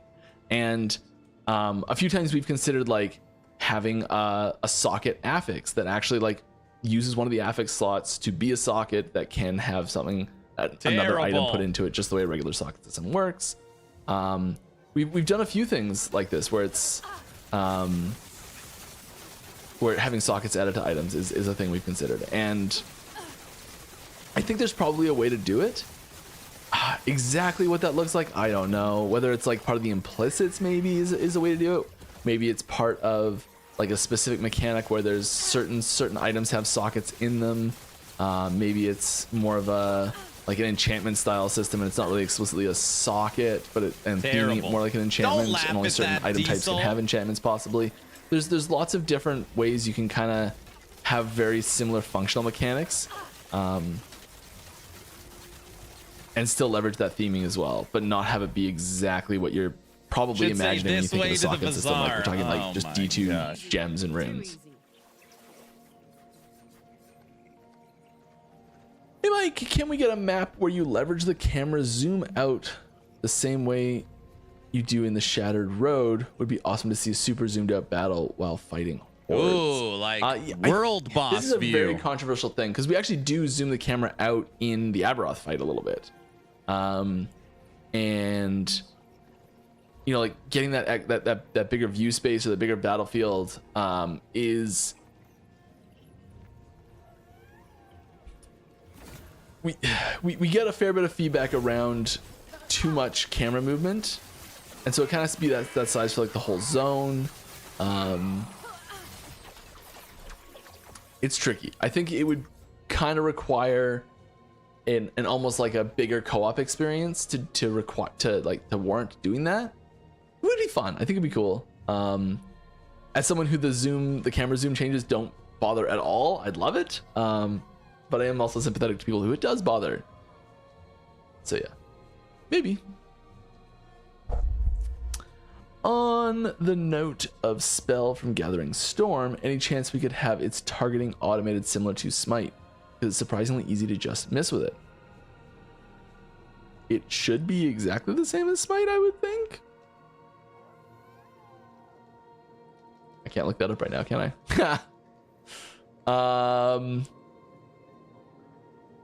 I feel like it should be, because it's targeting enemies. Am I crazy? Yes. We're talking about like the storm stacks that come off and zap a Stormbolt. Every second you expend a storm stack to cause a Stormbolt to strike a nearby enemy. Yeah, that should be auto targeting and smart targeting.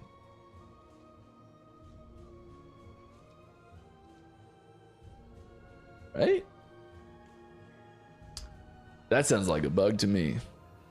If it's not doing what it seems like it should be doing there, please report that bad boy. Should add a note in forged weapons that allow them to use Warpath. having minions, and I know the but what about at the end of the sentence? Don't worry. Having minions or enemies in general use channeled abilities like that, especially player modified channeled abilities, is so brutal. It just doesn't really work. And the obvious thing is like, well, echo, you can echo a Warpath, and that's actually like an entirely different ability.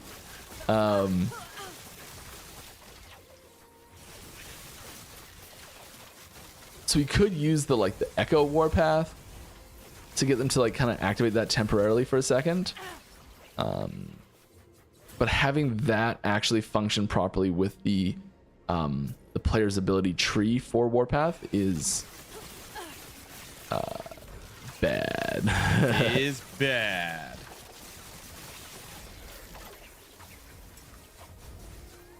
Yeah, Wick sounds good. Just started listening. Will they get Okay, rid so I do or have improve the one little Bazaar? teaser review for you today. Get rid of Here we go. or improve the Bazaar. Little bundle. Little bundle of good stuff there. Wait, What what would is that be? that? Last stream, you brought up how Diablo has more equipment slots for set items. This made me realize, are you guys considering set idols? Idols that are set items / part of a set. Yeah, it's been brought up a few times internally. He said it's a bundle of joy. There aren't any that are currently being designed right now.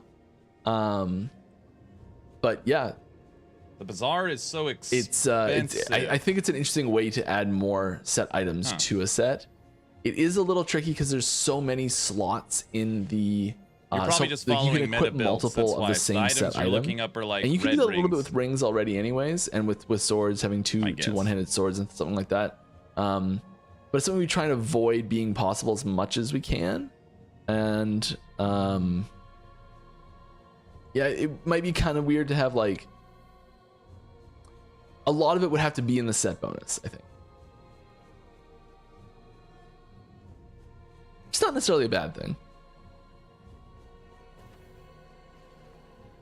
Think of it Having like set this: bonuses if be really prices are high, that desirable means you should be is, selling items for high. I think have it's 5 fine as long as there's billion multiple gold. ways to Well, I spent achieve some that of it. set bonus.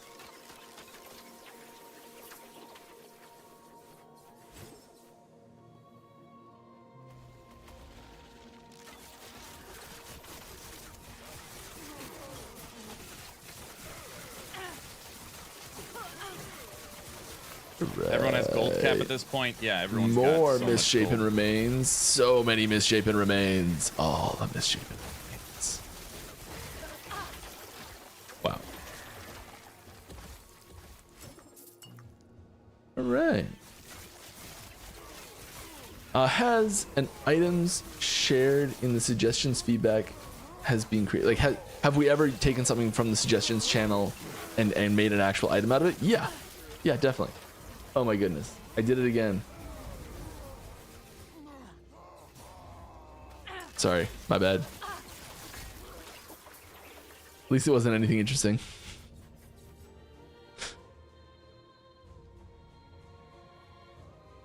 Have we ever taken an item from a suggestions channel and actually implemented it in game? Yes, we definitely have. Which one? Off the top of my head, I have no idea. I know there's some that we've like. Sometimes it's the simple as like sort of the basis of an idea, where it'll be like, oh, I want to make this sword that does these 5 things, and then we're like, we'll look at the idea sometimes and say like, what problem is this idea trying to solve, and can we, maybe the idea doesn't work, but can we solve that problem another way? And so sometimes the final end result will be completely unrecognizable from the original suggestion, but it did come from it in the first place. Gold cap. I can't even get 3 million in merchants. You can't get 3 million. That's right. We're tanking. Little charm. I should have clarified. I'm specifically referring to converting Gathering Storm into a ranged skill while wielding a staff. Ah, my bad. It seems like it acts like a ground targeted AoE skill as opposed to targeted from any within the area. Yes, that then it is working as intended. It is supposed to be a manually targeted ability at that point. Having that auto target, I think that could be something that you could like put on a unique or something like that. Like make a unique staff that's like bonus spell damage and auto targets. Like forces Can't sell stuff. Gathering Everything Storm to is be diamond converted, dozen. and It's because you're trying to auto-targets or sell something like uniques. You shouldn't be picking up uniques. But that's the best place you That's put normally the something big like that, if we're gonna mistake people make. do it. Before 1.2 came out, you mentioned you were working on 1.3 features. Does this still hold true with someone working on 1.4 already, or was this or was it a consequence of 1.2 taking extra long to come out? Yeah, there's people working on stuff in the future. Like there's multiple stages of content we're working on in the future. So there's there's stuff that we're working on for next season. There's stuff we're working on for after that. There's stuff that gets worked on as just like we don't know what season this is going to go into yet. And it's just so like here's a feature we have to put in the game and we got to get in as soon as we can, but we know it's going to take 6 months to do this at least. Let's just start working on it now and see what the first patch we can get involved in the game is, sort of thing. So maybe that gets roadblocked or reprioritized, and it ends up being like 3 patches in the future, sort of thing. So like there's it's kind of a hard question to answer. So there are definitely things that we are working on that we intend to go in the next season after season 3, and that things that are being worked on that we don't expect to even make it into that, but we expect to make it into the one after that type thing.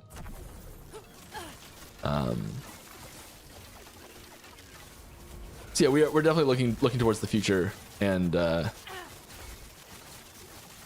you know, trying to make it so we have fun and interesting content to come out for years, sort of thing. Like this is what we're building that. We're always updating and improving the pipeline that we develop the game through, and part of that improvements lately, especially, has been more forward thinking, so we can have big stuff come out frequently. I pick up uniques to vendor. Exalts I don't, which I should pick up. What is wanted on the market? You could put a ring and try and farm red rings from the imprints. Cap's only an MG problem. Like Subathon, pretty long shot though. Suburban moms complaining about the cost of avocado. Are you going to add necrotic damage to the mage? Very unlikely. You shouldn't even be picking up Season 3, I'll tell you that for sure. The time it takes you to pick them up and then vendor them. Specific classes have specific elements that they're really good at interacting with, and having like strong theming around those. So like you go into and you can see that theming pretty clearly here. Like physical, there's physical nodes directly in the tree. I do bleed. Surprisingly little bleed in here, but you know, like there's bleed in each one of these trees. There's stuff about bleed everywhere. But then we go to like frostbite, and there's, I'm assuming, nothing. Yeah. And shock, there's probably nothing as well. Oh, there's a shock node there. So yeah, like I don't know what I should pick up and what is wanted on the market. 2-pointer that doesn't even scale. You know, so like there's these primary and secondary themes that go with each class, and different elements that are sort of like deliberately stronger in different classes. And if we start adding too many conversions to too many different classes, then the theming that we're kind of directing players on when they come into the passives especially gets very muddled. And you can see this as well when you look at this here. There's like physical. There's lots of physical options here, and there's quite a few fire options in and around here as well. And there's quite a few poison options, not a ton but a few, and there's a few cold options, not a ton but a few, and there's a few lightning options, not a ton but a few. But there's no necrotic options, there's no void options. And I'm specifically talking about rogue here, and not mage, which is the question was about, but it's just easier to illustrate the rogue one because that's what I'm playing on. And so these core elemental themes that run throughout the class are things that we really want to maintain for that class. And so when we do add in like off class elemental themes, it almost always comes in the form of an item, which is why you have like when you want to do void damage on a mage, you can a little bit if you do it through some specific item combinations. So it's kind of like that, and I use this term as a magic term, you're breaking that color pie, breaking the elemental pie, breaking the class pie, I don't know what you want to call it in last Epoch. Always breaking the pie. But when you see like a mono black counterspell in Magic, it's like it's a thing, it can exist, kinda.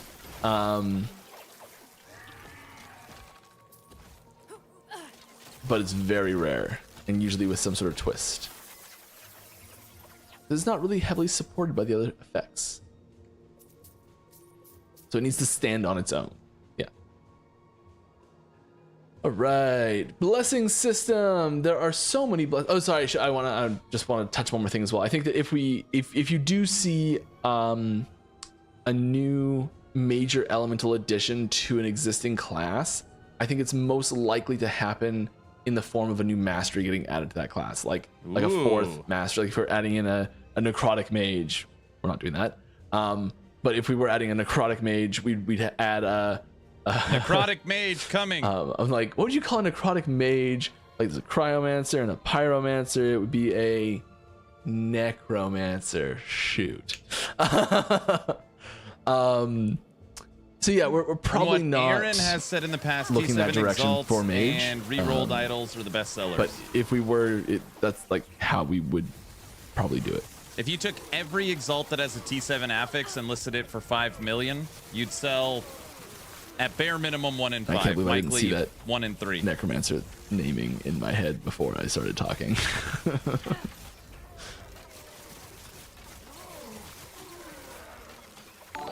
Right, more subs. Love it. Skylar Ellie. I feel like I recognize that name. But it says first sub. Appreciate you. Thanks very much. Maybe ask questions in the past or something. Either way, glad to have you here. Welcome aboard. Lots of questions here. I am a little slow on the questions today, but I will do my best to answer as many as I can. Keep asking them. Looking great in chat today. Blessing system. There are so many blessings that are not useful. It's just the same 4 in every build. Oh, that question's gone. Bring me my question back. I think basically the question is about there's not enough variety in blessings, or maybe there's a few blessings that are too strong. Are you considering adding more useful blessings? No worries, Sick.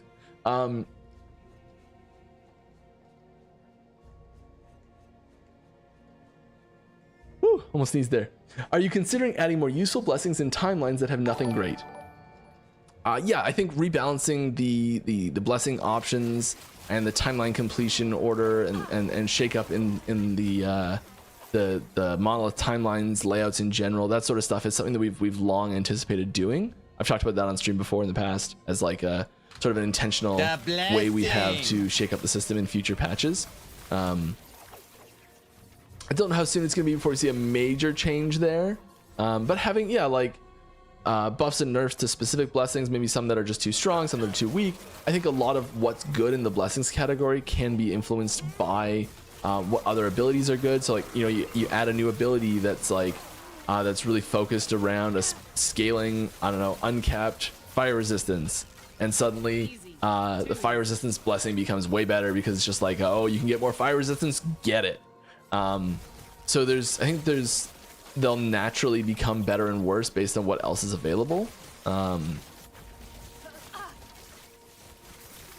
yeah, I think there's some generically pretty powerful ones that have been classically quite powerful. And maybe they need a nerf, maybe the other ones need a buff, maybe there's new ones that need to be added in. One thing that's clear is that we won't ever contaminate the magic find options. So the versions that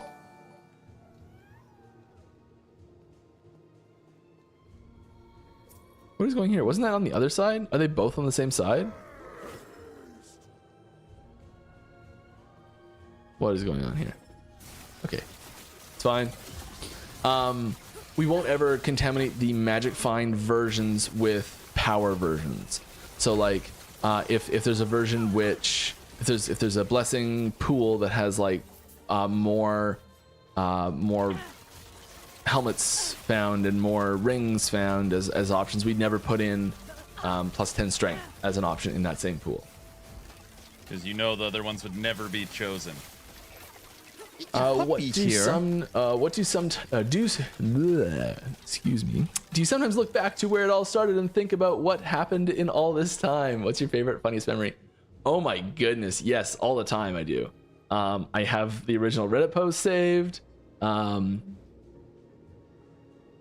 look back at different like old versions of the games. I was recently clearing out an old Google Drive and came across some like original builds of like versions that were never released, like pre-Kickstarter builds that were never released.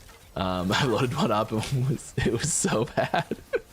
Like it was good for the time. It was good for like what we were doing and all that sort of stuff. But like compared to now, it's amazing that everyone had enough faith in us to get this far. I appreciate everyone who did. But yes, I think about things like this all the time, and like crazy stories. There was a feature. It was implementing the blessings. It was getting the blessings implemented. We were like, we had like 36 hours until we had to have a build ready that needed to include the blessings, and like over half of them still hadn't been implemented yet. We'd like just finished deciding what they were going to be. I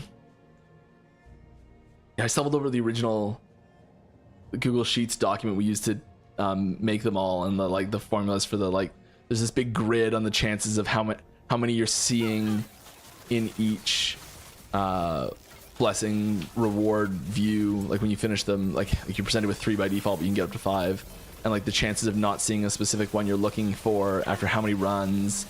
and that graph was in there. And yeah, that was a series of like 2 all-nighters in a row, I think, to get that patch ready. Yeah, that was fun. I don't know, it was great. That was the Wild West days of development for this game. back when we didn't really have much in the way of version control. We had like version control, but not like, there weren't many rules on it, so like anyone could just push to main, which means it's just like code for like people could just put whatever they wanted in the game without being reviewed or checked or tested or anything like that. And there was this like, there was a few of us that it was kind of a running joke that someone would just show up to the stand-up meeting with something they did last night. They're just like, I couldn't sleep and I implemented something. And you just wake up and this like new feature is just like on main, and everyone's like, okay, I guess we're adding this to the game. Not yet. I love that. That was a good time. I really love the different stages of development that the game's gone through, and seeing that evolution and being part of that evolution has been really really special. All right. Any word on pausing for online characters? No, unfortunately, we don't have that functioning at the moment. It is something we're working on. I really hope to get it in at some point. Oh, they're working on it. It would be amazing. It's one of the.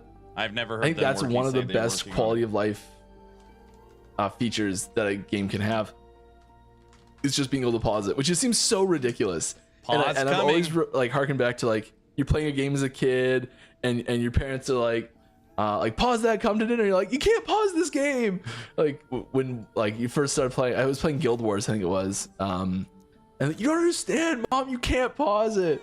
And like does no concept of what the game is, all this sort of stuff. Like, of course you can pause it, and then just like walks over and like turns off the TV or something. And she's like, see, pause, and you're like, no. Yeah, anyways, pausing rules. All right. Hi, Mike. Can the character slot limit from 25 be increased up to the time when season 3 starts? Thanks in advance. Probably not. I hope so. I've asked for it a few times recently. I'm not sure why it's not being updated right now, but I would like it to. Put it in the suggestions channel on Discord. It'd be the best way to get that to happen. You been there? I wanted to make cold skilly mages with the Blight of Lacus and the Lich's Scorn set item. But I was saddened to see that the staff was two-handed and wasn't able to equip the Lich's Scorn Catalyst. No, Fitz, I'm out of CT. I got booted. A two-handed weapon in season 3. No, sorry. Hey, Mike. Hope you are well. I am. It's great. LE's the only ARPG giving me the same satisfaction of D2 did 20 years ago. That is about the highest praise you can give me right now, so thank you. Keep up the good work. Any chance to get an easier overview for the monolith's unique item type nodes? As someone with bad memory has to check most of the time every item I want to farm something. Yeah, I think that's having better access to information like that is really important. And this is something we considered putting when we added this. We considered actually adding that information here, and we were just trying to keep this information digestible, so it's not in there. But I would like to see that more, maybe in the timeline selection window or something, or like an alt tool to like maybe maybe it would be good. I'm out of Here's CT. an idea we were talking about earlier about wanting to know what sorts of prophecies could be completed in each echo type thing, but having maybe a pop-up or like a tooltip or something that showed more information about this would be a good idea, because there are specific enemy types that spawn in each timeline. So like the enemies that you see spawn in the Black Sun will be different enemies than you see in the Fall of the Empire. So having a little more information there available with like tooltips would be a good way to solve that. A fellow Guild Wars player, I see. Fuzzy in chat, pausing when interacting with Nemesis eggs would be pretty nice. Yup, it sure would, as we just saw me struggle with that earlier today. All right. Follow-up answer you gave earlier, but larger group content would be awesome. I typically play with 6 to 8 other players, and it would be great to get everyone involved. Yeah, part of this is an architecture problem a little bit too. Like just making sure the game runs smooth and having that like everything still function nicely. getting we in testing we have tried, and this was earlier on when the optimization wasn't as good and we were deciding what the maximum party size was going to be, that sort of thing. We're trying to decide what can we reasonably expect to like get performance wise out of certain things. You know, it would be really nice to be able to That was close.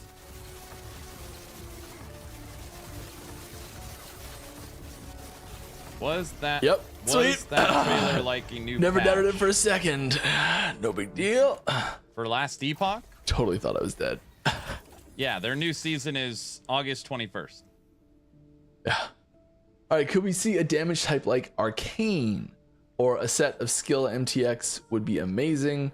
The one you guys already implemented is amazing. I need more. Thanks for all you do.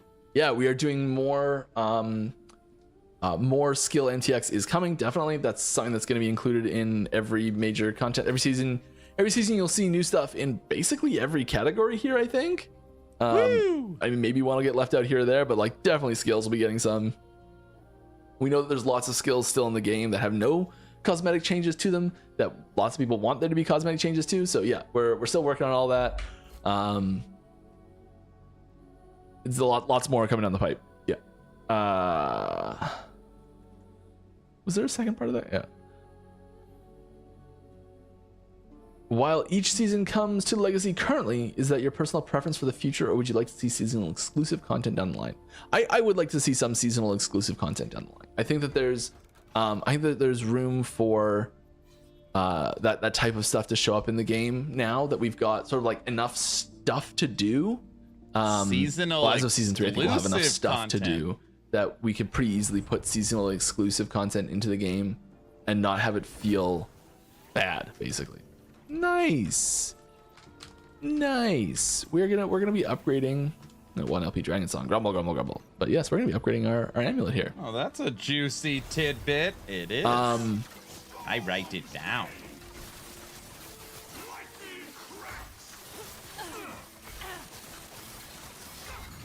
Yes, give me that amulet. Yeah, I would like to see some season exclusive content. I'd really like to see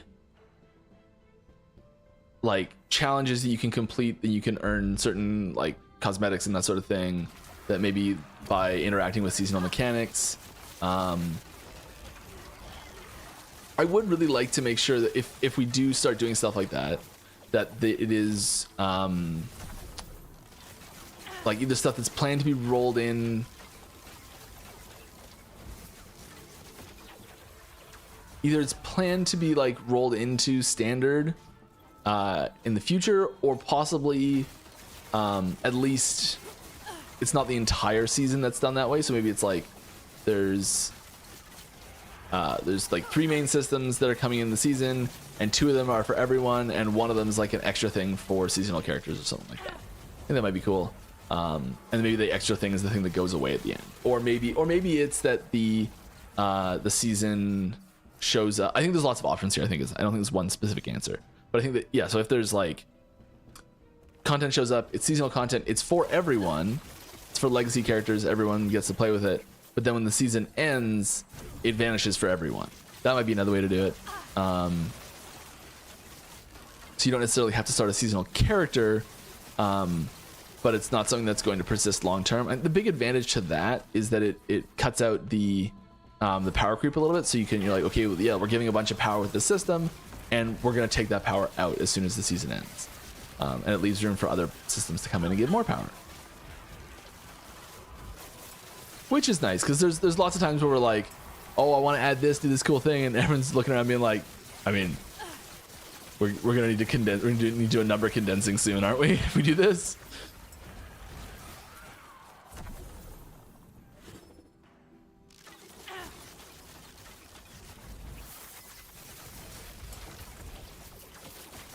Gloves?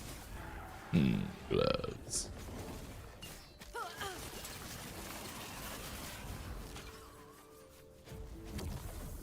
Yes! Give me that warpath. Season of Power. What's up, Exatheus?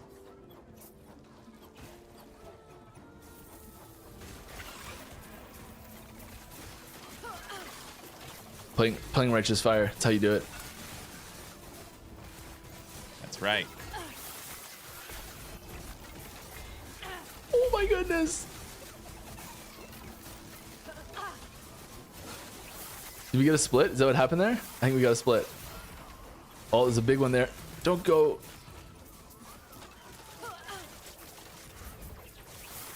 Get him, Mike. Get him.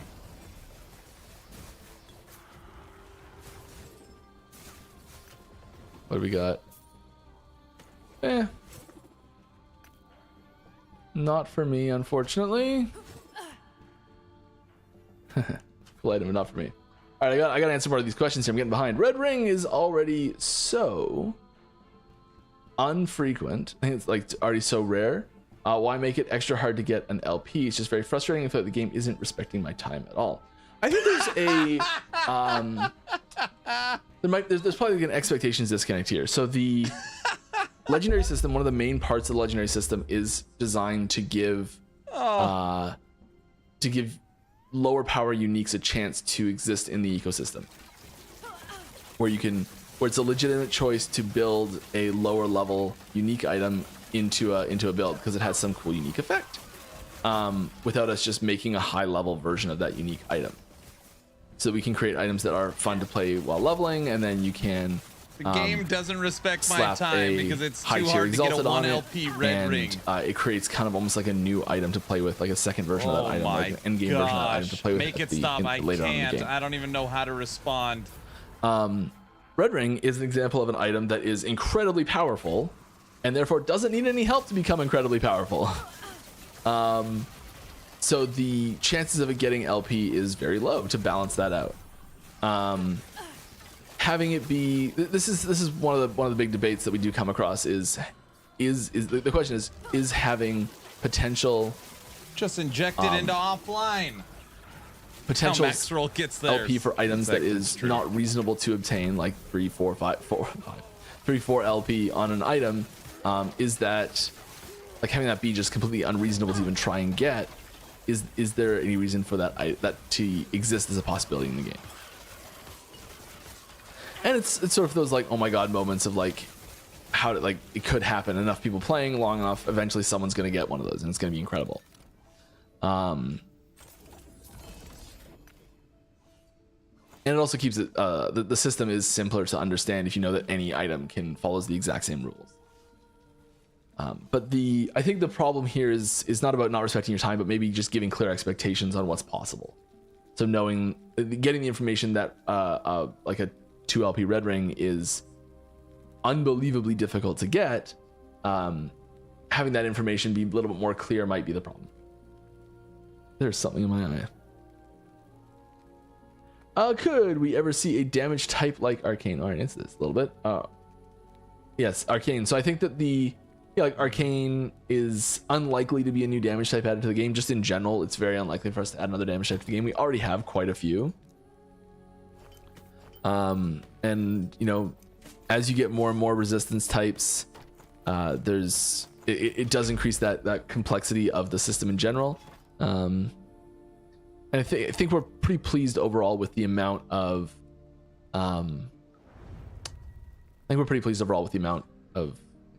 elements that are in the game. 7's a fair bit. It's not a ton, but it's a fair bit. You add Arcane, it's an 8th resistance to manage. I think it's more likely that we would take that theming and try and work it in. Like we do holy damage as either fire or lightning or some combination therein.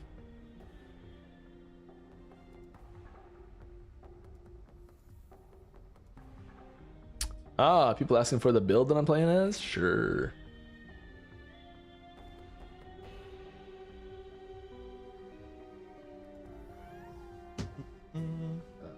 Hey, VC, are you out there?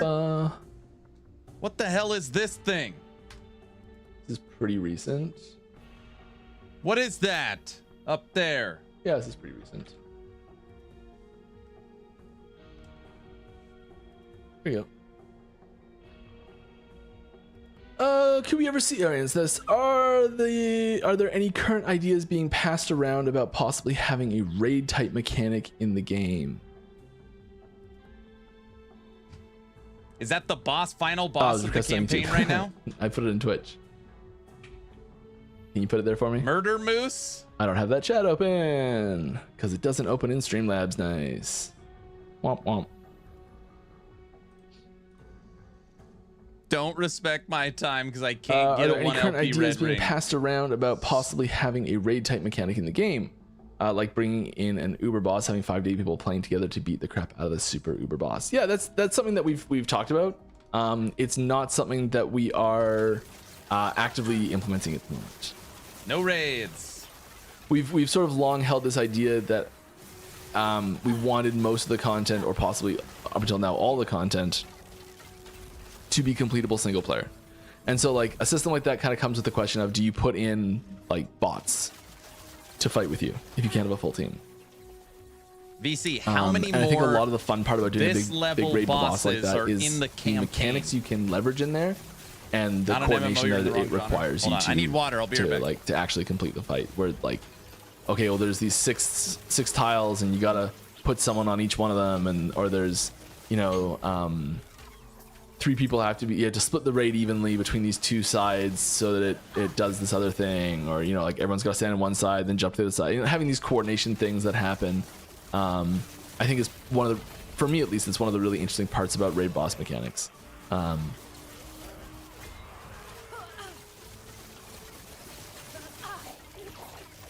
Yes.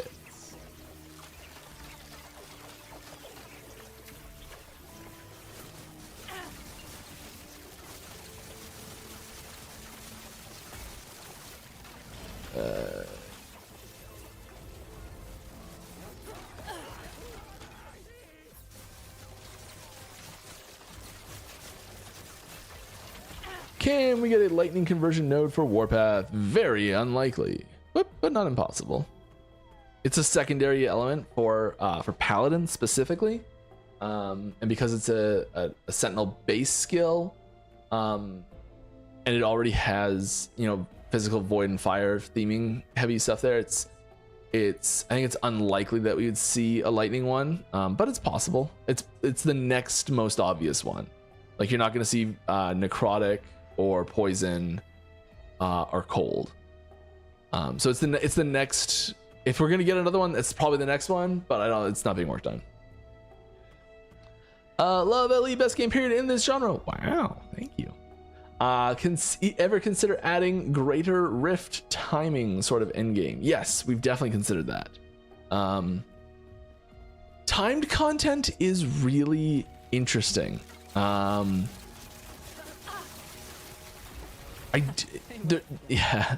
There's a lot of this is a really deep topic, and it's something we've debated quite a few times. There's a lot of really good positives and negatives to it. We don't have anything planned about it right now. I'd really like to see it in a dungeon. That's where I'd like to see it. Yeah. All right. Can you share or estimate whether this patch has a larger number of passives or balance changes compared to earlier patches? I'd say it has less than Season 2. We're also not done yet, so I don't know. Season 2 is a big one as well. Pretty similar though, in the same range as what a lot of them for a long time in the 4-month range were before.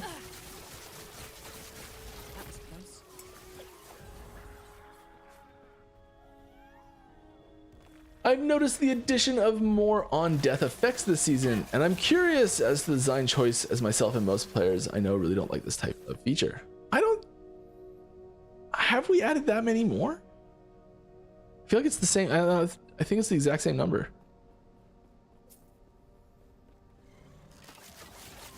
Of like rare affixes, you get the revive. I could be wrong on that. Maybe there's a lot that have been added more. I don't think there's any intentional like surge to add more of them really.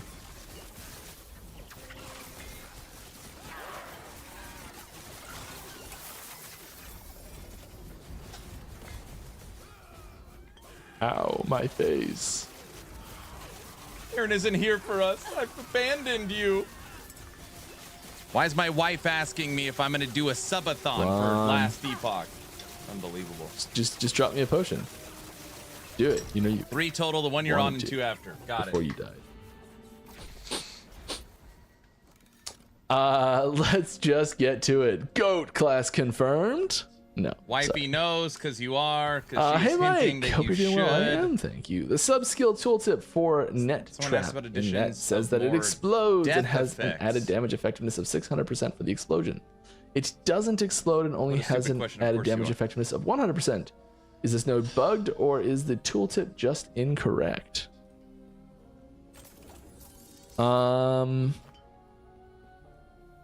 Let's find out where that tooltip is. Net. Where am I? Net's down here. Trap. It's this probably is what it's saying.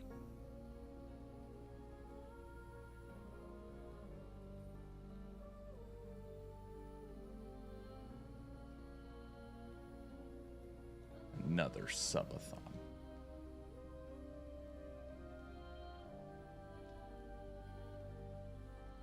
Okay, yeah.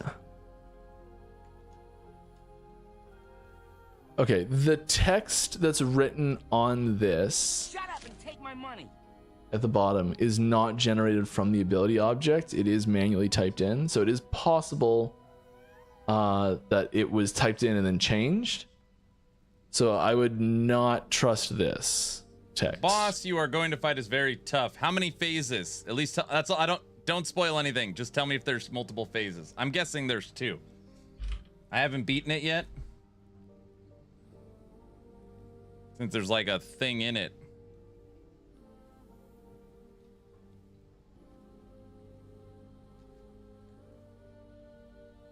Yeah. I'm not sure where you're getting that 100 from, but it's probably right. The tooltip's just incorrect, I think. That's my guess. Could I please have a shade to fight? That would be wonderful. All right. When can we expect the bug where you can't see your friends online fix? It's annoying to have to log in and log out just to try and send someone an invite. Please fix. Can you message? I don't know. I don't have any specific details on timing for fixes of bugs. Hopefully very soon. I know we just changed over a bunch of stuff with how the backbone of that whole system again. So I don't know if you've tried really recently. Possibly it's fixed. You might be able to direct whisper them. So you might be able to just like open chat /w, type their username and whisper them directly that way, and then invite them from that without having to actually have them show up on your friends list. Might be a workaround.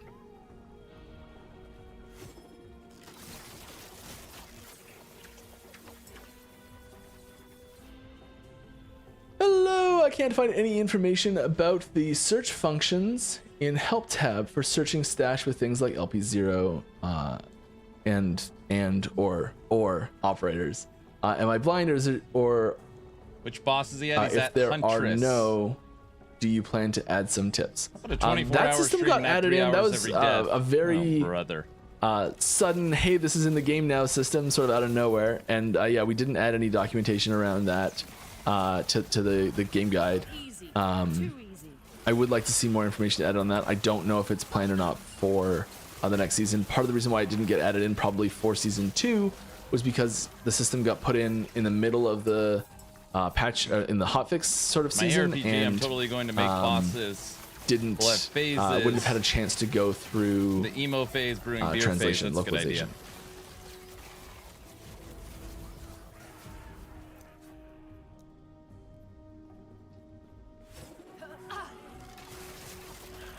Are you happy with how the resonance system landed, and do you have any thoughts and improvements there? I mean, it's still, I think overall it's good.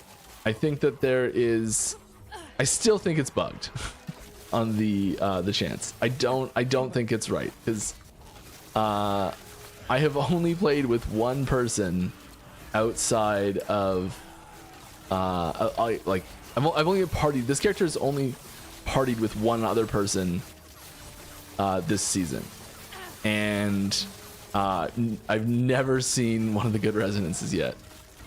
And, like, we haven't played a ton, but like it's enough that like what's going on sort of thing. And I know it's just like anecdotal evidence that it's not enough for one thing. Maybe we missed it, yada yada yada. But it still doesn't feel right. It feels like there's something wrong there. It feels like there's No Subathon in the fences. it's core not. for It season doesn't 4. feel like it's doing the job it's supposed to do yet. I don't know what's wrong with it or what needs to change to make that happen, but it really doesn't feel like it's doing the job it's supposed to do yet. And I think it's mostly just a numbers issue.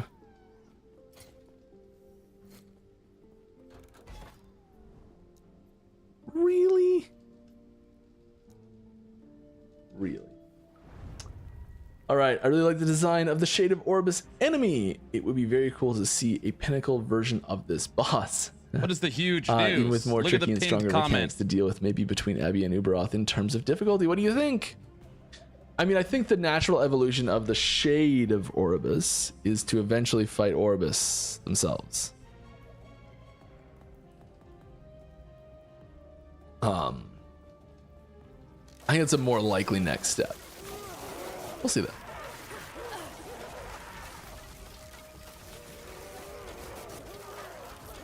We did also put the there's the woven echo that spawns in a whole bunch of the shades back to back to back as well. AJ, just look at the Which video. kind of is like a harder version. Hi Mike, a chronicler class win. Where's is that? Like it's a new base class chronicler? What are the masteries that go with it? If it's a mastery, which base class does it go on? These are important questions.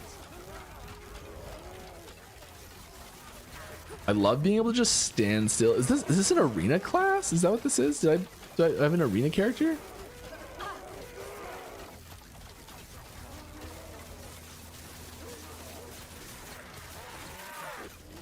It's this. It feels like a game of chicken. Like, do I move and lose a whole bunch of my offense and defensive capabilities, and possibly just die to some ground AOE? Oh, I see there when it I'm pushed not ready me. for this It pushed fight. me. That counts as movement, and I lose all the stuff anyway. So I need to get used to when it pushes me to actually take a little run and reposition.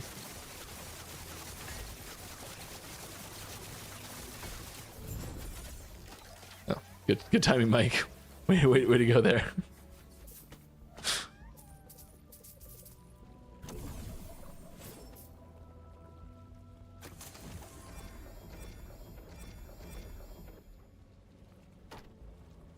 Lots of cool uniques there.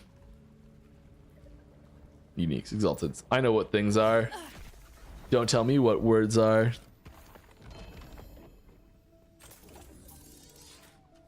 I have no idea if this is gonna be a chronicler class. Probably not one of the top of the list.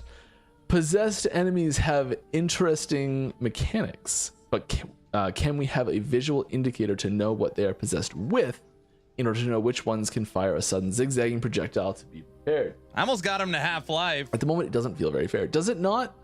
On the when you mouse over them, like the health bar you get at the top, does that not show? Can I trigger one?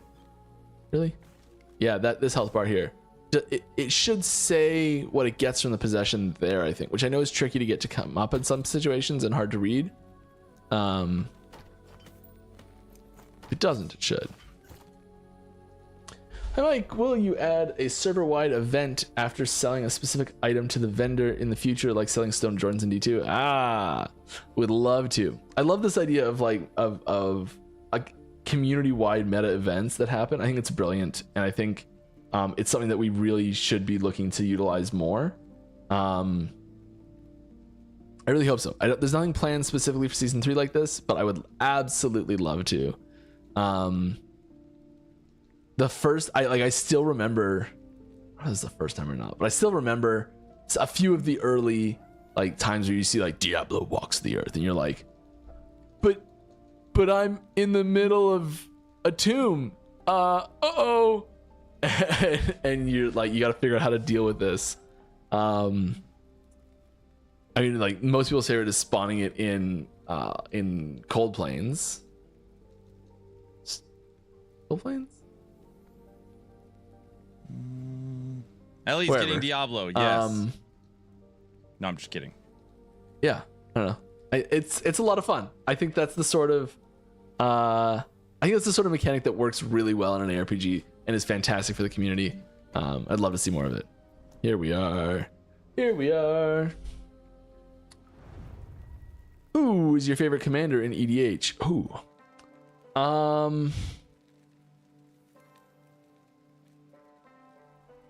Like 8 answers to this. Mizzix has been my go-to boy for a long time, and no, Wick, we don't.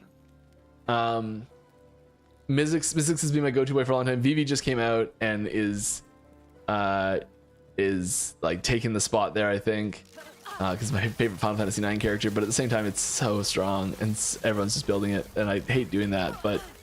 You know, it's one of those things that when they announce the set, I'm like, I'm building Vivi. I don't care what it is, I'm building it before they even announce a single card for the set. He knew he had to have it. And it's already basically a CDH deck, so we'll just roll with it probably. Favorite overall is probably the original Athreos. It's just so reliable. But I've really been having a lot of fun with Ivy as an Auras deck recently, and Miss Bubbleflower I love. So, you in there. That was close.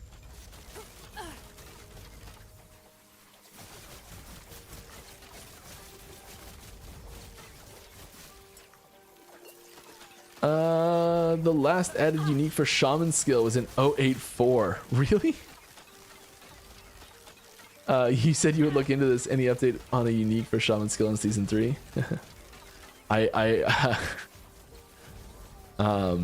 don't have any specifics on upcoming uniques, but we haven't designed them all yet, and I believe I'll that. try and make one for you. I legit believe that. I got a note here from Wick about Massacre Girl and Revel and Riches combo. Yes, wonderful combo as well. New Helldivers update. They dropped the review bomb cave. Massacre literally Girl a cave being with the natural graph extension of Massacre from Worm. when they got reviewed bomb. That's funny.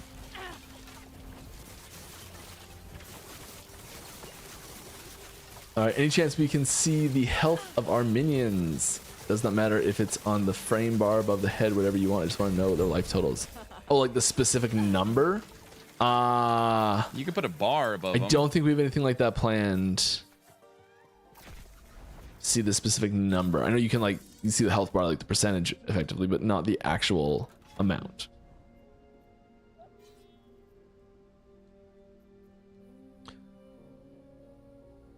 Yeah, let's just go right for one. We can do it. We can do it. Why am I running around?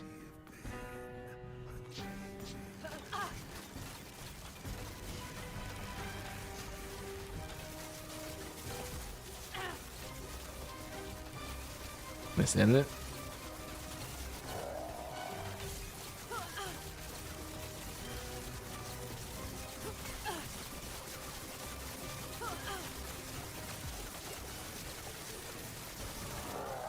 You going down, buddy? Not getting as much armor shred as I expected. Capping out around 80.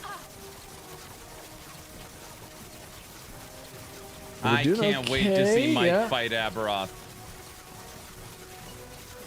We're tanking. We can handle higher corruption. This is great. Fantastic. Mm-hmm. Is it this? Oh.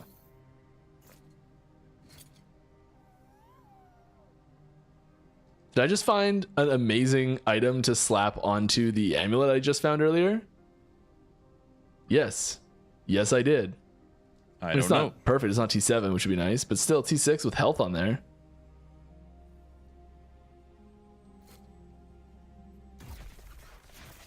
Let's go make that.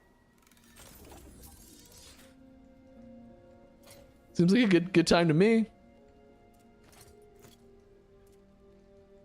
Ah, what am I doing? Let's do this properly. Easy.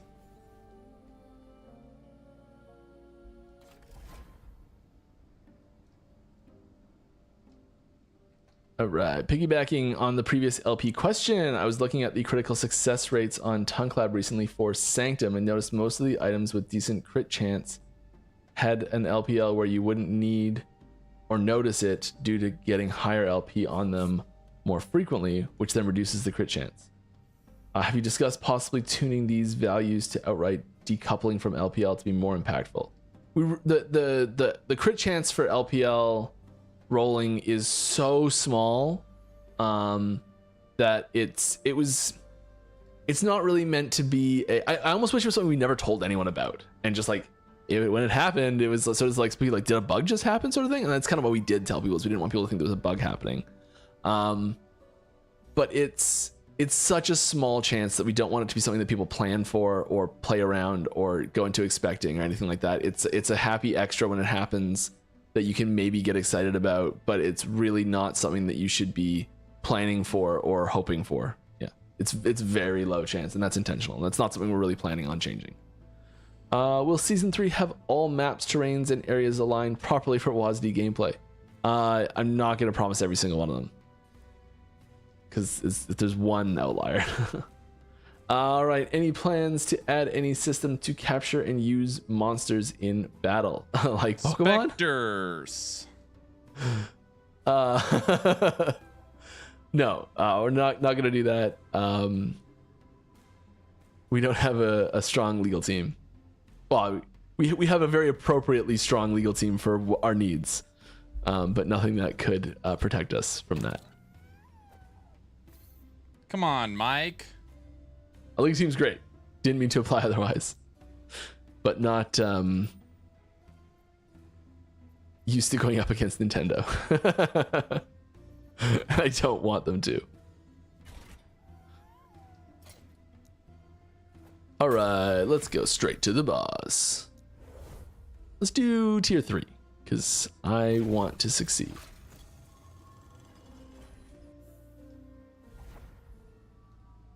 Do you think about improving idle filters for COF? I've almost perfect idols, and the only improvement is the perfect idols, but now I have to check every idol to see the affix values. Yeah, it's a little frustrating. We're still working on roll range filtering as like if we're gonna do it and how we're gonna do it. They don't have tiers, which is the big thing holding them back from being filterable nicely with the current system. We're not going to add tiers to them because they don't function in the current crafting system, and we don't want them to.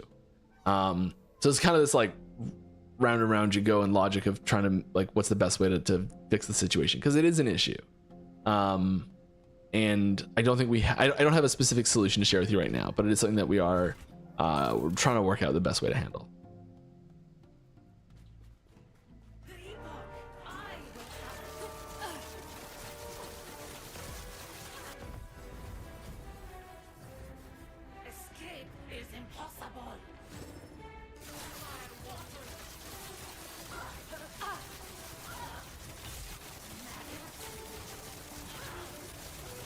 Here we go. Trying to get some damage. How much time's Mike got left on stream? Very nice. We even could have done tier 4 there. 20 minutes. We try tier 4 next time? We should.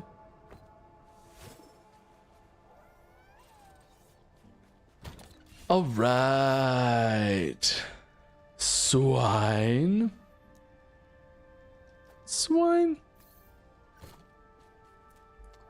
Let's change this to something else. Let's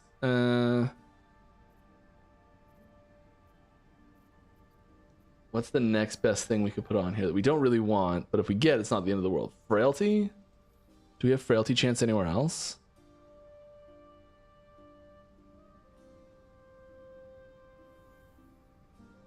Don't think we actually have frailty chance anywhere right now. That would be great.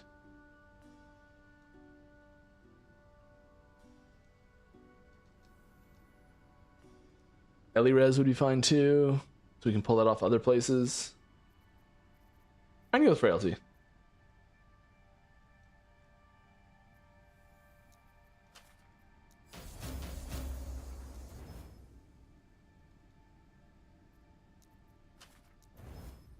Biz damage, not ideal. Necrotic damage, really not ideal.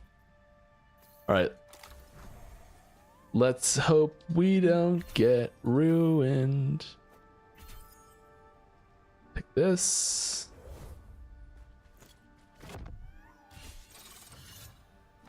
All right. All right. Don't know if you've ever done that, but what about take another item from your team and stream? Take another one from your team and stream him together, like the UI guy or such stuff. Oh, sorry. So you're like have a guest on? Yes, we definitely want to do that. Next week we'll be out. No stream next week. No. Week after that will be someone else filling in for me. That they'll have a different take on things. You're welcome to ask them all sorts of questions. That'll be great. And then yeah, we are looking to get more. We've done 2D artist. No we've stream done, next sound week. designer. We've done lore master. But yeah, I think UI would be good. I think I'll ask the UI person, one of the UI people, see if they want to come on. Yeah, love the idea. You mentioned eventual new ascensions on stream at one point. Are void and necrotic damage a priority to add so they aren't just limited to a single class? Yeah, I think there's adding new masteries. I think it is natural to add in the like focused around elements that are less represented on the whole in general. Yeah, I think that's natural. Just because if you were to add in, it's also really easy to get really strong theming out of something like that as well. So yeah, adding in void to another class is like adding in void to rogue or acolyte or mage or primalist. Probably the least likely one for void to go on. But you know, if we were to add one in onto one of those classes, I think it does open up a lot of options, because so far most of the void options are limited to void knight. You get a little bit in other masteries on Sentinel and a little bit with mage stuff with some items, but that's kind of it. I know a lot of people thought Warlock was going to be void related, and that was an option we considered at one point. I wanted that. Sorry for yelling. Yeah. I think we're more interested in adding necrotic in void to something than necrotic right now. Look at that. Look at that. That's a big upgrade. Lost 5 all res, which is not great. Oh no, we gained 5 all res. I'm going the wrong way. Hey, even better. Lost a little bit of damage.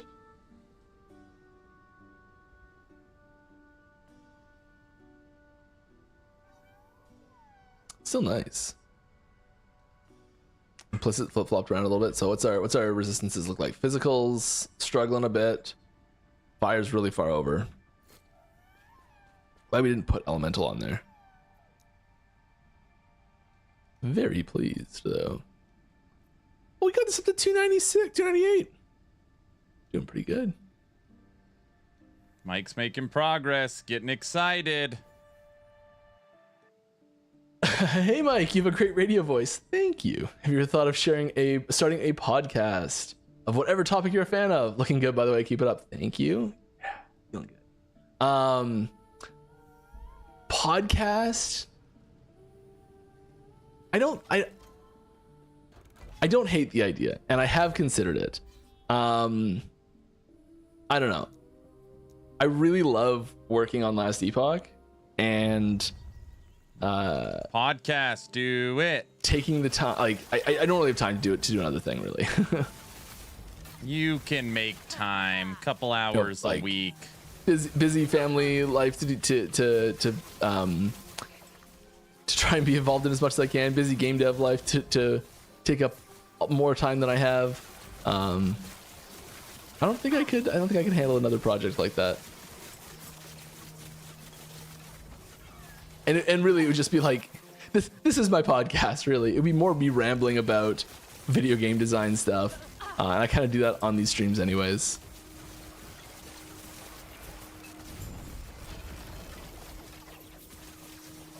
Some neat stuff in there, possibly. Let's sort that out later.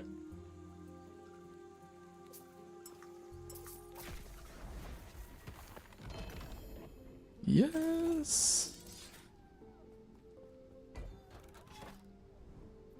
Let's go out. We are pretty far out. There's one over there. Just go for that one.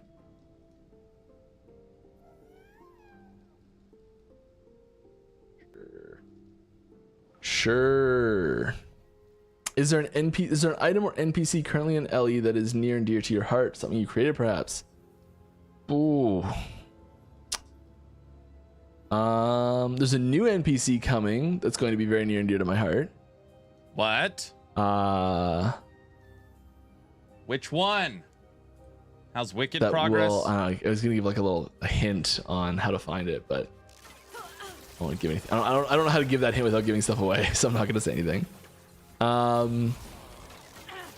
What is it? But it will be a master craftsman. That was close. That's the hint. Master item? craftsman coming.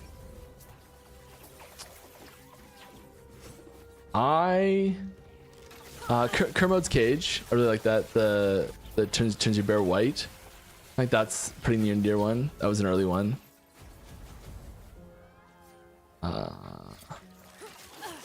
Fiery Dragon Shoes. That was another one that I initially pitched. Not very good. I'm fine with that though. But it's a nod to two of my favorite RPGs growing up, Diablo 2 and Guild Wars. 3. Nice.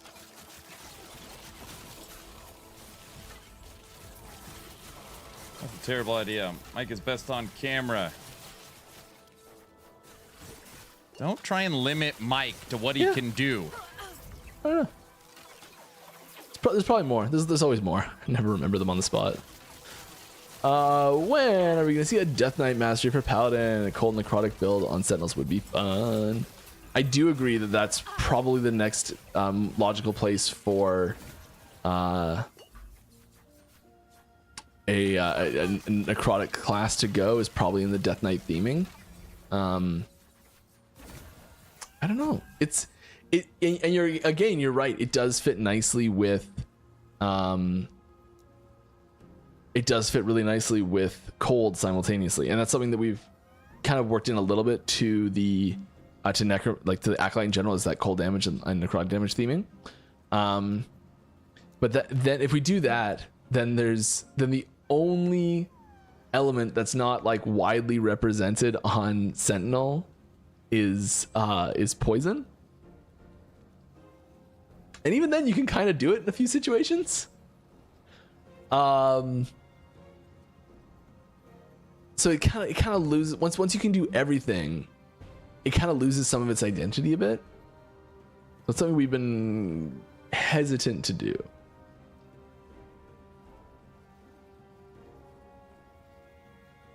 I think it's a good way of putting that. Is there anything? Do I have you have an arrow guard? Sitting around anywhere? 0 as a 1 LP.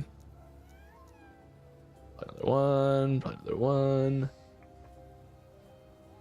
Do I have the 0 LP Dragon Song? VC, I'm starting the Northern Quest. I should take the Dragon Song and just start dumping all my Dragon Songs. I got it to half-life. I just need to focus. Into a pile to see if any of them will upgrade. Most of them will downgrade, and then I can start sticking them into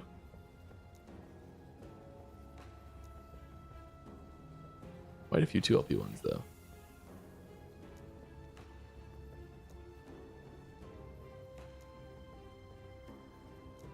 Oh, Mike, just pick something. You're losing the thread, Mike.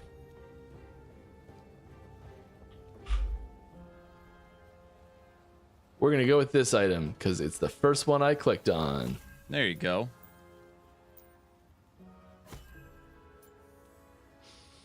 We're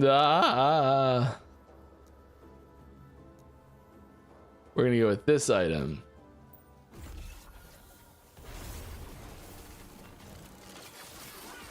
And we've got a 10-minute warning. 10-minute warning. VC, did you get in the question about minions If you have any sliding? questions, please put them in chat. We'll get those answered before the end of the stream at Last Epoch Game in Twitch and at Last Epoch for YouTube. They won't forget. Is there any chance for a few one-button builds that can clear a decent amount of content? I don't expect to beat Ubers. I deal with carpal tunnel and would love to be able to play more. Yeah, there's definitely one-button builds that'll be able to do quite a bit of content. Correct. Warpath, I would argue, is a very good option for this. I would also recommend trying playing with controller. There's also just like other mapping options you can do to like help alleviate some of the repetitive strain on things. So yeah, like the main reason we built the controller system in the first place was because the founder has carpal tunnel issues. So you know, he was like, we have to have this because I want to be able to play the game.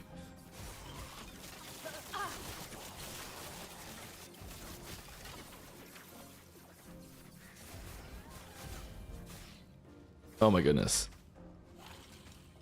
There we go. Would it be possible for Memory Amber to pick up system be changed? While being fast and mapping quick, it becomes frustrating to be forced to walk back and pick them up, make dot builds slower. You mean just like have it auto pick up the second, like not have to go pick it up? It's a pretty big part of like the game to go pick up the things that you get, like to go pick up your rewards off the ground. That's kind of like a core part of the game loop is picking up your rewards. And so it's not impossible to, you know, allow that sort of system to be automated, but it's not something we're really interested in that much.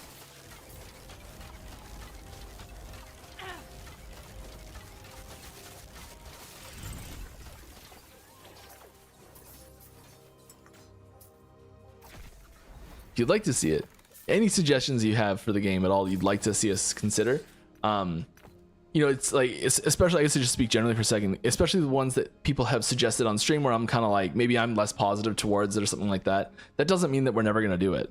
And if you'd like to see it and you'd like to have us consider it, head on over to our Discord channel. There's a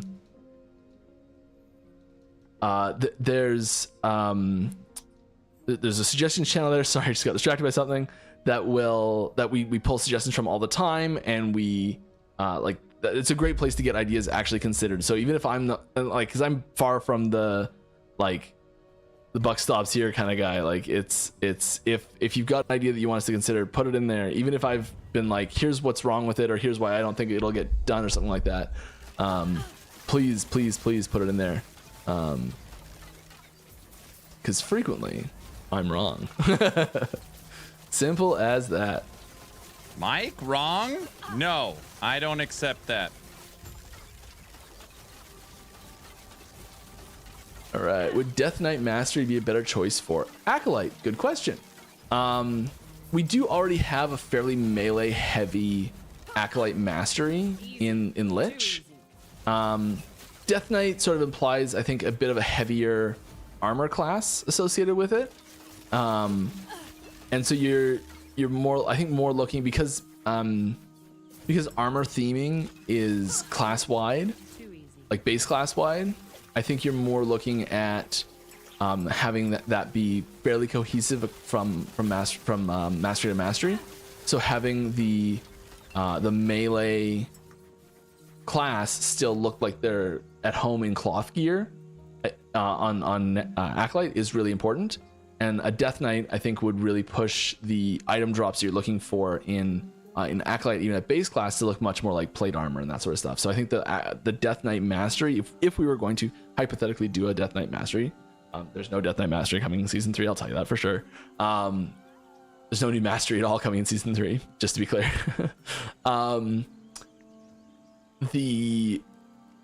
We would probably put that Death Knight on a Sentinel, I think, more likely. And I know I was pointing out earlier the issues of you know, like, then we're spread really far on elemental coverage, right?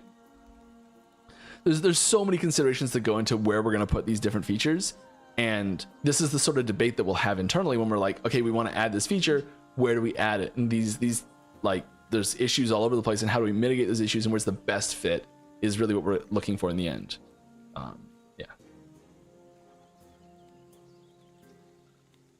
Hey, is upscaling coming to Season 3, like DLSS stuff? I don't think so. Aww, I was hoping that would be in. But maybe? I don't think so. I could be wrong.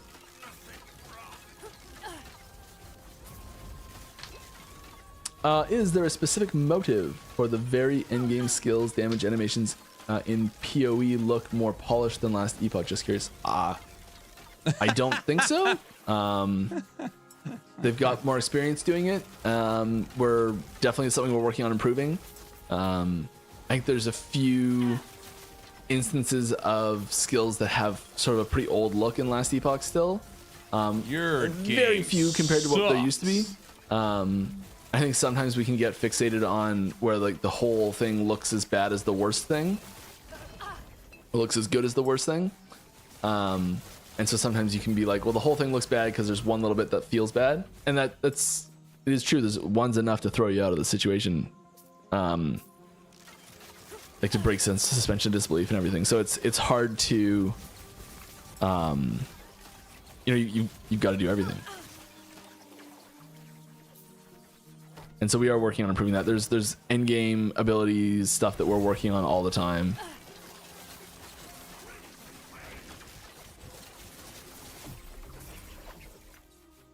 New VFX, new SFX. SFX getting a lot of changes coming up. Would you consider putting in a direct player trading system for merchants? No, they took it out.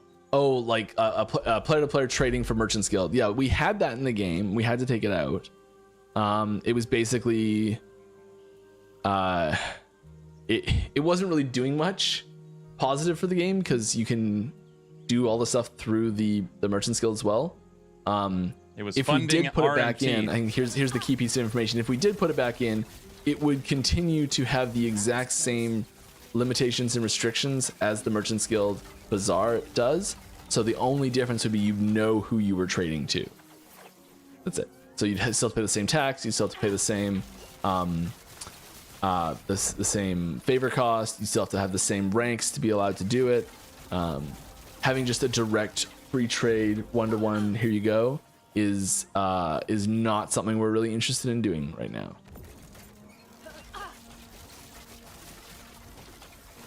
Any chance of getting permanent runes, like a permanent rune of shattering?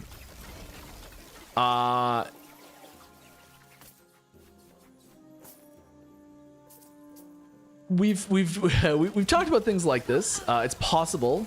I think it would look more like an NPC that has like, come here and there's like there's a hammer and it's like every time you swing the hammer it costs 50 gold or something, or 500 gold to swing the hammer, and it's like you can shatter things quickly here.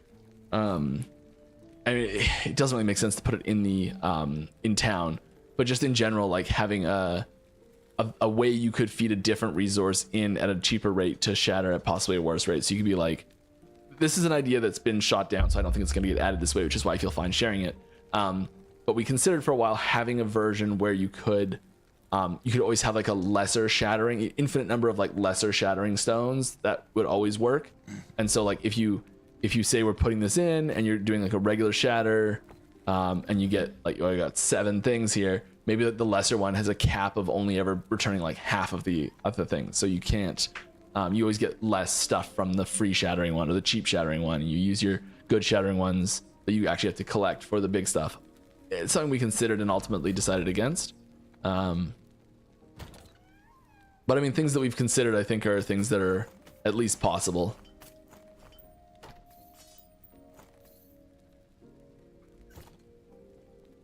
We are getting right up against the end of this here. Roughly how many, if any, new MTX is coming to the store in Season 3? I would say I don't know. So I'm going to guess and say a reasonable chunk, but not an overwhelming flood. That's fair. Are you looking to change Harvest as the only really melee Acolyte skill, or a way to make it work while every other skill on Lich scaling with different Lich things? is getting a than new Harvest? melee Yes. skill. There's some updates to Acolyte coming that are going to be great. You've and already some of said them they're is coming. around You've already Harvest, spilled the beans. its place in the Acolyte ecosystem, and the things that are around it to make it function nicely and be part of a larger build package and have multiple options there. But yes, Harvest is There's some cool stuff around Harvest that I would love to be able to just tell you that's coming, but I can't yet. Hopefully soon. Season 3 launches the day after my 2-week vacation. Can you bring it forward? Oh, that hurts. I'm sorry, Mr. Fibble. I would love to, but I can't, unfortunately. New things to harvest. And we're coming up to the end of the stream here, so we're gonna tag out. Thanks for coming by, everyone. I hope you had fun. I know I did. I will be back same time, same place in 3 weeks from now. Someone else will be here same time, same place in 2 weeks from now. Next week we are taking off. So there's it's if you're in the States, vacation weekend, or week, I guess weekend, yeah. 'Cause it's gonna be a Friday. That's gonna be that doesn't happen every time, so that's gonna be a bit of a gong show probably, eh? We're celebrating ours a few days earlier as usual. In Canada, ours is on the 1st, not the 4th. Oh, Canada. Yeah, hope everyone has a great time. Drink lots of water, have fun. All right, I'll see Mike. you next time. See ya, buddy. Sweet. Well, he only gave us one teaser, so that sucks. But, you know, it's better than nothing. All right, everybody. D4 Campfire done. Last Epoch dev stream is done. Come here, lizard.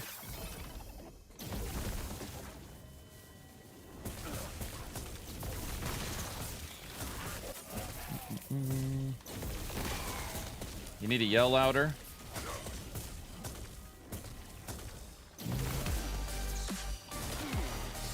Now we need to rewatch the dev stream. We just watched the whole thing. We just rewatched it, or we just watched it. Who's that? Mike, what's up, sir? Thank you for the raid. Hope you enjoy your week off, your 2 weeks off of streaming. Nice job. Can we read the patch notes for Season 9 of D4? No. Not the Campfire. That was before Mike's stream. Mike, I know you like... Wait, how do I say this? Mike, you are a very respectful person. And you don't even have to comment. We watched the 2-hour Diablo 4 Campfire stream. Then we just watched your 2-hour stream. They were back to back. One of those streams was highly entertaining and informative, and the other stream was not. So, thank you for your efforts and openness with the community as always. That was a pretty good way of putting it, I think. Right? I mean, oh no, I missed it. Whatever will I do? I thought we loved D4 here, oh brother. Welcome everybody. My name's Aaron, the owner and operator of the YouTube channel Action RPG. Not poor Mike, it's good Mike. Mike, so polite. Good job, Aaron. A hug from Brazil. Hello. Ah, my stream was dull. No. Everybody, if you're following the channel on Twitch or subbed on YouTube, type in ! giveaway. Tonight is also movie night. Here's the link to Discord if you want to be in on movie night. You don't need a webcam, you don't need a microphone, so don't worry. Tonight we will be watching 1994 Stargate. You guys don't know about this movie. You don't know about this one. So we're going to be watching Stargate tonight in Discord. Oh yeah. Oh yeah. I love it. That's right.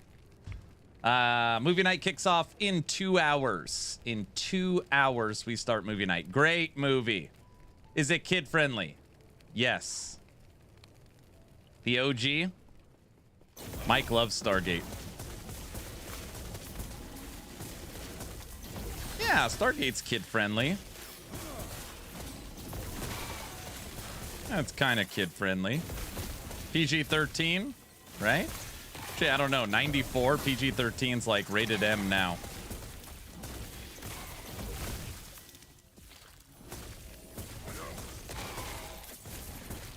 I had to miss the D4 Campfire. Just got off work. How much awesomeness did I miss? Well, about 90% of the entire Diablo 4 Campfire was the rehashing of the previous one. So the previous D4 Campfire, they just redid that, and then they added in the notes for PTR. That's literally what it was.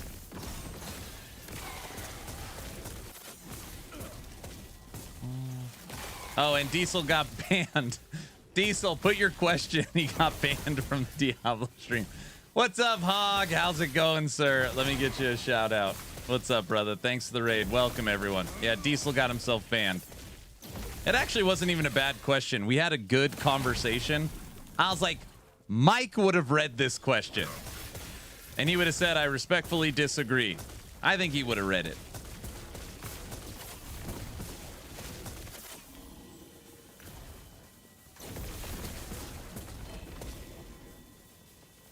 I named my daughter after one of the main characters from Stargate SG-1. No crap. All right, let me get Hog his shout out. Dude, Hog loved the freaking D4 Campfire today. I asked why they kept recycling seasonal content, not giving us fresh ideas, but instead wait to give us all the fresh ideas behind an expansion they know people will pay for. Banned! Dude, he got nuked for that. Oh, man.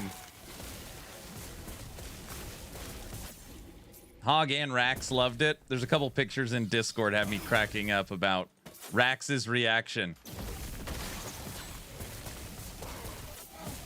Rax said the D4 Campfire, I don't know, this is etched into my brain. He said that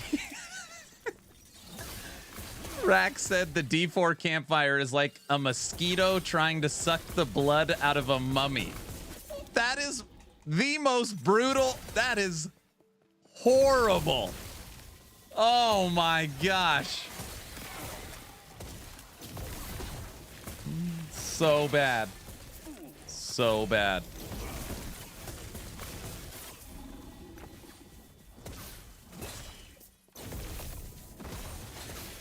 Me and Hog are going to play D4 July 1st, though. He said he's down to play, so we're going to play it.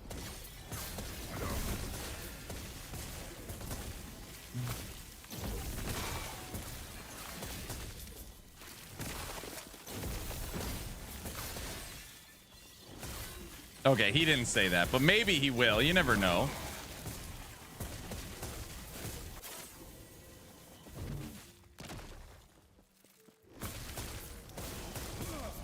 The best part of his video about the campfire was when the devs didn't know how to answer the two questions.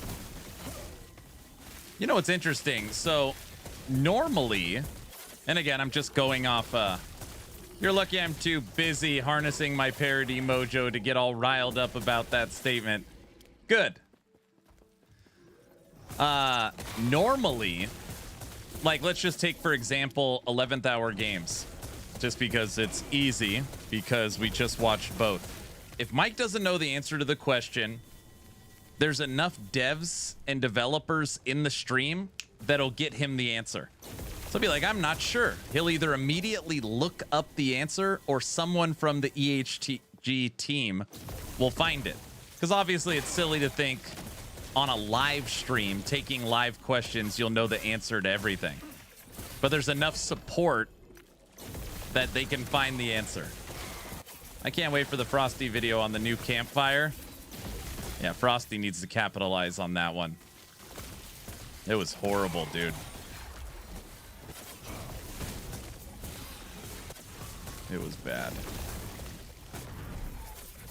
It was bad. All right.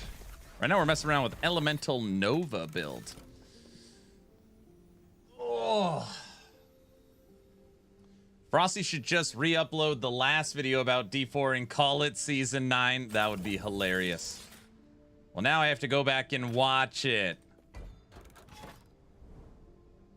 Wow, I didn't know the D4 Twitch mods are toxic buttheads. Dude, yeah, they nuked Diesel. You're gone. You're gone. All right, don't forget, everybody, today we will draw a giveaway before movie night. The giveaway will be drawn in 2 hours. As long as you're following the channel on Twitch or subbed on YouTube, type in ! A giveaway. It was a fair question. Yeah, it was fair. I think it was fair.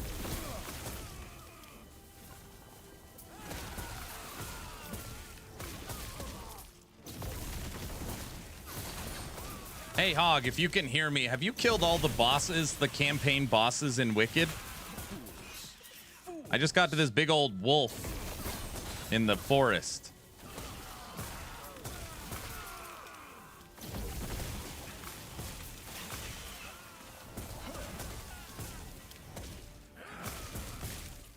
Hog needed a chill. He's not here. He's working on parody stuff for D4.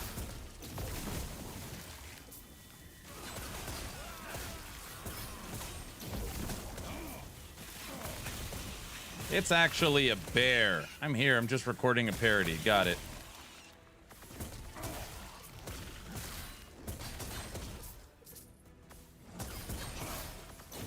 I asked if you've killed all the campaign bosses in Wicked. I just got to a bear, the huntress in the Breach update part. No.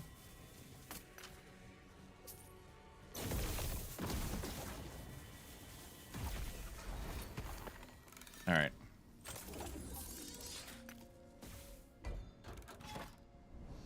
Just the dude with the huge swinging mallet or whatever. Just the dude with the huge swinging mallet.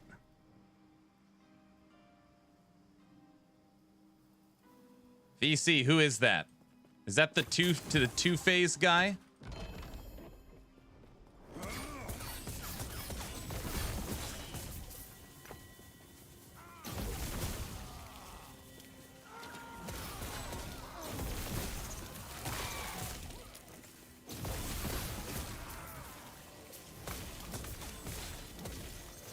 Okay, so that means he's beat the two-headed ones as well. The two-headed, whatever the hell. Oh, he's literally one boss behind.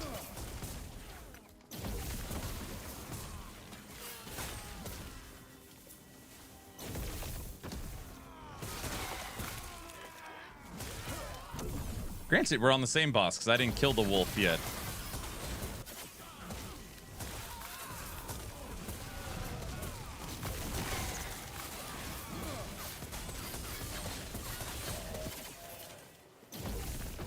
Yeah, I like the game too. I was playing it during the dev stream. I got all my, well, I got most of my silver tools.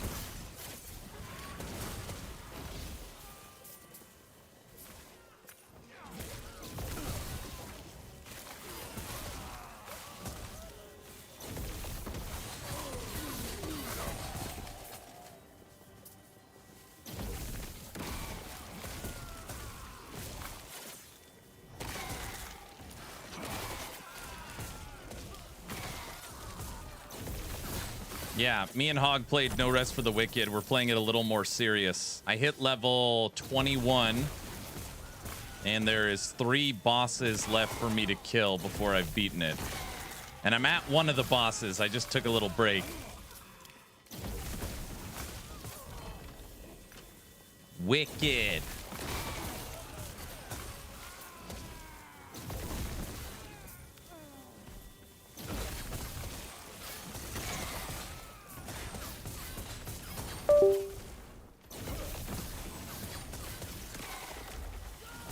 Is that then there's Endgame, right? Endgame is Crucible and the Pestilence, right? What I think I'm actually going to do is next time I play, I'm going to do some Crucible, see if we can get some upgrades, and I want to respec.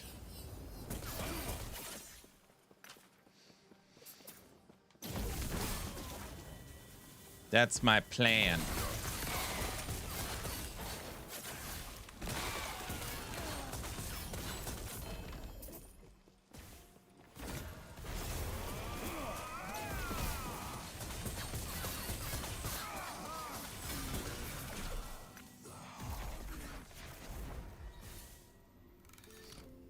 Wicked. Man, today's been a great day so far.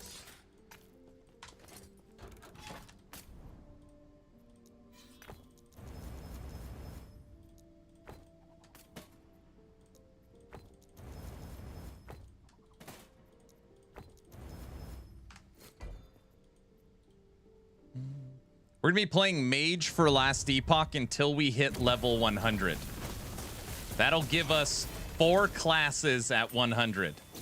Mage would be done. We need 7 boxes to hit it. So we're level 99 right now. Sentinel's already 100. Acolyte's already 100. Primalist is already 100. So that'll be 4 at 100, and then our lonely little rogue is at 97. So rogue will be the only one that's not.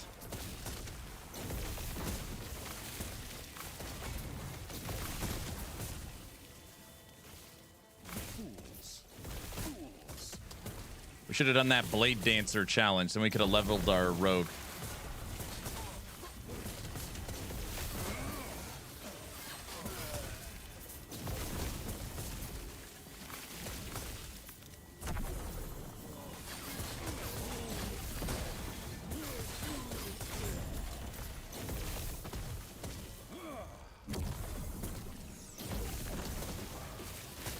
I'm 900 hours into LE and no will.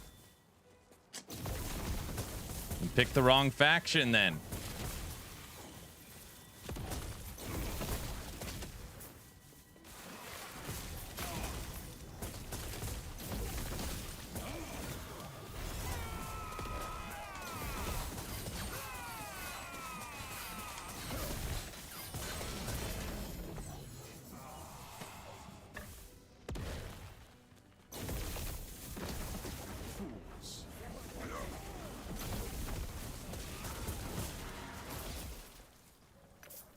Get out of here, champions.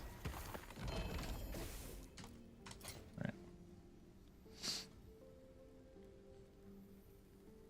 No will to play PoE or D4.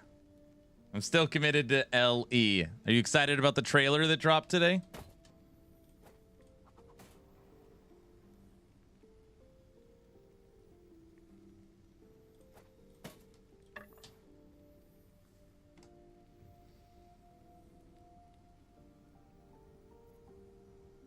Ooh, ignite, fire, damage over time.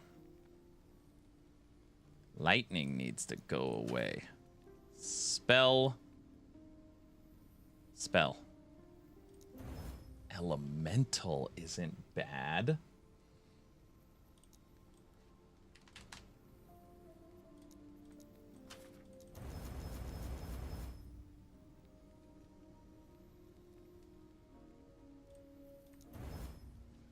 Fire, elemental, ignite, fire, damage over time.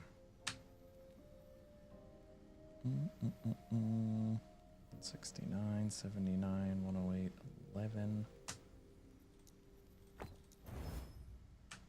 203, 73, 91, 9.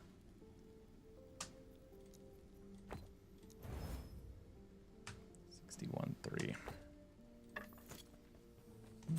I made a mistake of starting Sentinel with this cycle. I thought the build I planned would be good. I just did not know it would trivialize most of the game. I'll be back for next cycle, though. Yeah. I told people don't do that. Did you just play Judgment Pally or a Racing Strike or Warpath or Rive or Time Rot? You played Judgment Paladin? See, you went to the tier list. And you said, what's top of the tier list? And you just picked it. You knew what you were doing. Don't act like you just made a guess. I didn't. All right. I believe you. I wanted a slammer, I see.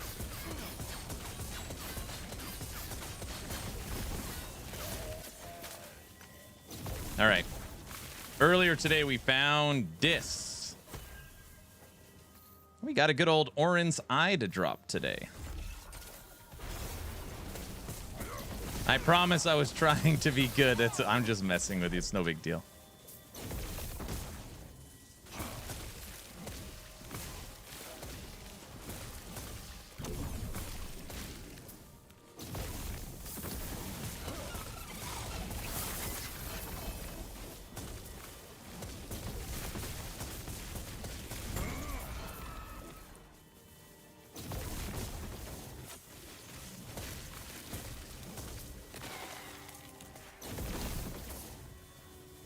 I think season 3 should be so good.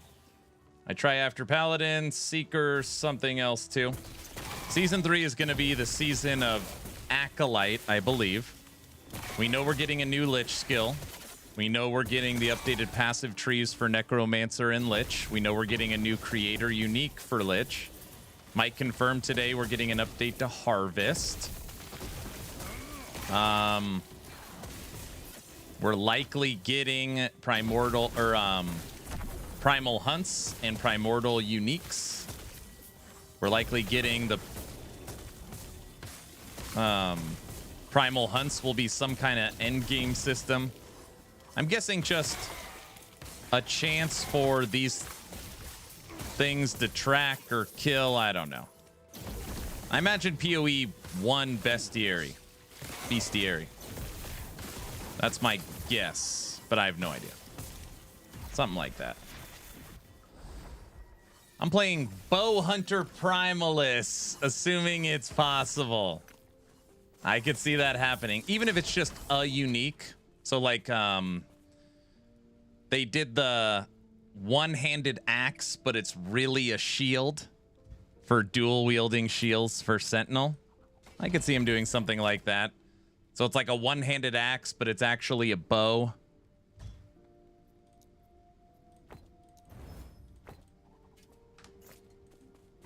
I could see it.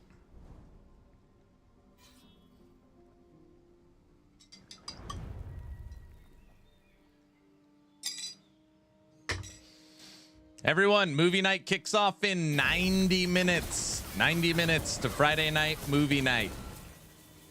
Movie night.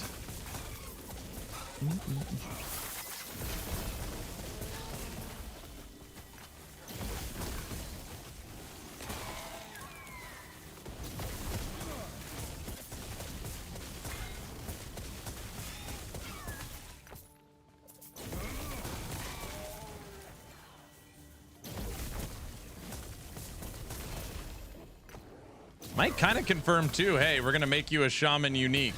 Like, what?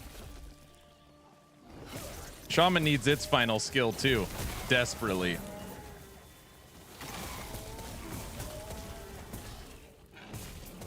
We will explore every Necromancer change we can.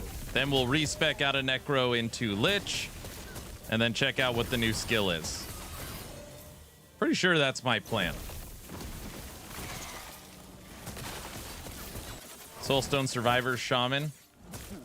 Probably won't see you for a week and a half. I'll be in Iceland. Enjoy D4. What? I'm gonna try and get Hog to play D4. He'll do it, right?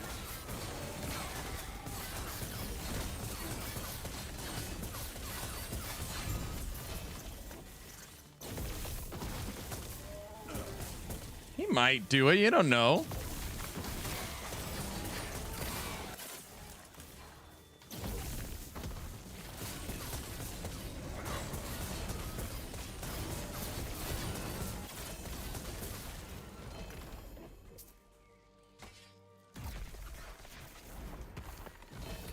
Hagen, you should do co-op playthrough. I think that would be funny. I 100% am throwing it out right now. If Hog is down, I will do a co-op D4 stream. July 1st. No. Do it. Do it. I'm down.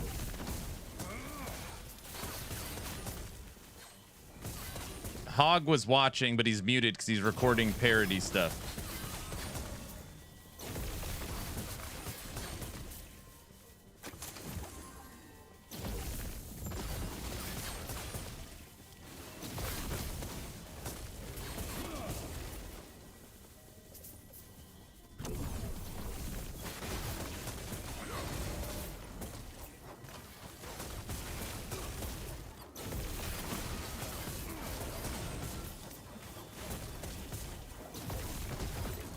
Brick to Orin's eye.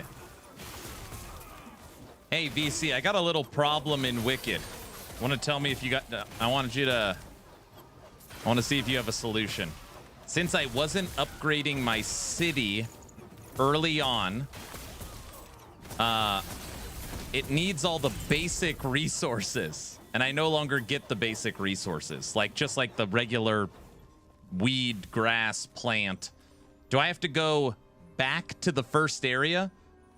Will those resources be there? Does that make sense? Yes.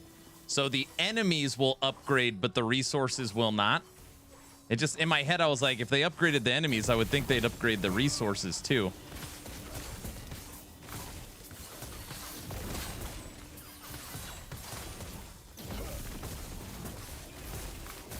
Grim Dawn's expansion getting pushed back due to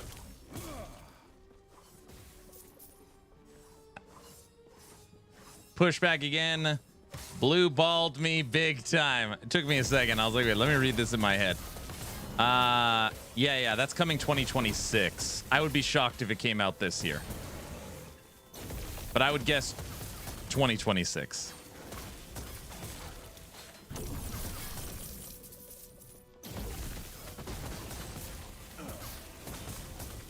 No Fangs of Astercon for you. Which faction do you prefer? I play merchants. I like being able to buy and sell, mainly because I play so many different builds. I've played over 30 builds for season 2 because of merchants being able to just snag items to try. Oh my gosh. Working overtime. Orin's Eye. We got another one. We've gotten 2 Orin's Eyes on this stream. It's no big deal. It's totally normal. I'm not even mad. I'll wait forever. I know it'll be good. I'm going to be a Skeletor playing Grimdor. No, you're not. You're not going to be Skeletor. You'll be fine. Yeah, I have it slotted in the Weaver tree. But normally it's like I get one in between, like one every few weeks. We've gotten 2 in 2 hours. Obviously, Orin's Eye is just as rare as Red Ring.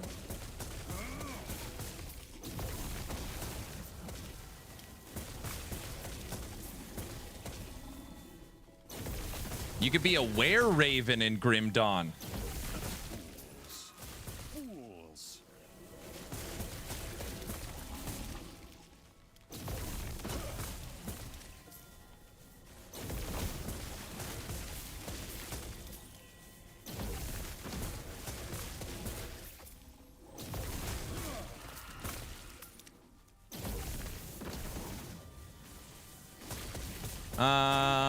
We need to get you to try out Ghost Lore. I think you'd love the skill system they have. I've played Ghost Lore. I know all the developers. By the way, that game is at its completion point, if you didn't know that.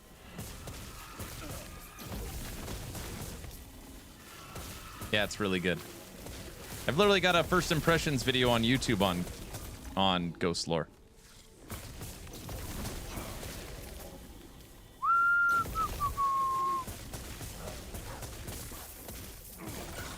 Man, the video's old.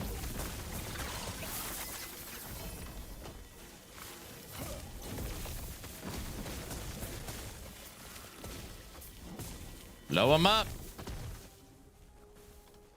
Hello, is this a shaman? No, this is a rune master. Rune master.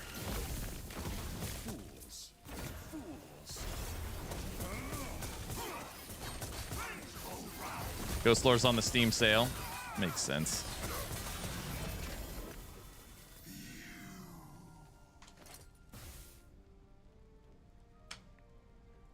I mean, of all the affixes it picked, a tier 6 high roll, ward per second, ward decay is not bad. They picked a good affix. It's not 1 LP though.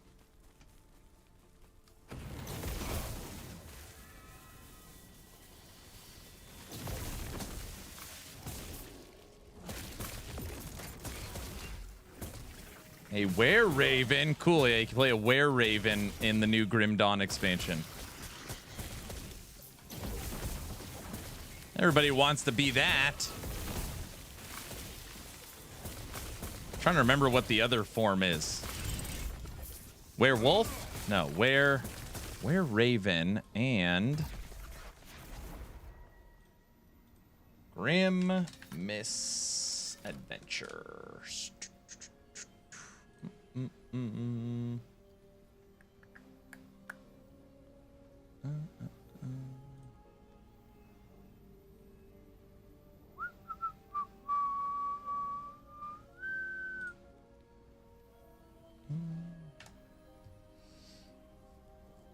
See the raven?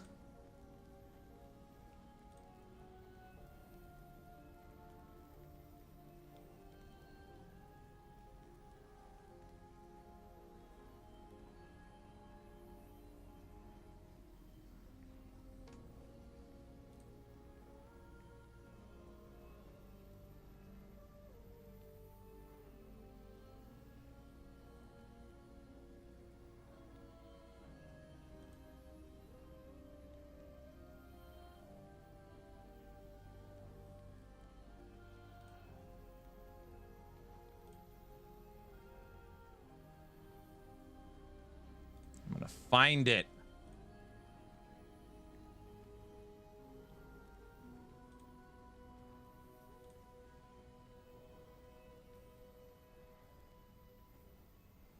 Yeah, here it is.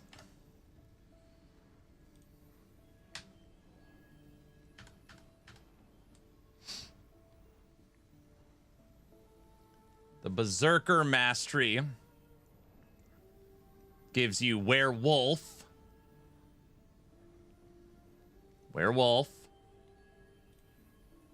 and Were-Raven. Yes, you can transform into a raven.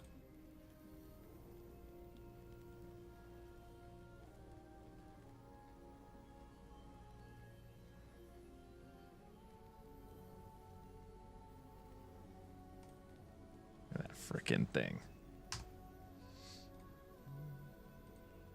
Do I lose points when I change factions? You won't lose your ranks. You won't lose your ranks. You lose your favor. You lose your favor. So up here. So right now I'm maxed in favor. I have 1 million. But if I switch to COF, I would maintain level 12, but this would go to 0. And you can't use any items that have the faction tag.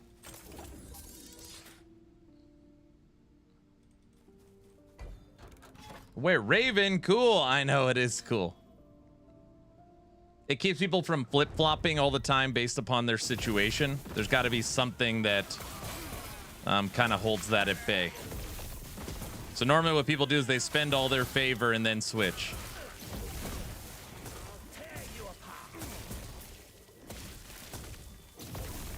Oh, if you're COF, you lose your prophecies as well.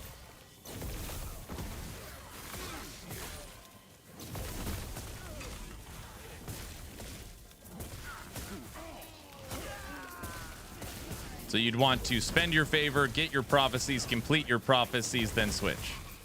Or if you don't care, yeah, just dump it.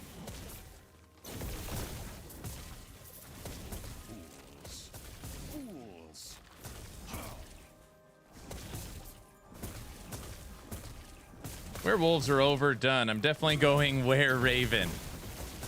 Right?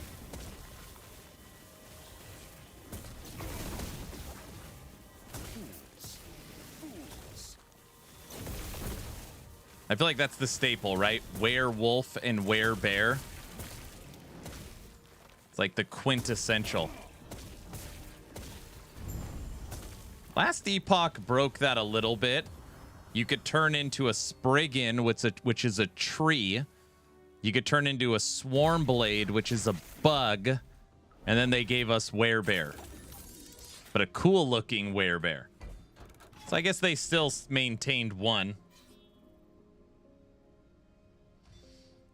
What is on your opinion a better faction? Oh geez. I don't like answering this question. I think what people should do is you should play one faction, whichever one looks better to you, and play Circle of Fortune Merchants Guild the entire season, and then the next season do the opposite. So that way you've played both, and you can determine for yourself which one you like better. That's what I always tell people. This is one of those things you got to make up your own mind. I do have opinions, though. Yeah. Werewolf, werebear, wereraven, fairy tale. You could turn into a bug in Lost Ark too, can you?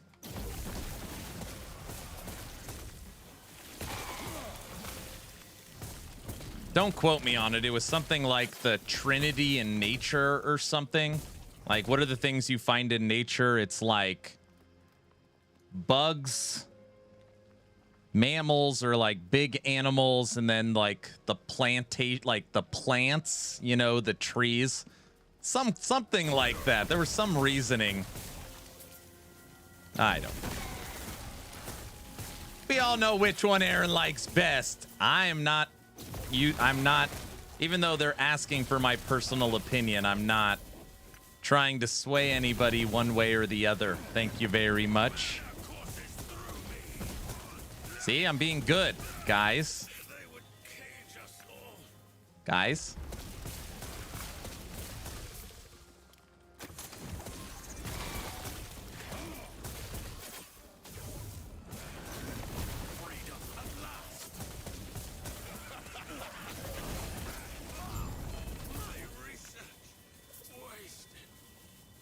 Did you read the second half of my quote? We all know which one he likes best, but we shouldn't copy him. I'm not saying anything.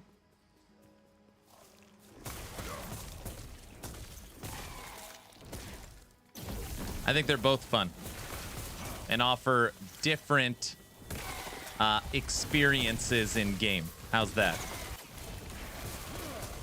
That's fair.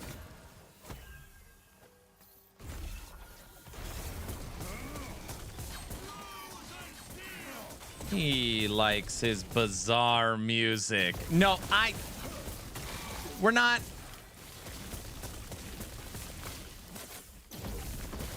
talking about the bizarre, guys. Man, you guys got a weird obsession with, you know, trading items.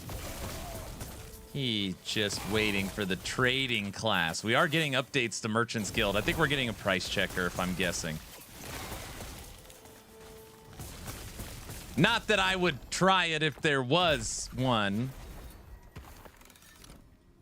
I asked Mike if it was possible to ban you from the bazaar. He didn't answer the question. We're going shopping? No, we're not going shopping. See, this is what happens. Factions get brought up, and then I get dragged into this.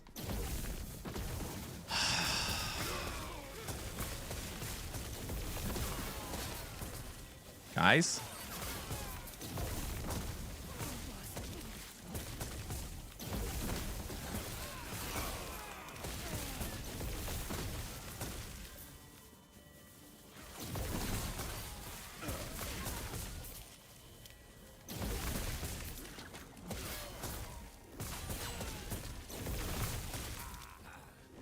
I'll play the COF song for everybody. No, I'm just kidding. I'm not playing the COF song. No. No, I don't know why I said that. No. You know what we should do? We should rewatch the Diablo 4 Campfire, just in case we missed something. That's not a bad idea. Play it. No. Do it? No. You want to rewatch it? I want my ears to bleed.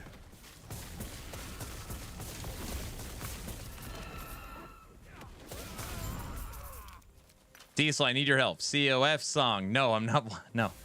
No, I'm not playing the TOF song. People get too upset.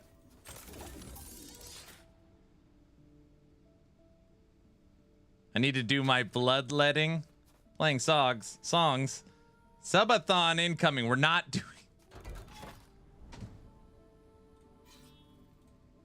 doing a subathon either.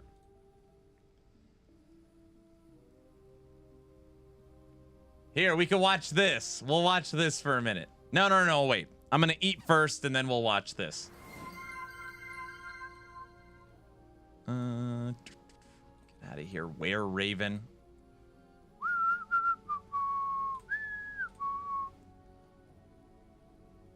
Subathon for the win? No.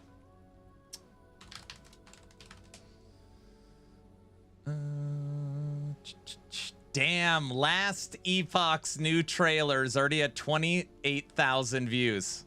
If you guys did not see it, I already made a full breakdown video on what I think's coming. But just FYI.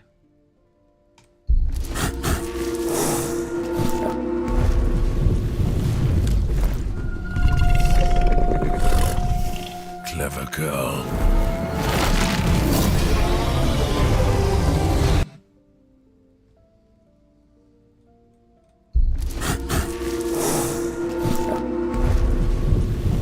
Now, I put this in my video, but Mike has been teasing for literally years that he wants Primalist to be able to use a bow, because that would unlock the Hunter class.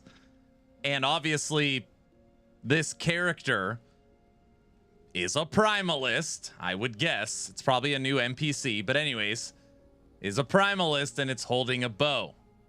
So it might be some kind of foreshadowing? I don't know.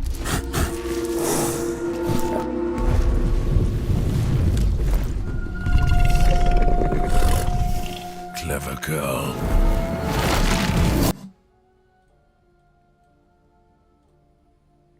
Look at this nightmare. New class entirely? No, it's not a new class. 28,000 views, 10,000 rare. No, only 5,000. Only 5,000. I love Hunter from WoW as well. Right? It looks like a turtle. Look how that's scary looking. New race, Goatman. It's for, I mean, there's no way. We're not getting a new class. So, Mike said that today. There's no new masteries. There's nothing. No. So it's for sure an NPC. I think. Snapping turtles are basically monsters. So, Beneath Ancient Skies. Beneath Ancient Skies. Coming August 21st. So that, you know. My guess was August 19th. I missed it by 2 days. And that's because I thought they were releasing the patch on a Tuesday. So technically, if I knew they were releasing on a Thursday, I would have hit it.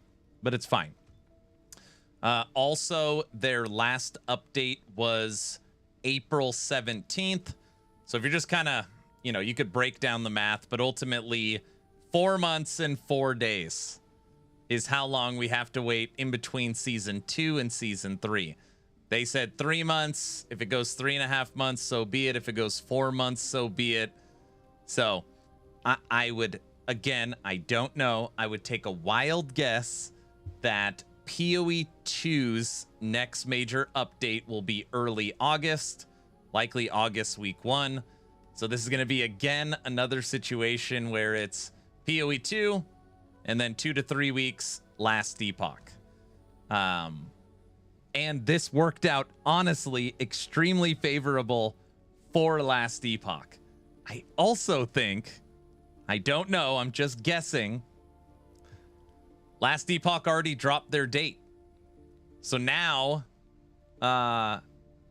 again, if GGG did something, hey, we're dropping our update August 20th, August 19th, they would be again setting themselves up as the bad guy, which played in last Epoch's favor last update.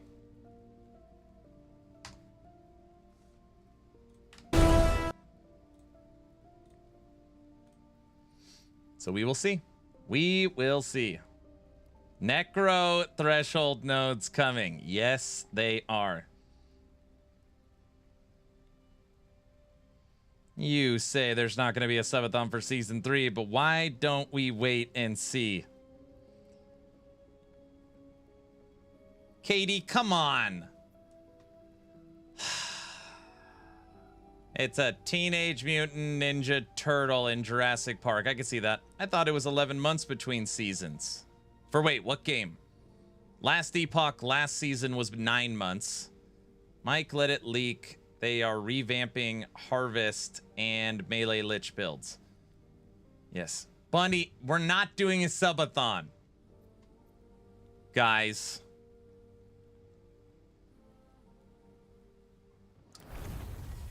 If you had to design a Necro threshold node, what would it be? Subathon confirmed. I know exactly what I would do. I would not have a singular, not one threshold node for single minion. I would have multiplicative damage for your minions based upon how many different minions you can make. Multiplicative damage for each minion based upon how big your army is. Multiplicative or damage reduction for yourself or your minions based upon how many you have. I would base every single threshold node around minion army. And then Necromancer's desperately in need of DR. There's literally no damage reduction anywhere. Nothing. Literally, Primalist, you can get 90%. It's insanity. So they need just some flat. If you control a golem, you get 20% DR. You know, like they need legitimate stat stick nodes. That's what I would do. Yes, we are zooing. Everything is focused around single minion. And Mantle of the Pale Ox has just pushed that to the extreme, giving you huge damage reduction and life from the chess piece.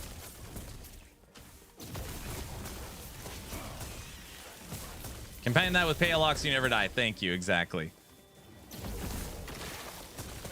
But Pale Ox, I know Pale Ox so good. But, you know, Pale Ox, your minions will die. I don't know. Pale Ox is so good. I don't know how you compete with Pale Ox.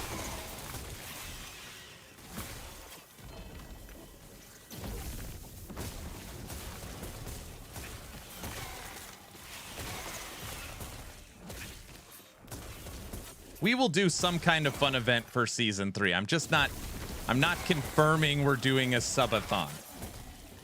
Funny.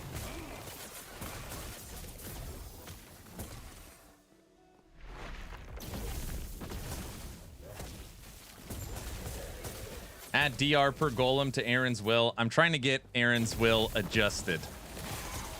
It's funny because when we made Aaron's will, it's like, dude, flat minion life, flat life, 1 to skills, multiple golems generating threat. And now it's like a dated item now. You compare Aaron's will to Pale Ox and it's a joke.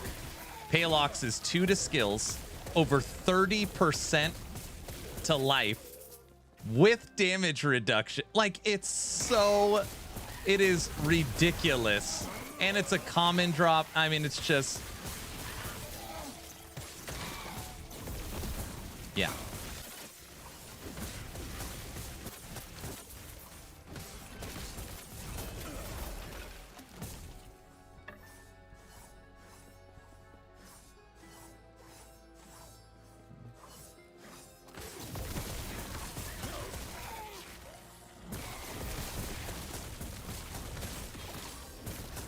Power creep.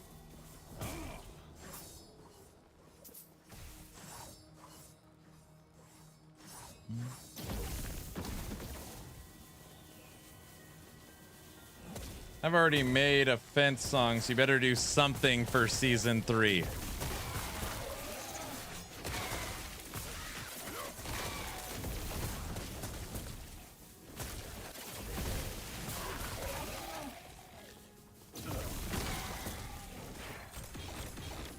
Funny, if we did a subathon, it would be a small one, right? 5-6 days, something like that.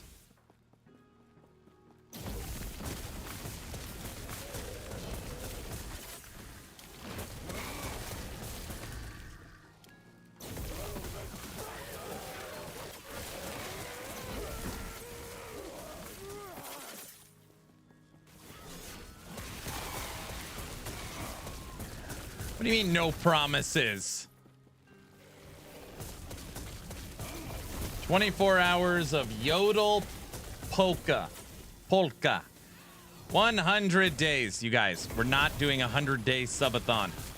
No one's even going to play Season 3. They're all going to be playing PoE 2, because PoE 2 is dropping loot or something. Sure. I would guess grinding your game's got to be cooking up something huge for PoE 2. At bare minimum, Druid, right? I'll be here. Right?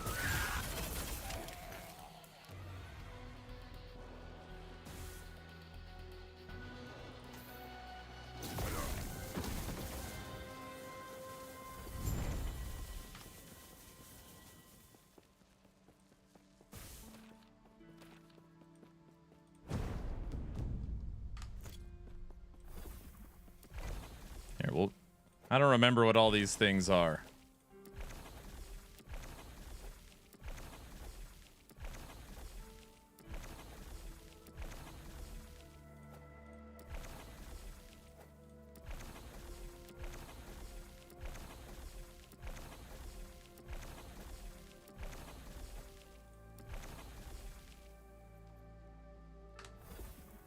There, just do one of everything. I'll be here. I can't run PoE 2 very well lately. Like, performance-wise? Tech was saying that, too. No, I'll be playing 7 Days to Die 2.0.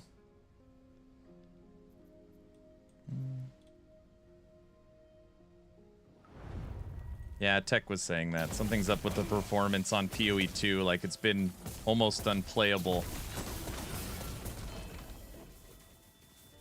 Let's see. We could just do some anecdotal. PoE 2 Steam charts. Where are we sitting on? 14,000 on Friday? 14,000.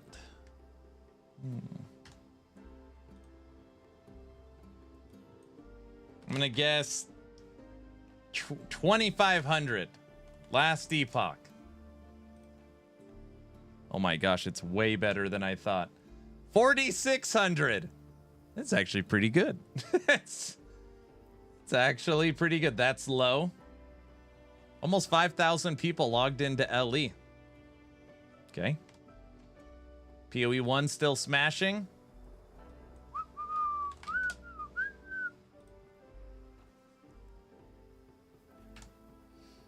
$97,000. It's actually had a pretty good hold. So after a week, 7 days, it's maintained 50%. Right? After 7 days, yeah, after 7 days, it's maintained 50%.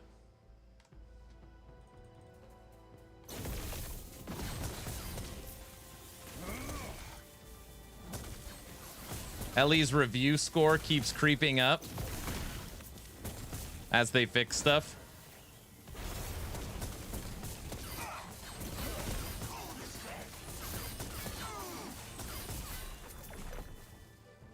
Last Epoch Steam.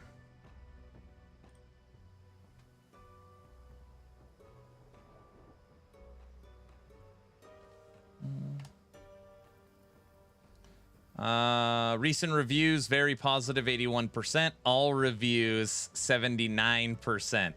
It still needs that 1% to move it to very positive. It's 1% away from very positive. Pretty good. Every PoE clip at the moment is is I just got 2 to 4 mirrors from mercenaries. Mercenaries are holding it down.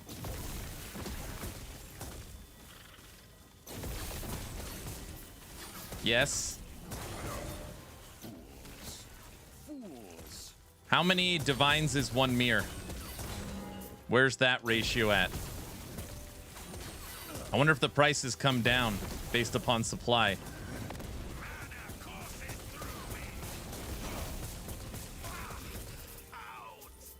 $400 divines is 1 mirror. So if you found 4, damn, 1,600 divines on a mercenary.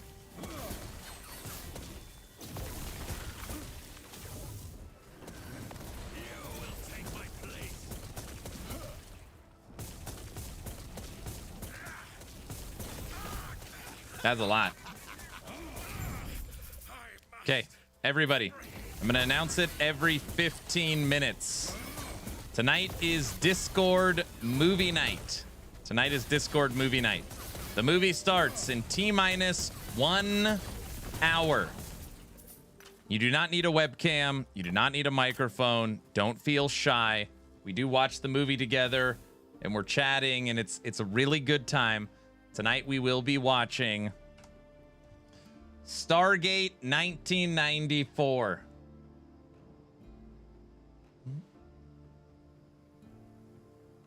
Movie night kicks off in 1 hour.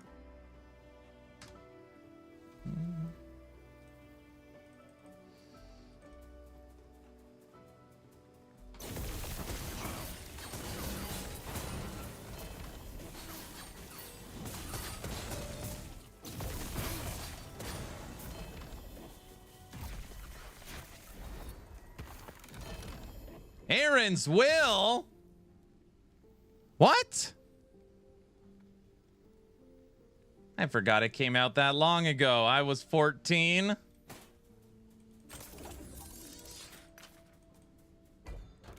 Aaron's will. That guy's weird.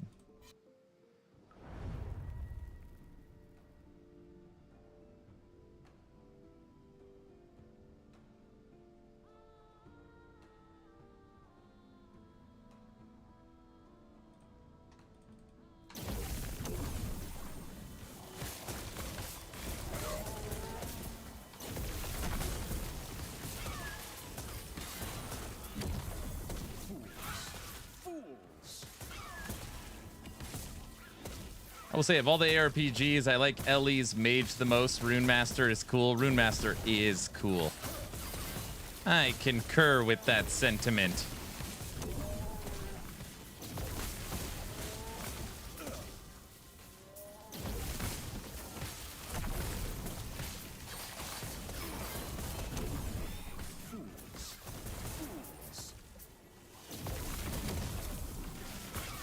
So many shrines.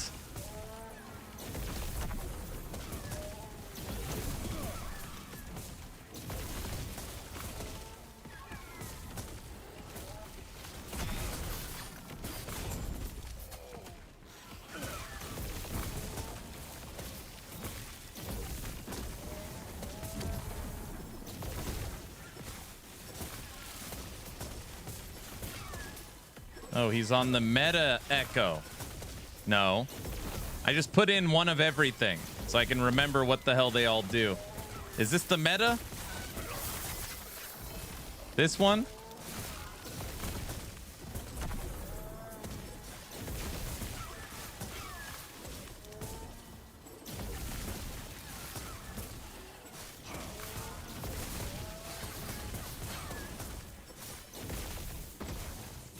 It was at some point.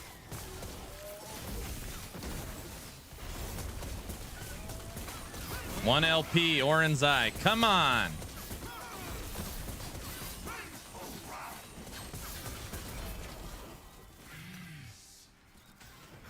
Dodge rating. That's not what we wanted.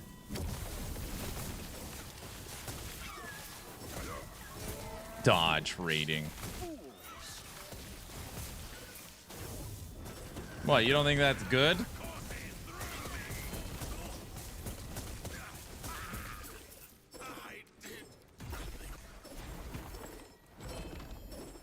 You gotta be kidding me. Are you freaking kidding me? Oh my gosh. What in the world?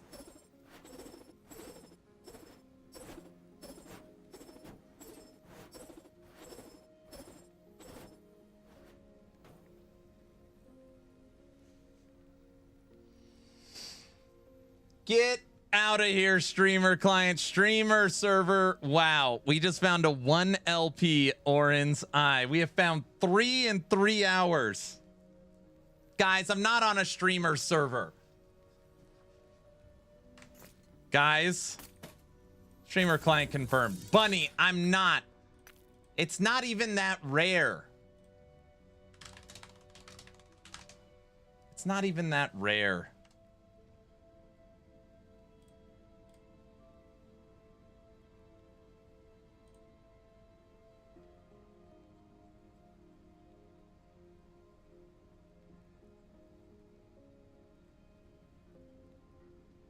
Okay, so Orin's Eye holds the extremely rare drop. And of the extremely rare drop, there's a 1 in 6. It'll have 1 LP. That's not... And for Rune of Ascendance, you have a 0.2% chance to get it.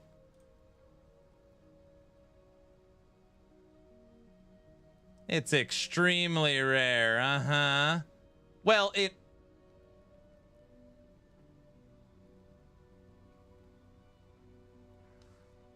All right, so we've gotten a few of them. It's not a big deal. The LP was not rare. The drop was. 3 in 3 hours is insane. Okay, come on. They're probably not even worth anything at this point. I bet there's 1 million 1 LP Orin's Eyes for sale. Watch, I'll prove it. I'm not shopping.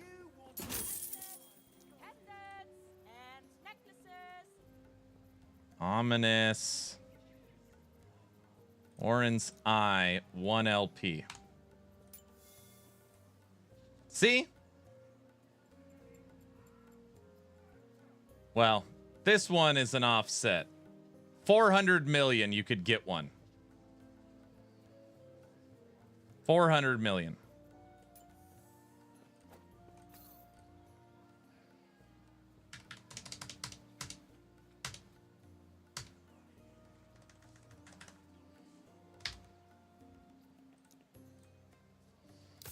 There, I put mine up for 340. Who has 400 million? I don't even have 4 million. I bought a 3 LP Phantom Grip for 1.75 billion yesterday. Oh, oops.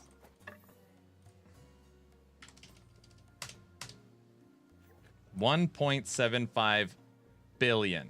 Yeah, you're the... no, I'm not.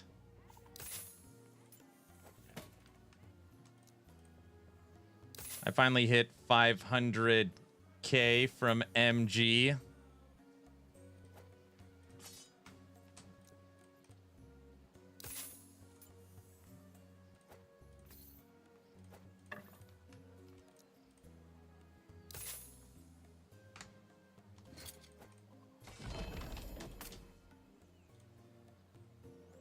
I know. Before anybody says it, I'm just selling stuff, but enjoy.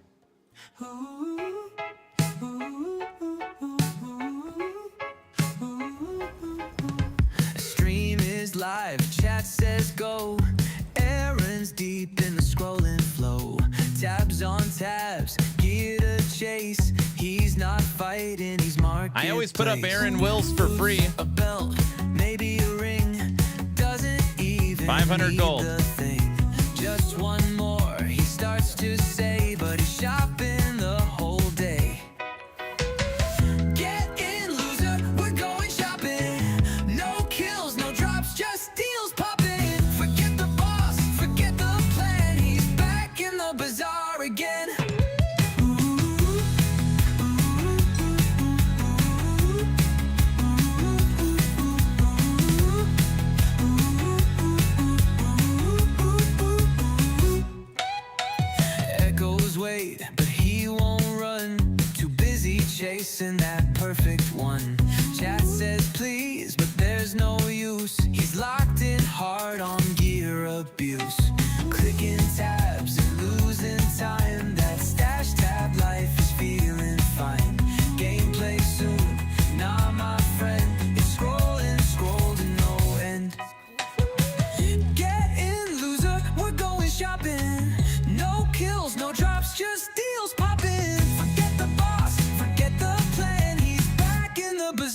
again.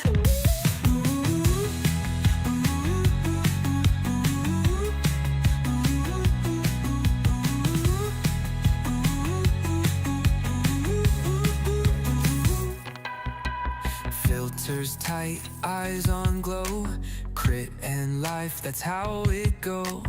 Game on hold, stream on fire, buying gear is his true desire.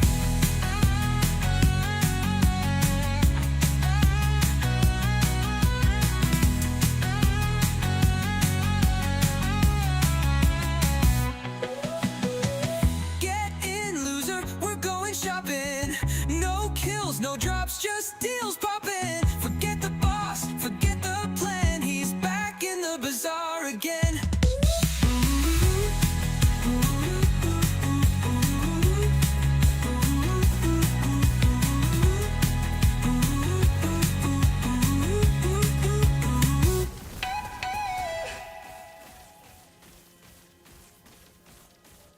Hey Aaron, did you catch the Mike stream that Mike told us that he likes new NPC called Craft Master?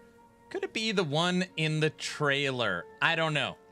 I did catch that, and I did notate it down for Dev Chat 180. But I don't know. I don't know. I hope so. A Craft Master, huh? Yeah, I caught it. Wait a second.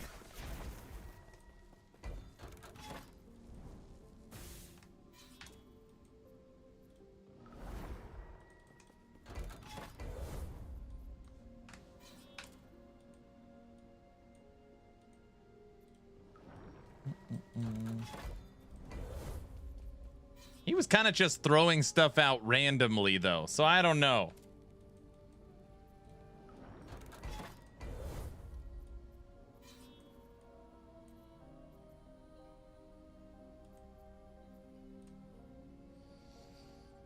Yeah, but that would be very cool.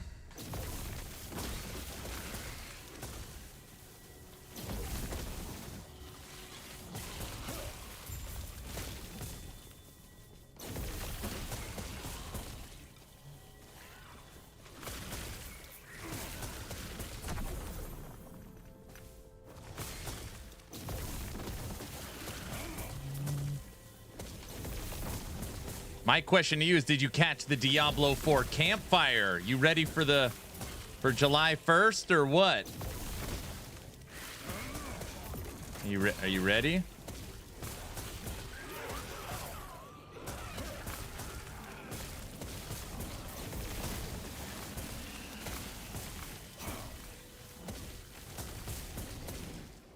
Ready for what? The new season. We're gonna be building. We're gonna be making those things, the spells, the vampire powers. Yeah.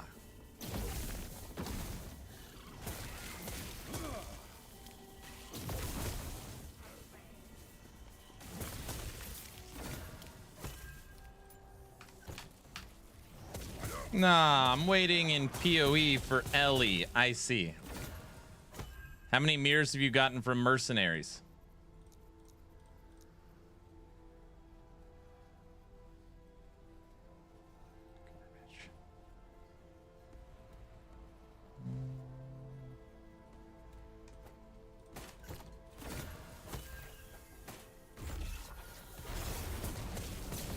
I miss Power Song. I already played the Power Song. Well, I guess I played it for intro.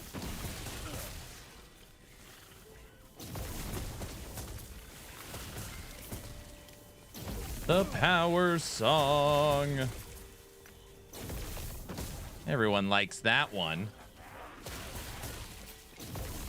E4's new season, same as the last 8 seasons. No, that is so unfair. They changed the word from powers to spells. It's like you don't even give them credit for stuff they're doing. It's just not fair. I don't know. I don't like it.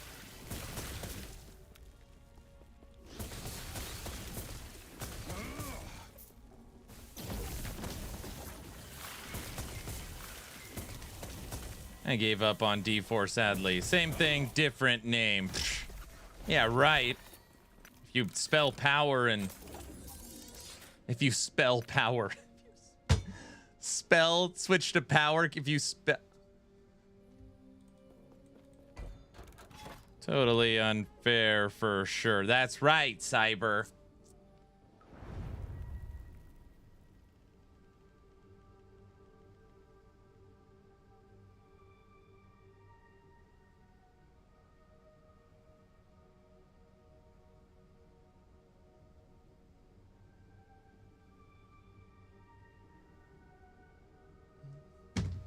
Riker had an awesome idea for D4. The awesome idea should be get rid of all the crap and give us one endgame system to chew on. Give us a Netherrealm from Torchlight, a Monolith from Last Epoch, an Atlas from PoE with the Diablo feel. So we need an endgame system that has depth. And then you take all the skill trees and you turn them sideways and you delete all the skill trees and give us meaningful skill trees. So that's my number 1 and number 2. Those two things.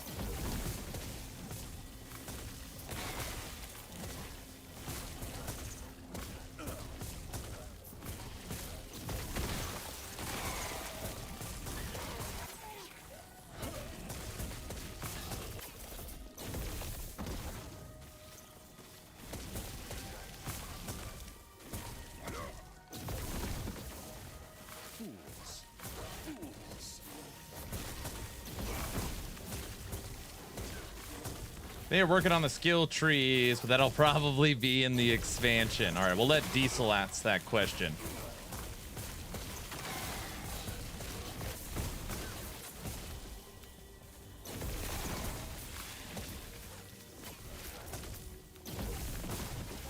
Yeah, this season is new powers again that are auto-triggered and side zones that are timed in nightmare dungeons. Oh, I hate nightmare dungeons. Now I gotta stay in them longer. Oh gosh. Yeah, let me hop over to their Twitch again. Yeah, they probably unbanned you.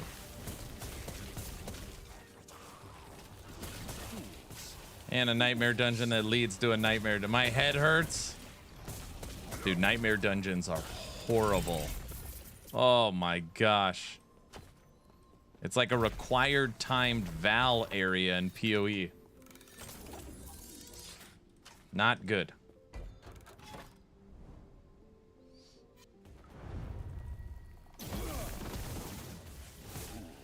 Where is D4 in your catalog? So I play every season for a day. I know. Oh, sorry. I install, update, log into Diablo 4. Normally about instantly lose 200 subscribers on YouTube. 20 to 30 followers on Twitch. Everybody screams and yells at each other. And then we go back to whatever we're playing. Every season. So that's... I'm not kidding. We lost 189 subscribers on YouTube the day I streamed D4. It is crazy. Brand risk.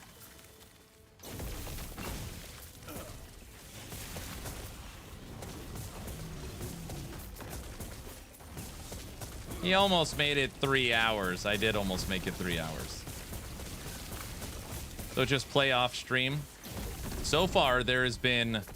I guess you could say 2 games I play off stream. One, Last Epoch, which was normally the CT program, which I'm gone. I'm not in anymore. And 2, what? Is the game broken?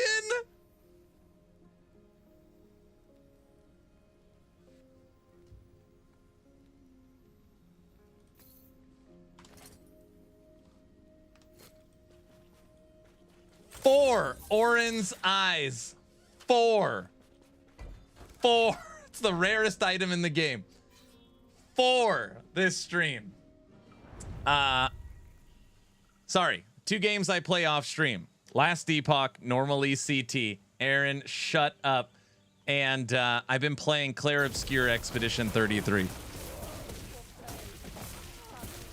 Just rub it in our faces. No, I'm not. I'm not trying to. It's just it's just dropping right.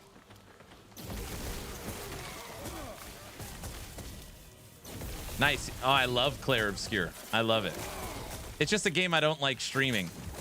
I want to pay attention to the story and focus and have the visuals turned all the way up and the lights off. And it's like a real experience. I really like it. I don't even know what the hell's in the Weaver tree.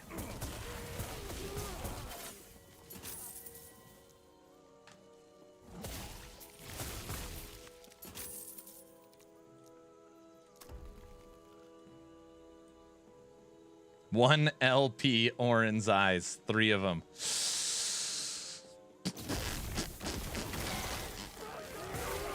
Do we have a streamer client song?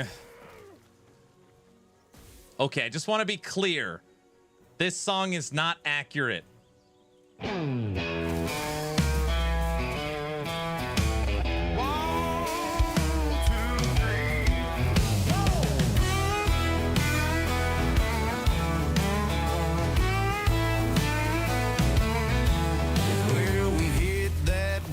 Been grinding all night, fighting through the fire, man, we're looking for a fight.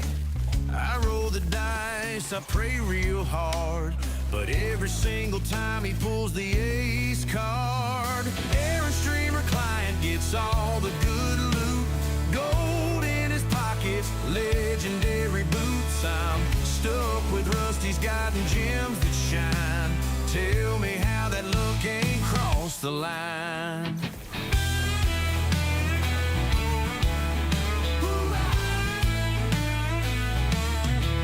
Slaying dragons, breaking chests wide open. I get a splinter, he's got swords that glowing. 100 rolls, man, what do I see? Another busted helmet, but he's drowning in upper keys. Aaron streamer client gets all the good loot, gold in his pockets, legendary boots. I'm stuck with Rusty's guiding gems that shine. Tell me how that look ain't crossed the line.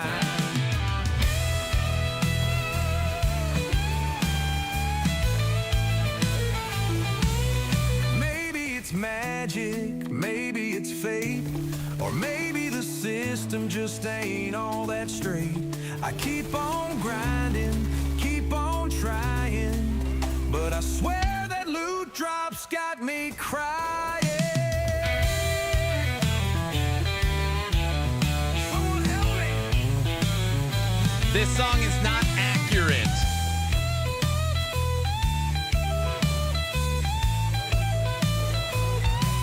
So here's to the warriors left empty-handed, watching his bags get all enchanted. One day my time will come real soon. Till then I'm singing this bluesy tune.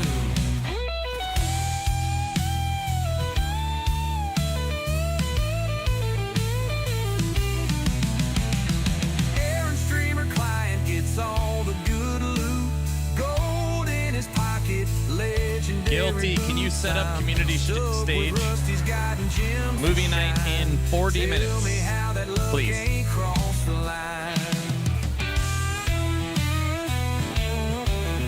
I'll put the announcement in Discord in 30 minutes.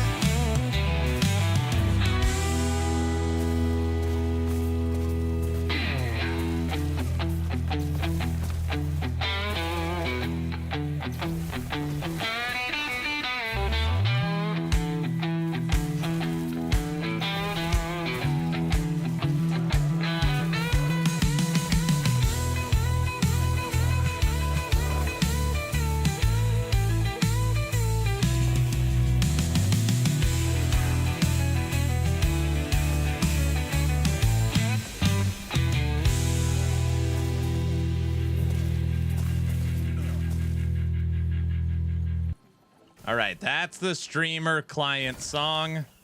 No validity to it. Very silly. Just for fun, you know. Tonight we are watching. I already got it prepped and ready. Stargate 94.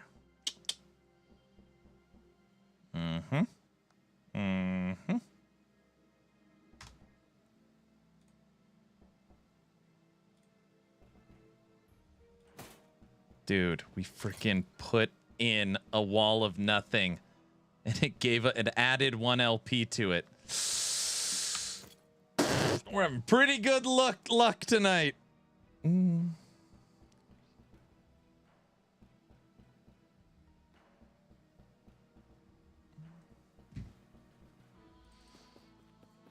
Stargate for movie night.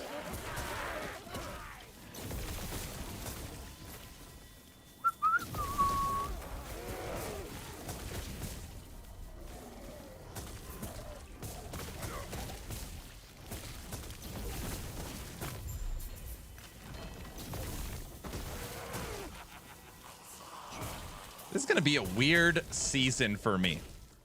I'm just randomly thinking about it, and I know this is gonna sound very stupid, so I'm preemptively saying that before I say what I'm thinking. This is gonna be the first season where I don't know what's happening per se. Every last Epoch patch forever, I have pre-tested and pre-played. I don't even know what it's like not knowing. No leaks, finally.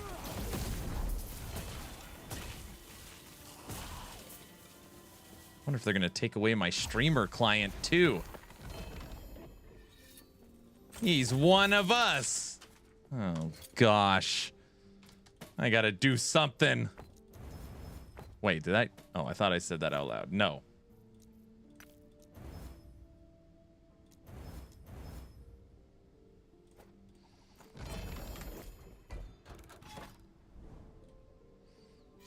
That's gonna be weird. Granted, we'll have access to the patch notes. We'll have all of Hype Week. We'll get access to the builders on Last Epoch tools. So we're still gonna have, like, no. Just won't have it pre-tested. Funny, we might need some kind of subathon, because I'm gonna, I'm gonna need more game time.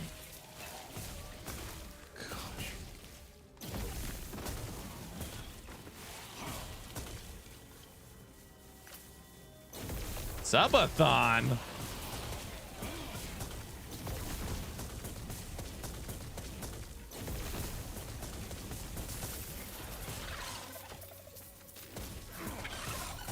Subathon? Heck yeah. Oh, brother. I'm just joking. Maybe we could just do a subathon and every night we just watch movies. That's a good idea. Too excited, I can't spell. Oh, you can't spell about spell powers for D4? I get it. Pretty exciting stuff.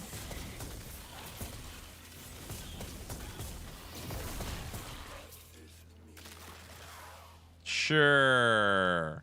I'm gonna hit up Hog. He'll do it. There's nothing else to play.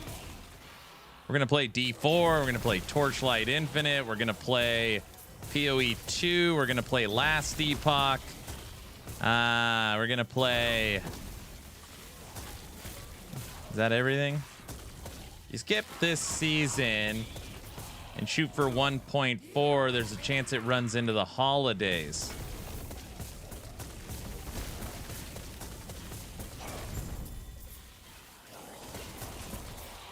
You're right. Technically speaking, if they do every 3 to 4 months, right? That means season 4 is December, right?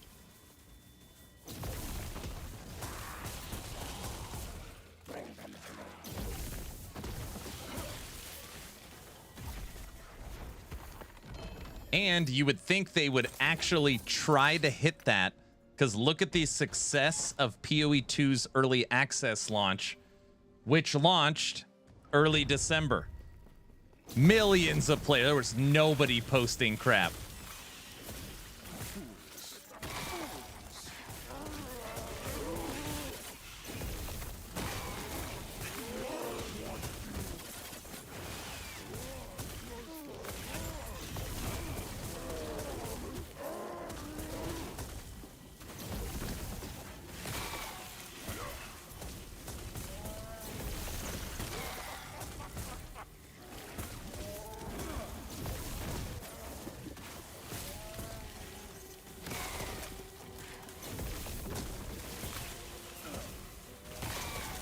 Aaron in a Santa suit? Oh, brother. Oh, wow. In December, PoE 2, we have been early access for a year. Yeah, but I think this December they're launching 1.0, right? Because they said it'll launch 1.0 within 6 months to a year. If I remember correctly, that's what Jonathan Rogers said. So this December, we should get PoE 2 1.0. Guilty, why are you laughing?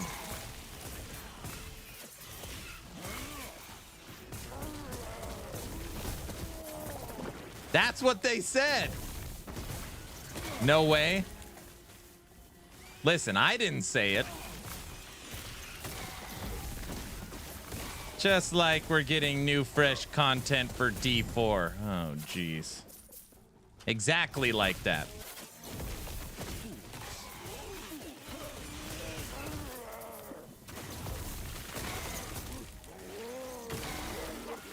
Okay, something's wrong. We haven't gotten an Orin's eye in this one echo. Are you crazy? Is that your problem? Trying to get one every run, you know?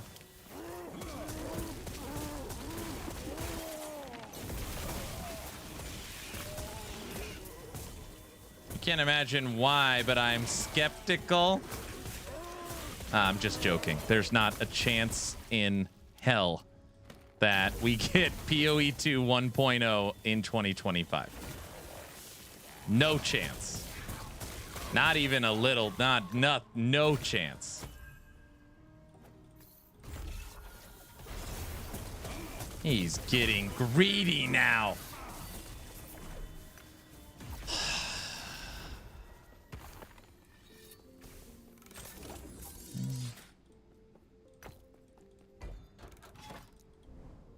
I need all the Orin's eyes, devil dog. Right? All right, let me post in Discord. 30-minute warning.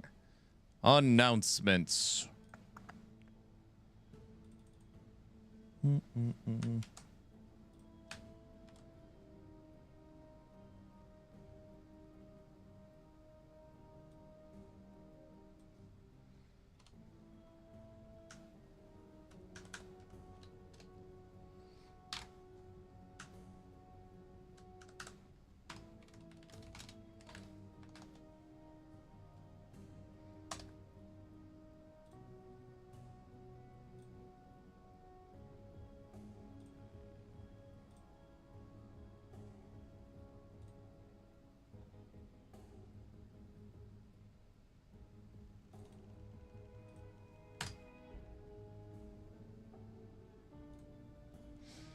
Friday night Discord movie night starting in 30 minutes. Join the community stage. Gonna be fun.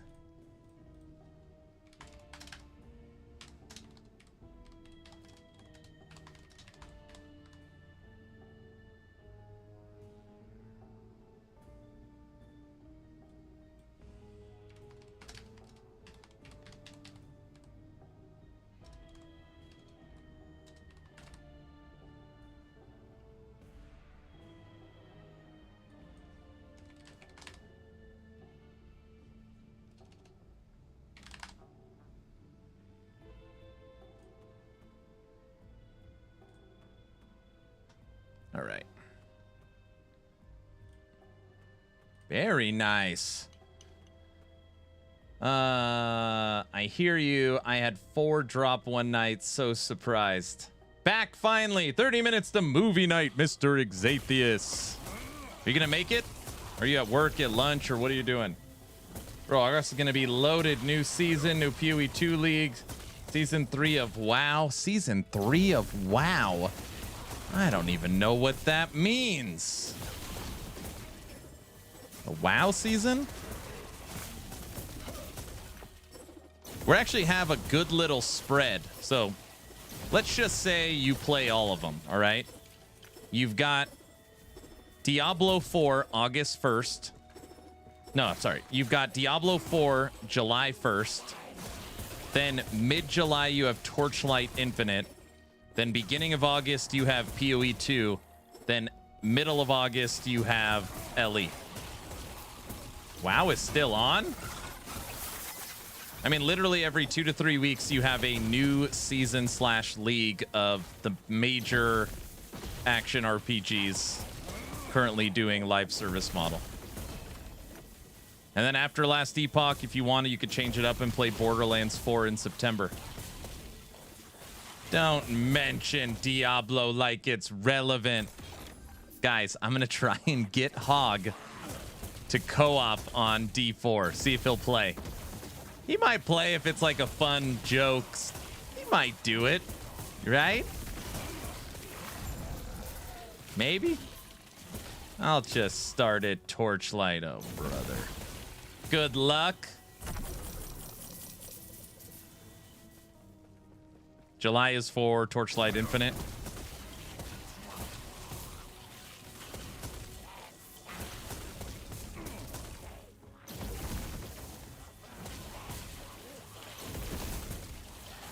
He might go for it. You never know.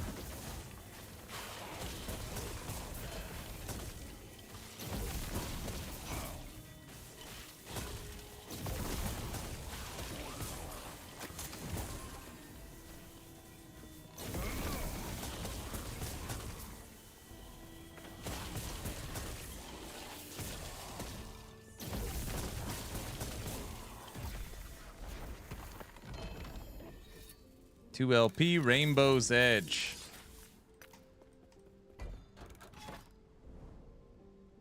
As you can see, I didn't mention D4 for a reason. Trash. I play Diablo for 1 day every season, and it's normally 200 subs. Volt on YouTube say goodbye. They're so mean to me.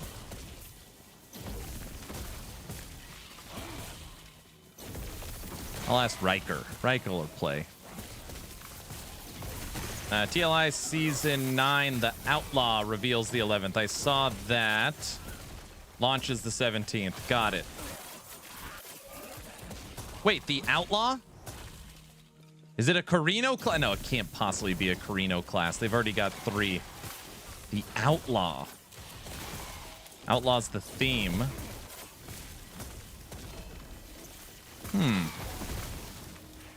Rosa. All right, that makes sense. Tech, you hear that? You like Rosa. Oh, let me pull up their socials. I'll show you a picture of it.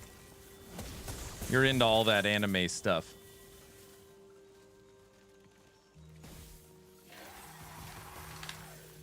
I'm gonna die.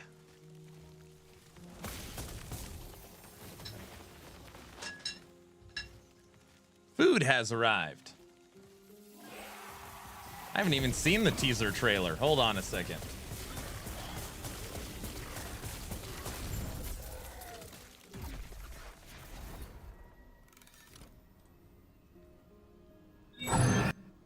Oh my gosh.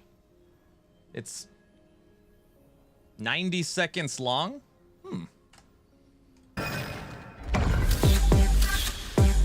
Oh, brother. I can already tell you Tech's gonna like it. Sick. Twisted. Never mind.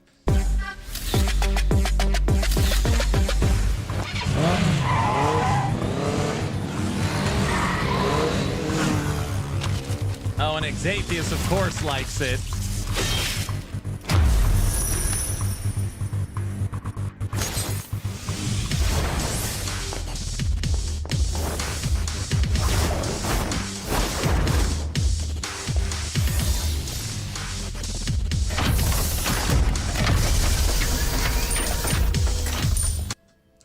it's her eyes. Look how she walks through the door. Bunny, look at this. Oh, come on.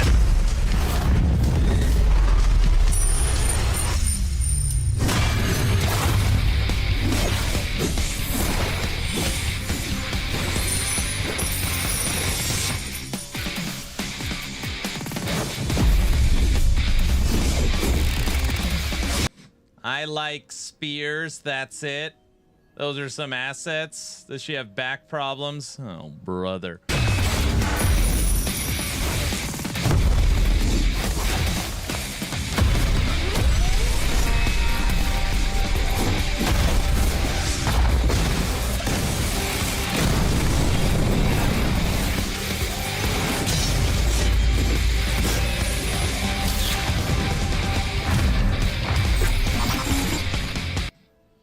Watch the reveal July 11th, 10 a.m. PDT. Season launch the 17th. There you go. Interesting, isn't it? Interesting indeed. Interesting indeed. All right, food has arrived. I've got some sausage. And it looks like some baked potato. Got a little bit of chives, sour cream, bacon bits. Looks pretty good. Tech, don't do that. She just dropped it off. I wasn't... Sorry, what? I was distracted. Guys, come on. WTF, it must have been an old video with the 4th on it. On Steam, maybe. Spoiled. I'm not spoiled. I already got the video we're gonna watch while I eat because it's so funny. It's too good. Let me. Drake, thank you for the tier 1 sub. 6 months. Thank you so much, sir. All right. Instead of you guys watching me eat in silence, we watch a video together. It's too good. Diablo 4 Season 9 Campfire Summary.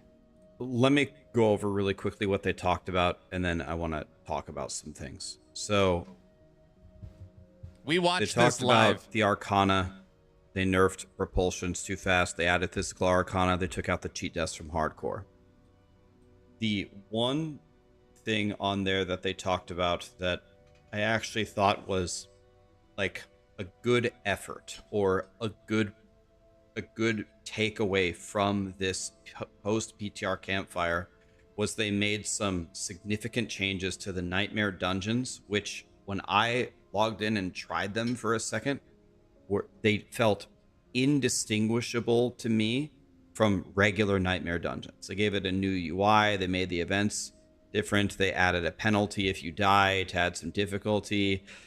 If you get the max resources, it auto spawns the boss. They put new bosses in the game. They retuned the difficulty. They readjusted the final boss. They put in some new affixes. They scaled the rewards, and they let you do the Nightmare dungeons before you reach Torment. Like, if you listen to that list, like that's the effort that I need from Blizzard on everything. Like, 1 month ago, you let us try something, we give feedback, and then you have like 10 meaningful changes to advance it in the right direction. If everything went like that, then we'd be in a good spot. So that was the one thing that I listened to that seemed to make the PTR worth it, right? For some reason, I have this twice. The class changes, and one of the things I'm going to talk about here in a second, the Campfire was almost 90 to 95% the same as the Campfire from a month ago. So then I start to ask myself, what is the purpose of these campfires? Good question. All 90% of the class changes that they talked about are identical to what I already talked about in my video 1 month ago. I actually I almost gaslighted myself into believing that we didn't actually already watch this. I actually, in the middle of the presentation on another tab, opened up my own YouTube channel and checked to see, didn't we already go over I take it D4 didn't go well. No, it did not. all this? And we had. So then you could make the obvious statement like, well, the point of the campfire is to remind people and give people a Twitch drop that the season is coming out in a few days. Fine, but I think the audience that tunes into these campfires is mostly like is more dedicated than like the more casual player base. So I would imagine that the amount of people that were tuning in to really learn more about the season or more about what you're actually doing is so much higher than the people that just want to glaze over what you already covered. And that was like, it was most of the campfire, which is one of the reasons that I don't know. I'm just not feeling good about this at all. For the loot, they have higher quality items in higher torments. Previously, it was only additional quantity. And I'm actually kind of surprised that they changed this. And this is kind of the problem with Diablo 4. And Charles made a comment. He was talking about a Spiritborn ultimate. He's talking about the Hunter Spiritborn ultimate, where you try to chain cast it over and over and over until you fail. Then Blizzard changed it to just a flat cooldown rate, and then he made the quote, "Players prefer feast or famine," so he changed it. This statement and this line right here, I think, kind of combined together to form the general problem with Diablo 4. I remember back when we were doing before the game launched in the beta, they were saying people didn't understand how to play an ARPG. So when we only gave them like 25 skill points, they put them all into maxing all of their basic skills. So we want to keep the skill tree simple as possible so these people can play the game. So when you look at this, when you can drop everything in Torment 1 and they just give you more items in the layered or Torment tiers, that's another step really to help the super casual people not feel left out. The problem is when you do things like that, or when you have everything be a straight path, hey, let me not have anything exciting be in the game. Let's just give everybody 20% cooldown, 10% attack speed, 5% movement speed. It's always this like linear, predictable progression. The game is not fun. It's just not fun. And it's kind of surprising that it's fun to anybody, even the really, really casual people. The casual people have fun initially until they kind of figure out what's going on, and then they realize, oh, even the more casual people over time still think it's just not very fun. It's this logic applied to everything. Like, for example, give you a couple of examples in their main competitor, PoE. When I run a map, sometimes I get 1 Chaos Orb, sometimes I get 10. Sometimes I lose 10, and sometimes I find 7 Divines. That makes when I find the 7 Divines feel so amazing. Path of Exile has a corruption system. Anything that happens in the game, you can take a Val Orb and you can corrupt it. Sometimes you corrupt it, almost always, and it just completely bricks it. And sometimes you get something worth 2 mirrors. You know, you never know. That kind of stuff, you know, implemented in a smart way is very, very fun.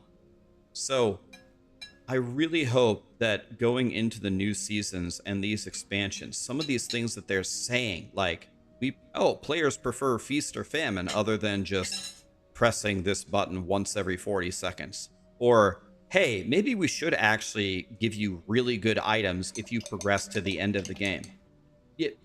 Yes. Yes.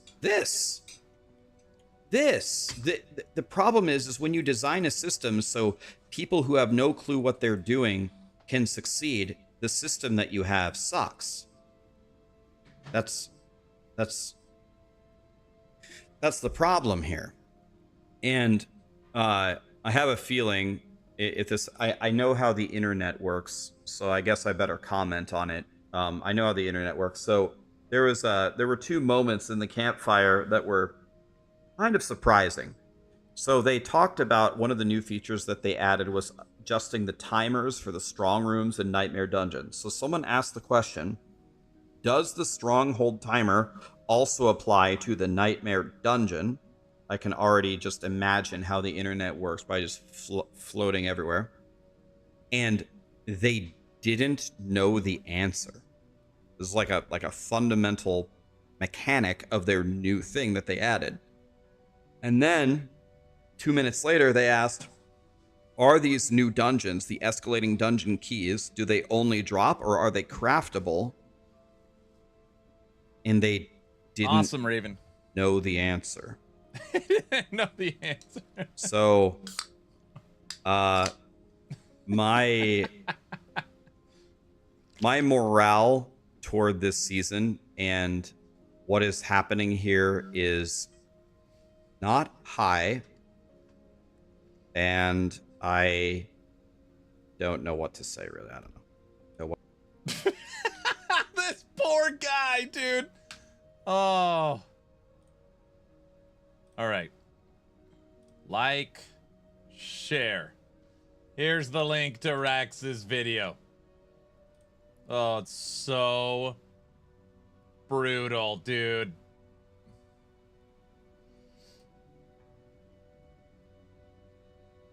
I summon 20 wraiths and just everything melts. Look at his face, man. Devs just give him pain. He wants D4 to succeed so badly that it hurts him.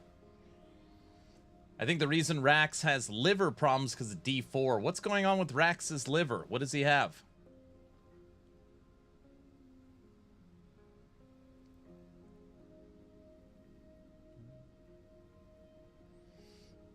It's fun for people like Rax with streamer clients and no life for 99% of us. Society Valor being sucks. He's just trying to say that there is content. The point he's trying to make, Hoofprint, is there's unexpected content. That's all. There's things you could do to spice it up. More alcohol intake. I think deep down we all want it to succeed. We just don't want the people in charge of it to. Bro, I vow everything. D4 might have inherited like Wolson Lords of Mayhem. If you guys don't know, everybody like I don't know. When my channel was starting to grow, that was the main comment. Man, this game could be so good if it was just in capable hands. Or oh, the core of this game is so good. Why can't they get it right? I feel like D4 is in that. D4 is in the Wolson state. And by the way, Wolson was never, I mean, it's fine, but it never came back. It never came back. All right, everybody. 10-minute warning. 10-minute warning. I'm going to throw the link in Discord, or in the link in YouTube again. Here's the link to Discord. Tonight is movie night. It's movie night. Raven, you going to come hang out? Raven, you're always here for movie night. You better come.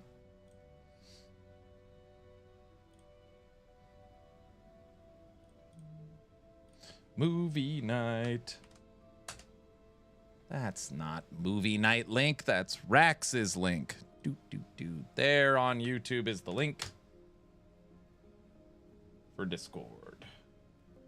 All right. YouTube has the link. Aaron.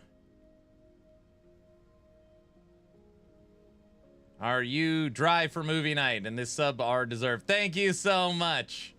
I have no alcohol without saying hush you. Wolson is a decent game. Wolson's fine. I'm just saying it never came back. I'll join you once the wife starts feeding you such fine food. I want to see some kids' food on that plate with no sauce. Oh, brother. Iron Lord, thank you so much.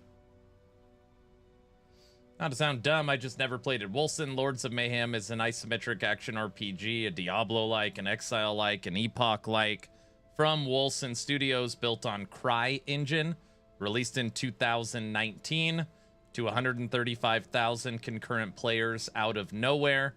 Was a massive financial success, and it just it was plagued with problems and balance and servers, and couldn't progress the campaign. It was just riddled with things that made people mad. And they did fix it and work on it as time went on, but it just never. Aaron, are you ready for movie night? I'm ready. Look at it. I already got it ready. Look.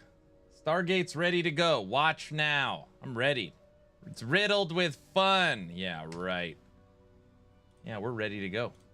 I'm ready to go. Let's see. Do we get the community stage up? Community stage is also up in Discord. Here, I'll show you right now. If you join the Discord, you scroll down, you'll see the community stage.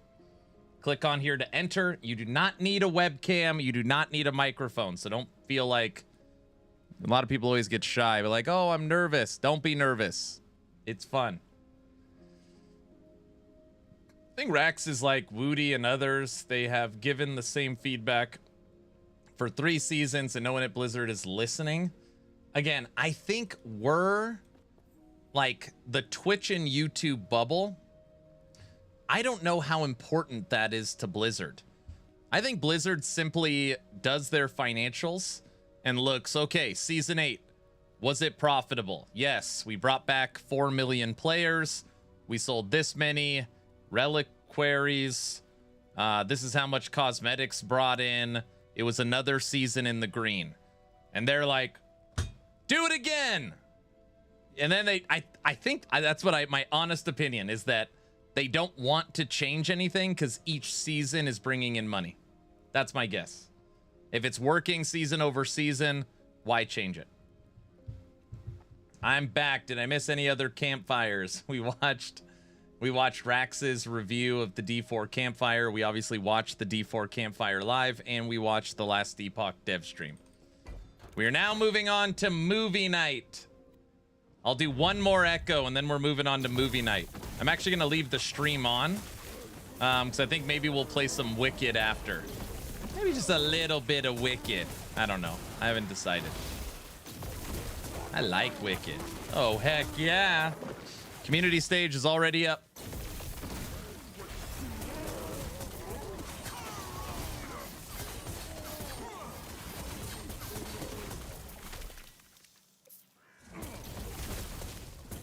Confused about how Dreadshade affects us. Gives you better cast speed. So if you're inside of the aura, you gain all the benefits. The only benefit you care about is boosted cast speed. Makes it so you can make zombies way faster.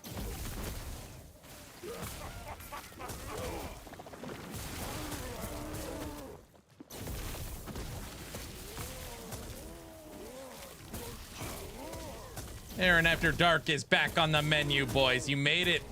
Perfect timing, Ghost. We're about to move over to movie night right now.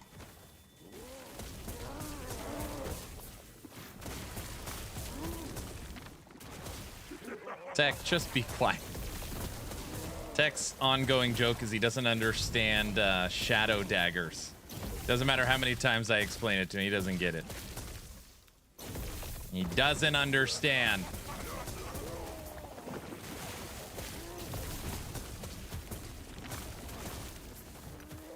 Shadow daggers.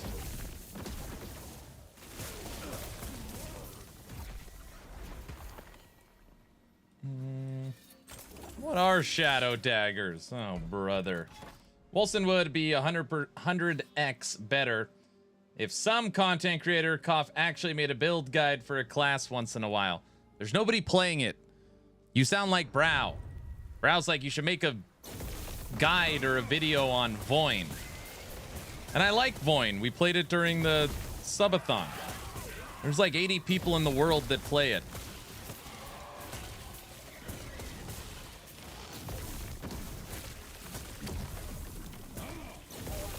Be in the community stage. Sounds good. I'll be right there. Last run, I promise. All right, Aaron. You need to hurry up. Can't be late. You're always late. Tech, you better go over to the community stage.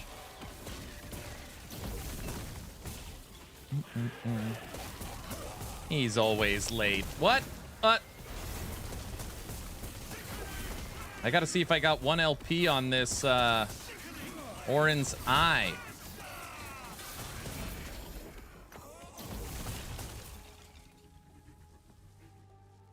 No. Elemental resistance.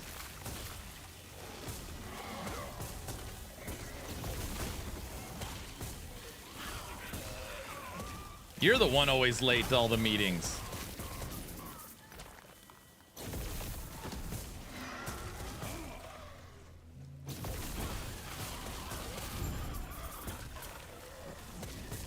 Can't believe they would not respect your time giving you 1 LP on that Orin's eye. Oh, I already got one. So today we've gotten 5 Orin's eye, one of them with 1 LP. 5.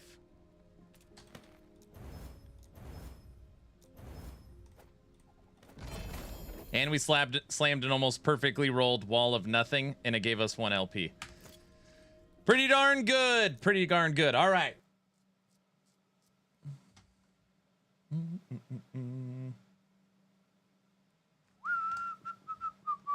Like my desktop background? You knew it had to happen. All right. Move you over.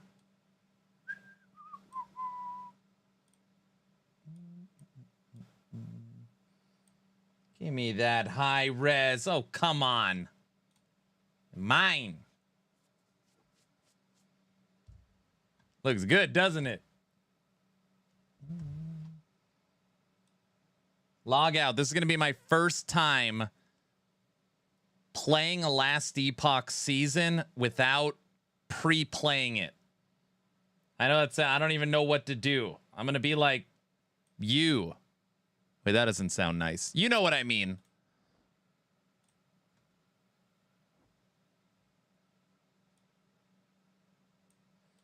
All right.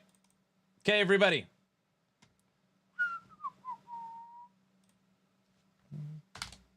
Final warning.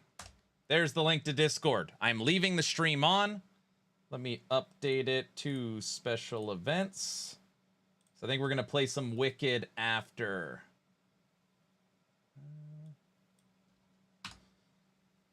Discord movie night.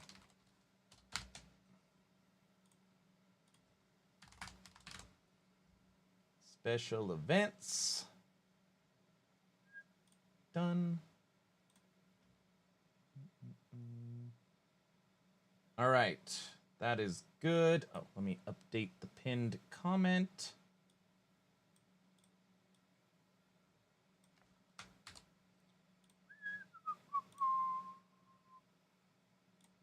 Unpin. Discord. Movie night. Come join.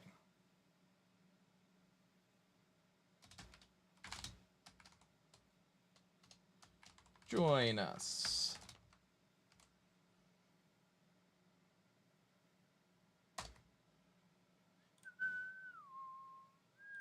Okay, that is good. All right, everybody. Moving over to the community stage. Right meow. Discord movie night starts now. Click.